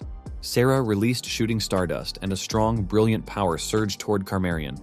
She managed to block it once more, but Sakurako followed up by adding his Fox Lightning, 8/10 bloom to Sarah's attack, pushing Carmarian back even further. Within seconds, she could no longer withstand it, and her shield shattered into pieces. She realized that Sakurako's barriers not only weakened her physical form, but also amplified Sakurako's magic. Magic was being released from every Tori, making everything within the barrier a target. The sheer amount of magical power didn't feel human. Carmarian had thought Sakurako was just a weakling watching from the sidelines, but now she realized it had all been a ploy to buy time for summoning the Tori. Suddenly, Yukari appeared behind her, startling her. Though she still managed to block his slash with her scythe, she was surprised by how much Yukari's speed had increased, even though she was supposed to be the stronger one. She noticed Yukari was following Luluheart's instructions precisely, which meant she still hadn't finished off Luluheart. Sarah praised Yukari for the well-timed flank and released Shooting Stardust again. Carmarian, knowing that taking it head-on would be fatal, immediately leapt away to avoid it. At the same time, Yukari and Luluheart both shouted that she was above them, surprising Luluheart, who noticed that Yukari was now reacting almost exactly as she predicted. Even in such a high-level battle, he was clearly growing stronger. Sakurako activated Foxfire, 8/10 bloom, and a powerful tornado of flames reached toward Carmarian, but she vanished again. Yukari shouted a warning. Carmarian had reappeared below Sira. Acting fast, Sira fired Shooting Stardust once more. Though Carmarian managed to shield herself, the force of Sira's magic was too overwhelming and caused a massive explosion. Before she could recover, Yukari appeared behind her. This time he unleashed his Soul Resonance attack, landing a direct hit and making Carmarian scream in pain. Carmarian is frustrated that everything was going completely off script. She wondered when exactly her dungeon break plan had been discovered. Her thoughts were jumbled and she chose to teleport away to create distance, but was shocked to find Yukari and Sarah already there, having predicted her destination. They attacked her simultaneously. She tried to block with her shield, but the pressure from their combined assault was too much. Her shield finally shattered. From above, tornado flames descended once more. When they hit the ground, the impact caused large-scale destruction. Yukari was stunned that Sakurako could still cast such powerful magic after everything else, and noted that her mana hadn't dropped at all. Exactly what he expected from the strongest player in the magic class. He also observed that Sarah's power wasn't limited to magic. Her speed and strength matched those of an S-rank warrior class. With them at his side, he began to feel sure they could win. However, a much larger and more ominous magic circle suddenly appeared in front of them, just as Carmarian vanished. Yukari panicked at the sight and stuttered, asking what was happening. Luluheart quietly answered, saying she had thought Carmarian would retreat before it got to this point, but never imagined she would go that far. A powerful blast of energy erupted from the magic circle. Sira rushed in front of Yukari to shield him. From within the circle, a massive claw began to emerge. A moment later, a piercing eye glared at them as a dragon's arm forced its way out. Yukari trembled in terror. He recognized the dragon from his past life. Just as he feared, the beast began to push its way out from the barrier, growling. Sakurako was in disbelief. Her barrier had cracked. Sarah too was stunned that Carmarian still had enough power left to summon the dragon. Despite the fear, Yukari steeled himself and raised his sword, ready to fight once more. Luluheart smiled, pleased by his reaction. She had expected him to panic. But Yukari knew. This time was different. In his past life, all he had done was run away. But now, he had Luluheart beside him. And compared to his past, dying and returning over and over, he had become stronger. Carmarian, who had borrowed the power of the dragon, rushed at them, and right away, Sarah cast a milky shield to protect him, but it was too heavy for her. It then swung its tail around, trying to destroy the barrier. Sakurako immediately attacked it with her tornado fires, but her attack just triggered it even more, and it rushed at her. Sakurako cast a quadruple barrier around herself, and Carmarian tried to destroy it using its claws. Luluheart followed Yukari as he dashed away and told him that Sakurako was quite capable. He knew that even if Carmarian was weakened, to seal her meant Sakurako was allocating a huge amount of resources to maintaining the barrier and was also continuing to protect the humans who were too slow to escape inside it, which meant it was going to be a slow defeat for them. Sarah used her milky shield to back up Sakurako, but she couldn't handle Carmarian's claw, and her shield was easily destroyed. Sakurako thought carefully for seconds, while Carmarian kept trying to destroy her barrier. Sakurako then informed Sira that she was going to release her Ninetales, but Sira disagreed and warned her that if she released it, she wouldn't get out of it unscathed. However, Sakurako knew that it wasn't the time to be concerned about it, because the only thing that she absolutely could not allow was for any harm to come to her sister Saira. But Yukari interrupted her, saying that he had a plan and asked for their cooperation. Sakurako asked him what it was, and before he could answer, Sakurako ordered him to state the ideal and most optimal conditions because there was nothing she couldn't do, and warned him that if he was useless, she would just release the Nine Tails, to which he confidently replied that he understood. He then informed them that he wanted the Demon King to pay no attention to him, that they should stay in place and give him time to charge a big move, but he would have Saira lend him her power. After a small briefing, Saira attacked Carmarian with her shooting stardust, but she noticed it and counterattacked with a dragonfire breath. As Saira and Carmarian were busy exchanging blows, Yukari began executing his plan and jumped off Sakurako's torii from above. Yukari was amazed that Sakurako also had a means of spatial movement. He flew down, knowing that Soul Burst takes a long time to activate and leaves a big opening. But if he was falling from the sky, it wouldn't be a problem. He was close to reaching Carmarian and managed to cast his Soul Burst ability faster. Carmarian felt a higher magic power output from above, making her wonder why it was coming at her at that timing. A few moments ago, Yukari realized that he couldn't win as he was now, and he needed to change his stats to ones that could win. And that's where Saira walked in. He asked her if she could take his hand as they ran away, and when she was about to agree, she stopped in confusion. Soul resonance can link not only with a monster's soul, but also if two hearts truly connect, and Yukari guessed that if Saira could trust him from the bottom of her heart, they could be able to resonate, and if they did, he could replace his stats with the S-rank stats of the world's strongest Saira and unleash Soul Burst. Back on the battlefield, Carmarian knew that she had to stop it with everything she had, or she would be finished. Carmarian then activated her strongest barrier, and as the combined power of Yukari and Saira, who believed in him without a second thought, they managed to break through Carmarian's shield together and caused a strong explosion around them. Saira waited for the smoke to disappear, but unfortunately, they just shattered Carmarian's shield, but did not kill or damage her. However, Carmarian admitted that their power together was incredible, and if she had taken it one more time, it would have been dangerous for her. Yet she was glad that she could sense Yukari's magic power vanish. Fujimine and the others were horrified when they didn't see Yukari. And like them, Carmarian thought that Yukari was dead and all she had to do was finish off the remaining humans. Sakurako was frustrated that their effort didn't work and was about to release her nine-tailed fox, but Saira told her that it wouldn't be necessary and looked up at Yukari, who was gathering a massive magic attack from above and dashed toward Carmarian with it. Carmarian couldn't believe it and asked why the magic power that should have been gone had fully recovered. The reason for this is the last elixir that fully restores health and mana points, which he had gotten from the Luluheart dungeon. Saira excitedly reached for him and tightly held his hand. Their souls once more synchronized with each other, and it pissed Carmarian off even more, but they didn't care and just launched his soul burst at her together. They successfully landed the attack on Carmarian, and everyone was amazed and couldn't believe what they were seeing with their own eyes. However, the clash caused massive destruction and pushed everyone away. Yukari kneeled to the ground in exhaustion, having used up all his mana and soul. He looked up in worry, but Luluheart held his shoulder and assured him that the subjugation was a success, as Carmarian had returned to her human form. Carmarian's mana was empty, and she knew that Yukari shouldn't have had that much mana, making her even more curious about him. She immediately dashed back, needing to return to her dungeon and replenish her mana. However, Sakurako used her tornado fires to stop her from escaping.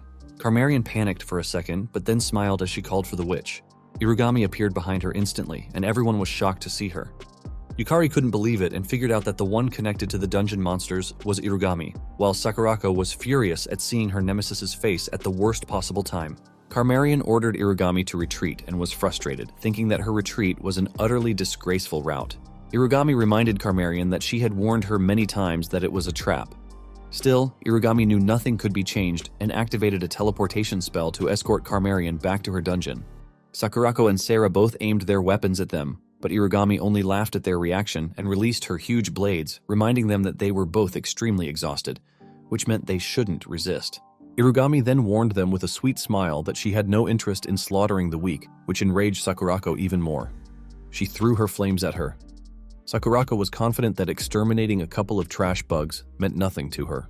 However, Irugami easily blocked her attacks and teasingly asked where her usual firepower had gone. Irugami then reminded her that, between maintaining the Great Barrier to imprison Carmarian, casting advanced spells one after another, and defending the weak, she had finally run out of mana. This pisses off Sakurako, and she swore to Irugami that she would kill her. Saira shouted to Sakurako not to do it and reminded her that there were civilians nearby. Sakurako then looked down and saw Saira below them. She forced herself to calm down, but unfortunately, Irugami noticed it and confirmed that Sakurako was soft when it came to her little sister. Irugami then ordered Carmarian to target Sayera, and Carmarian immediately opened a magic circle in front of Sayera, casting something at her. For a second, Sayera didn't feel anything. Sakurako demanded to know what Irugami had done to her sister. Irugami just laughed at her and informed her that nothing would happen as long as she behaved, yet warned that if she tried anything suspicious, something dangerous might befall her dear little Sayera. This made Sakurako about to lose her temper and tried her best to calm herself down for Sayera's sake. Yukari asked Irugami why she was protecting Carmarian and why she was siding with the monsters. Irugami greeted him first and praised him for growing stronger. She added that his growth always excited her. He shouted at her to answer his question, but she only laughed creepily and responded that it was for the same reason as him, shocking him and making him wonder if Irugami had seen through his connection with Luluheart. Irugami then asked him if he understood her now and told him she had prepared a surprise just for him. Sakurako, unable to contain her rage, warned Irugami that she had made a fool of her and swore once again to kill her. However, Irugami simply pretended to be scared to tease her and replied that she'd love to experience it.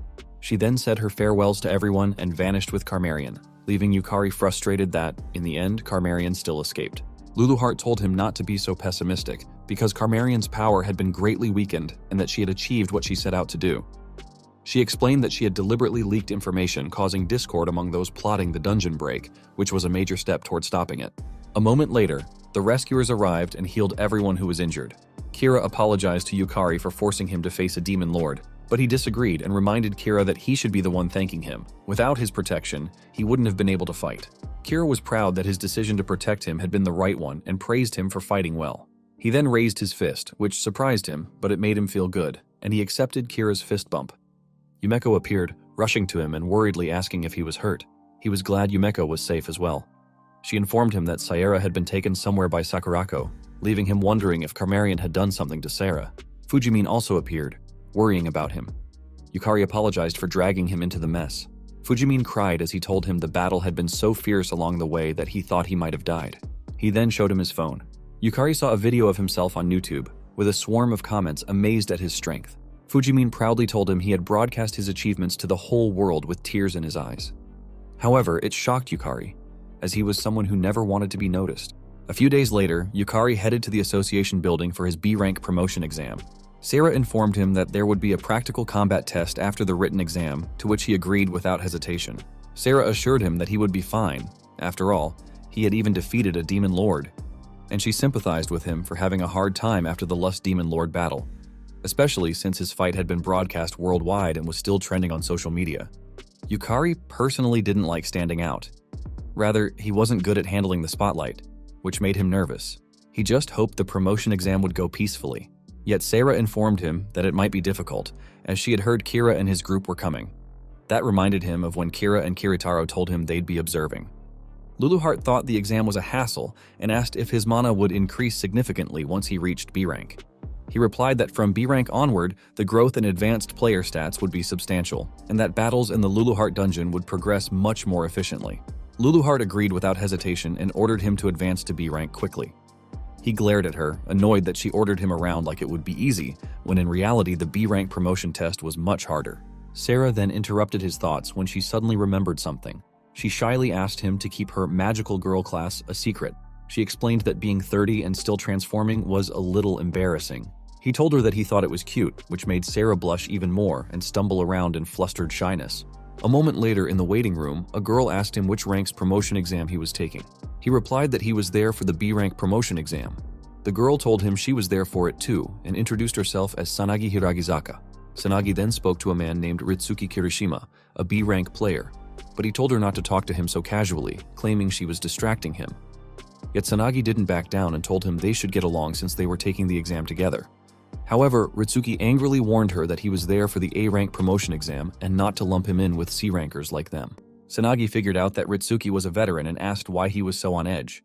He explained that high-ranking big shots from major guilds were observing their exams, including Kira Senzaki from the Oryu Guild, which had the most S-rank members, and Kiritaro Odachi, the S-rank solo player. Sanagi was amazed to hear that such big names were attending. Ritsuki confidently stated that if he made a strong impression, he might catch the attention of the S-rankers. However, Sanagi told him it would be extremely difficult, which pissed him off. He asked what she meant by that, and she calmly reminded him that the examiner was Arima. The anger on Ritsuki's face immediately turned to fear at the mention of her name. Later, the examiner announced that 8 candidates had failed, including Ritsuki, who had been so confident just moments earlier. Arima Arisa, an A-rank player, gave him feedback, saying that his field of vision was too narrow. His strikes had power, but he focused too much on cutting only what was directly in front of him.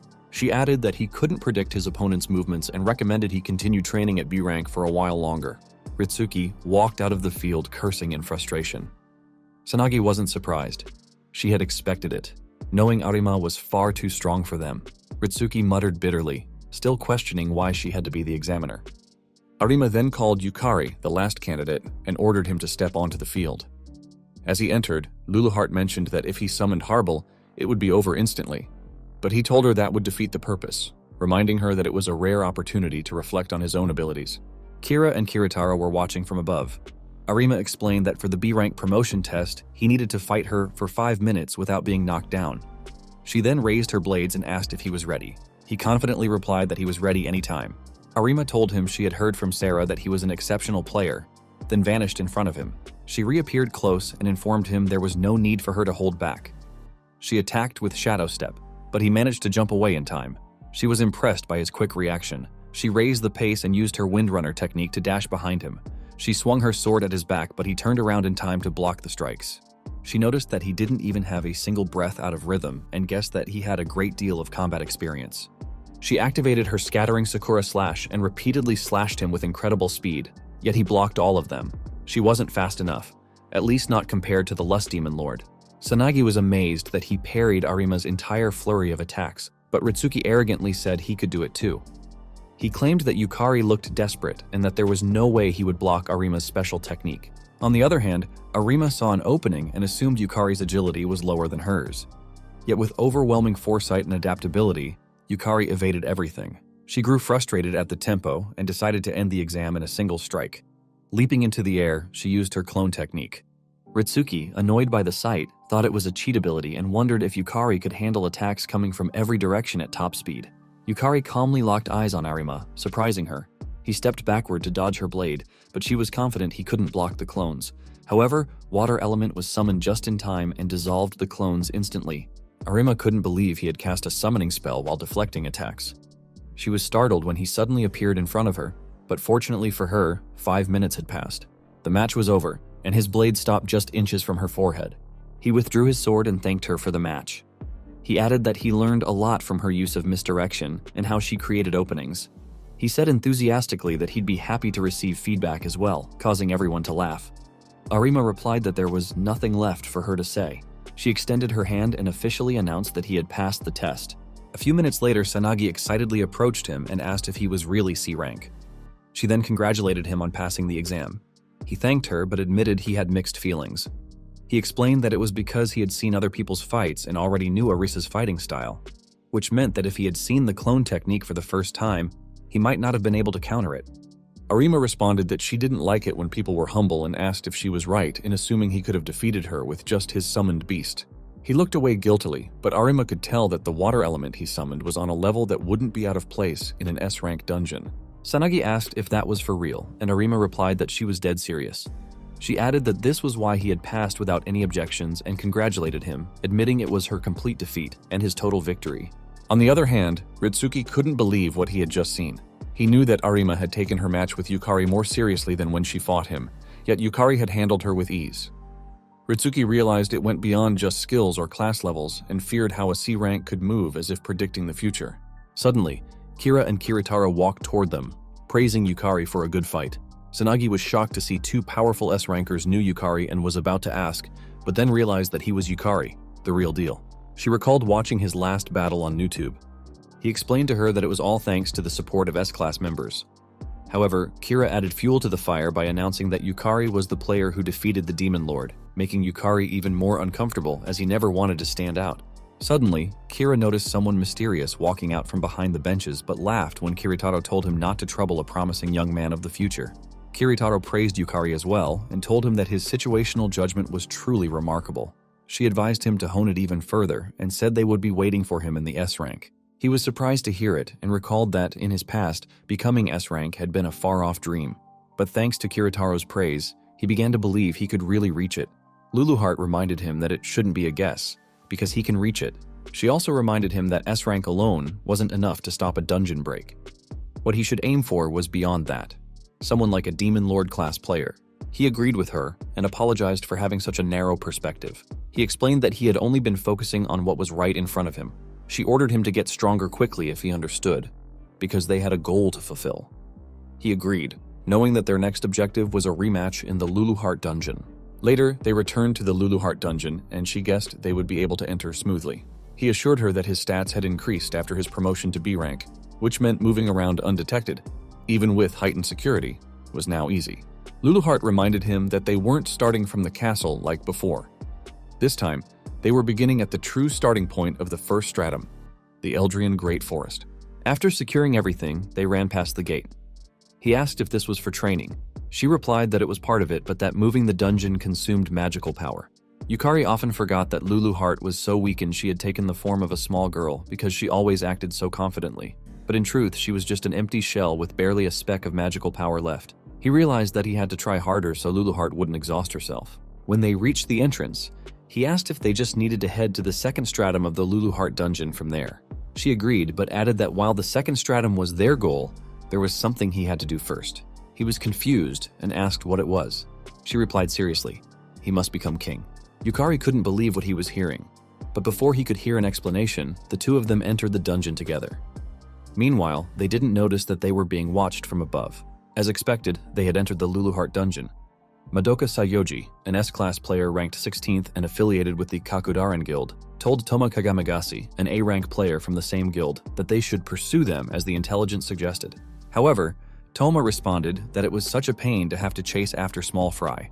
Madoka explained that the Kuga Guildmaster had deduced that Yukari had cleared the Luluheart dungeon, but Toma replied that it was a lie.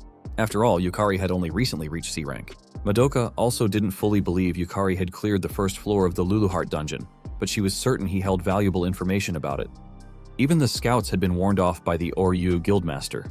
She added that if she were wrong, there would be no reason for an assassination request to have been passed down to underground operatives like them. She told Toma that their mission was very simple. If Yukari really had cleared the Luluheart dungeon, then all they needed to do was kill a mere B rank and steal the authority to control the first floor. Meanwhile, on the first floor of the Luluheart dungeon, the Elorian Great Forest, Yukari was fighting an S-rank rose monster. He summoned the fire element and ordered it to attack the monster from the right while he moved to the left. The fire element struck with a powerful flame, but the monster blocked it using a swarm of roses. Yukari had anticipated this and ordered fire to keep attacking.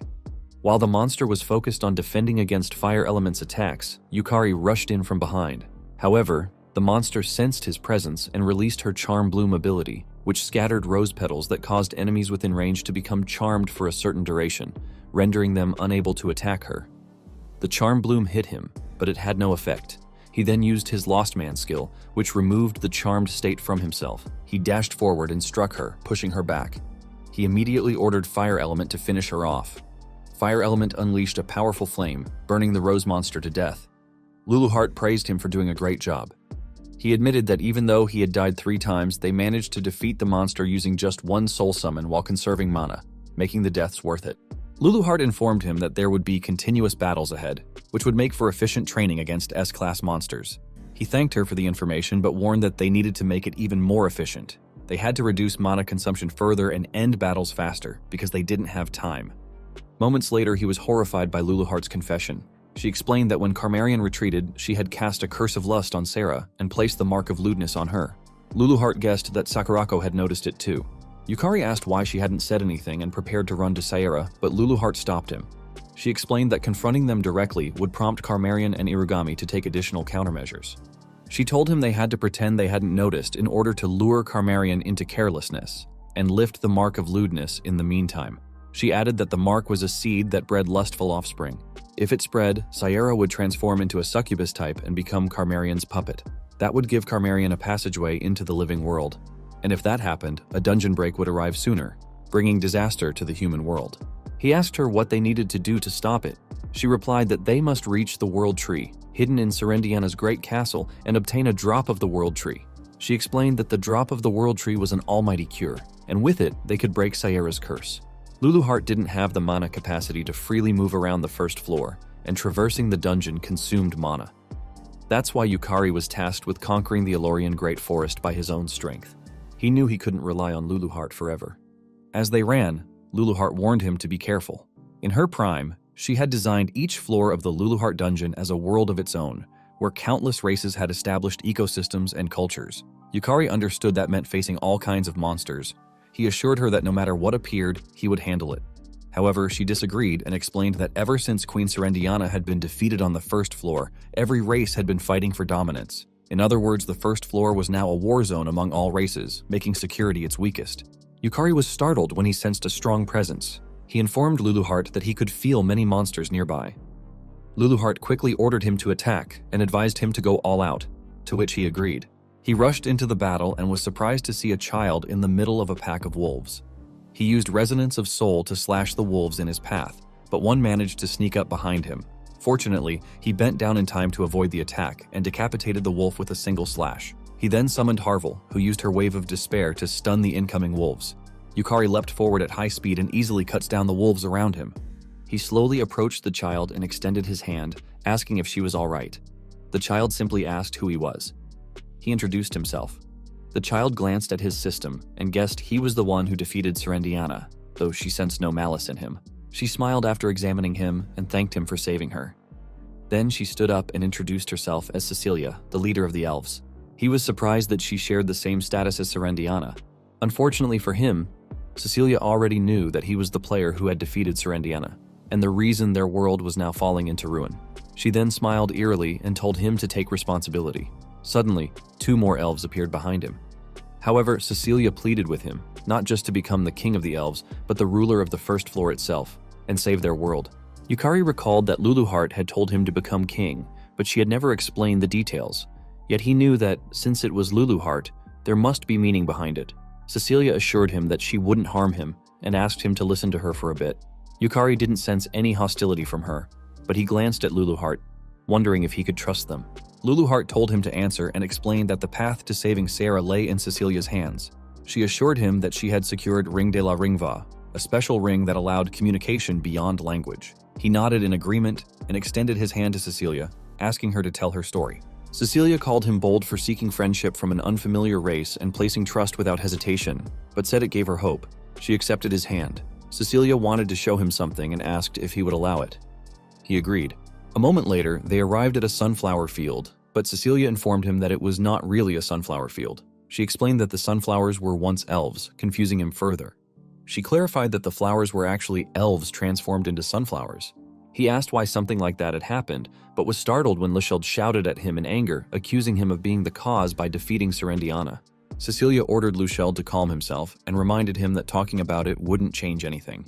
She then calmly said they should return to the important matter and explained that the first floor had been constructed by Luluheart using Yggdrasil, a massive magical circulative device. The one appointed to manage Yggdrasil was Serendiana, queen of the first floor. This makes Luluheart beside him nod proudly. Cecilia added that Serendiana had been slain by his hand, and because of that, Yggdrasil was deprived of its ruling queen and spiraled out of control.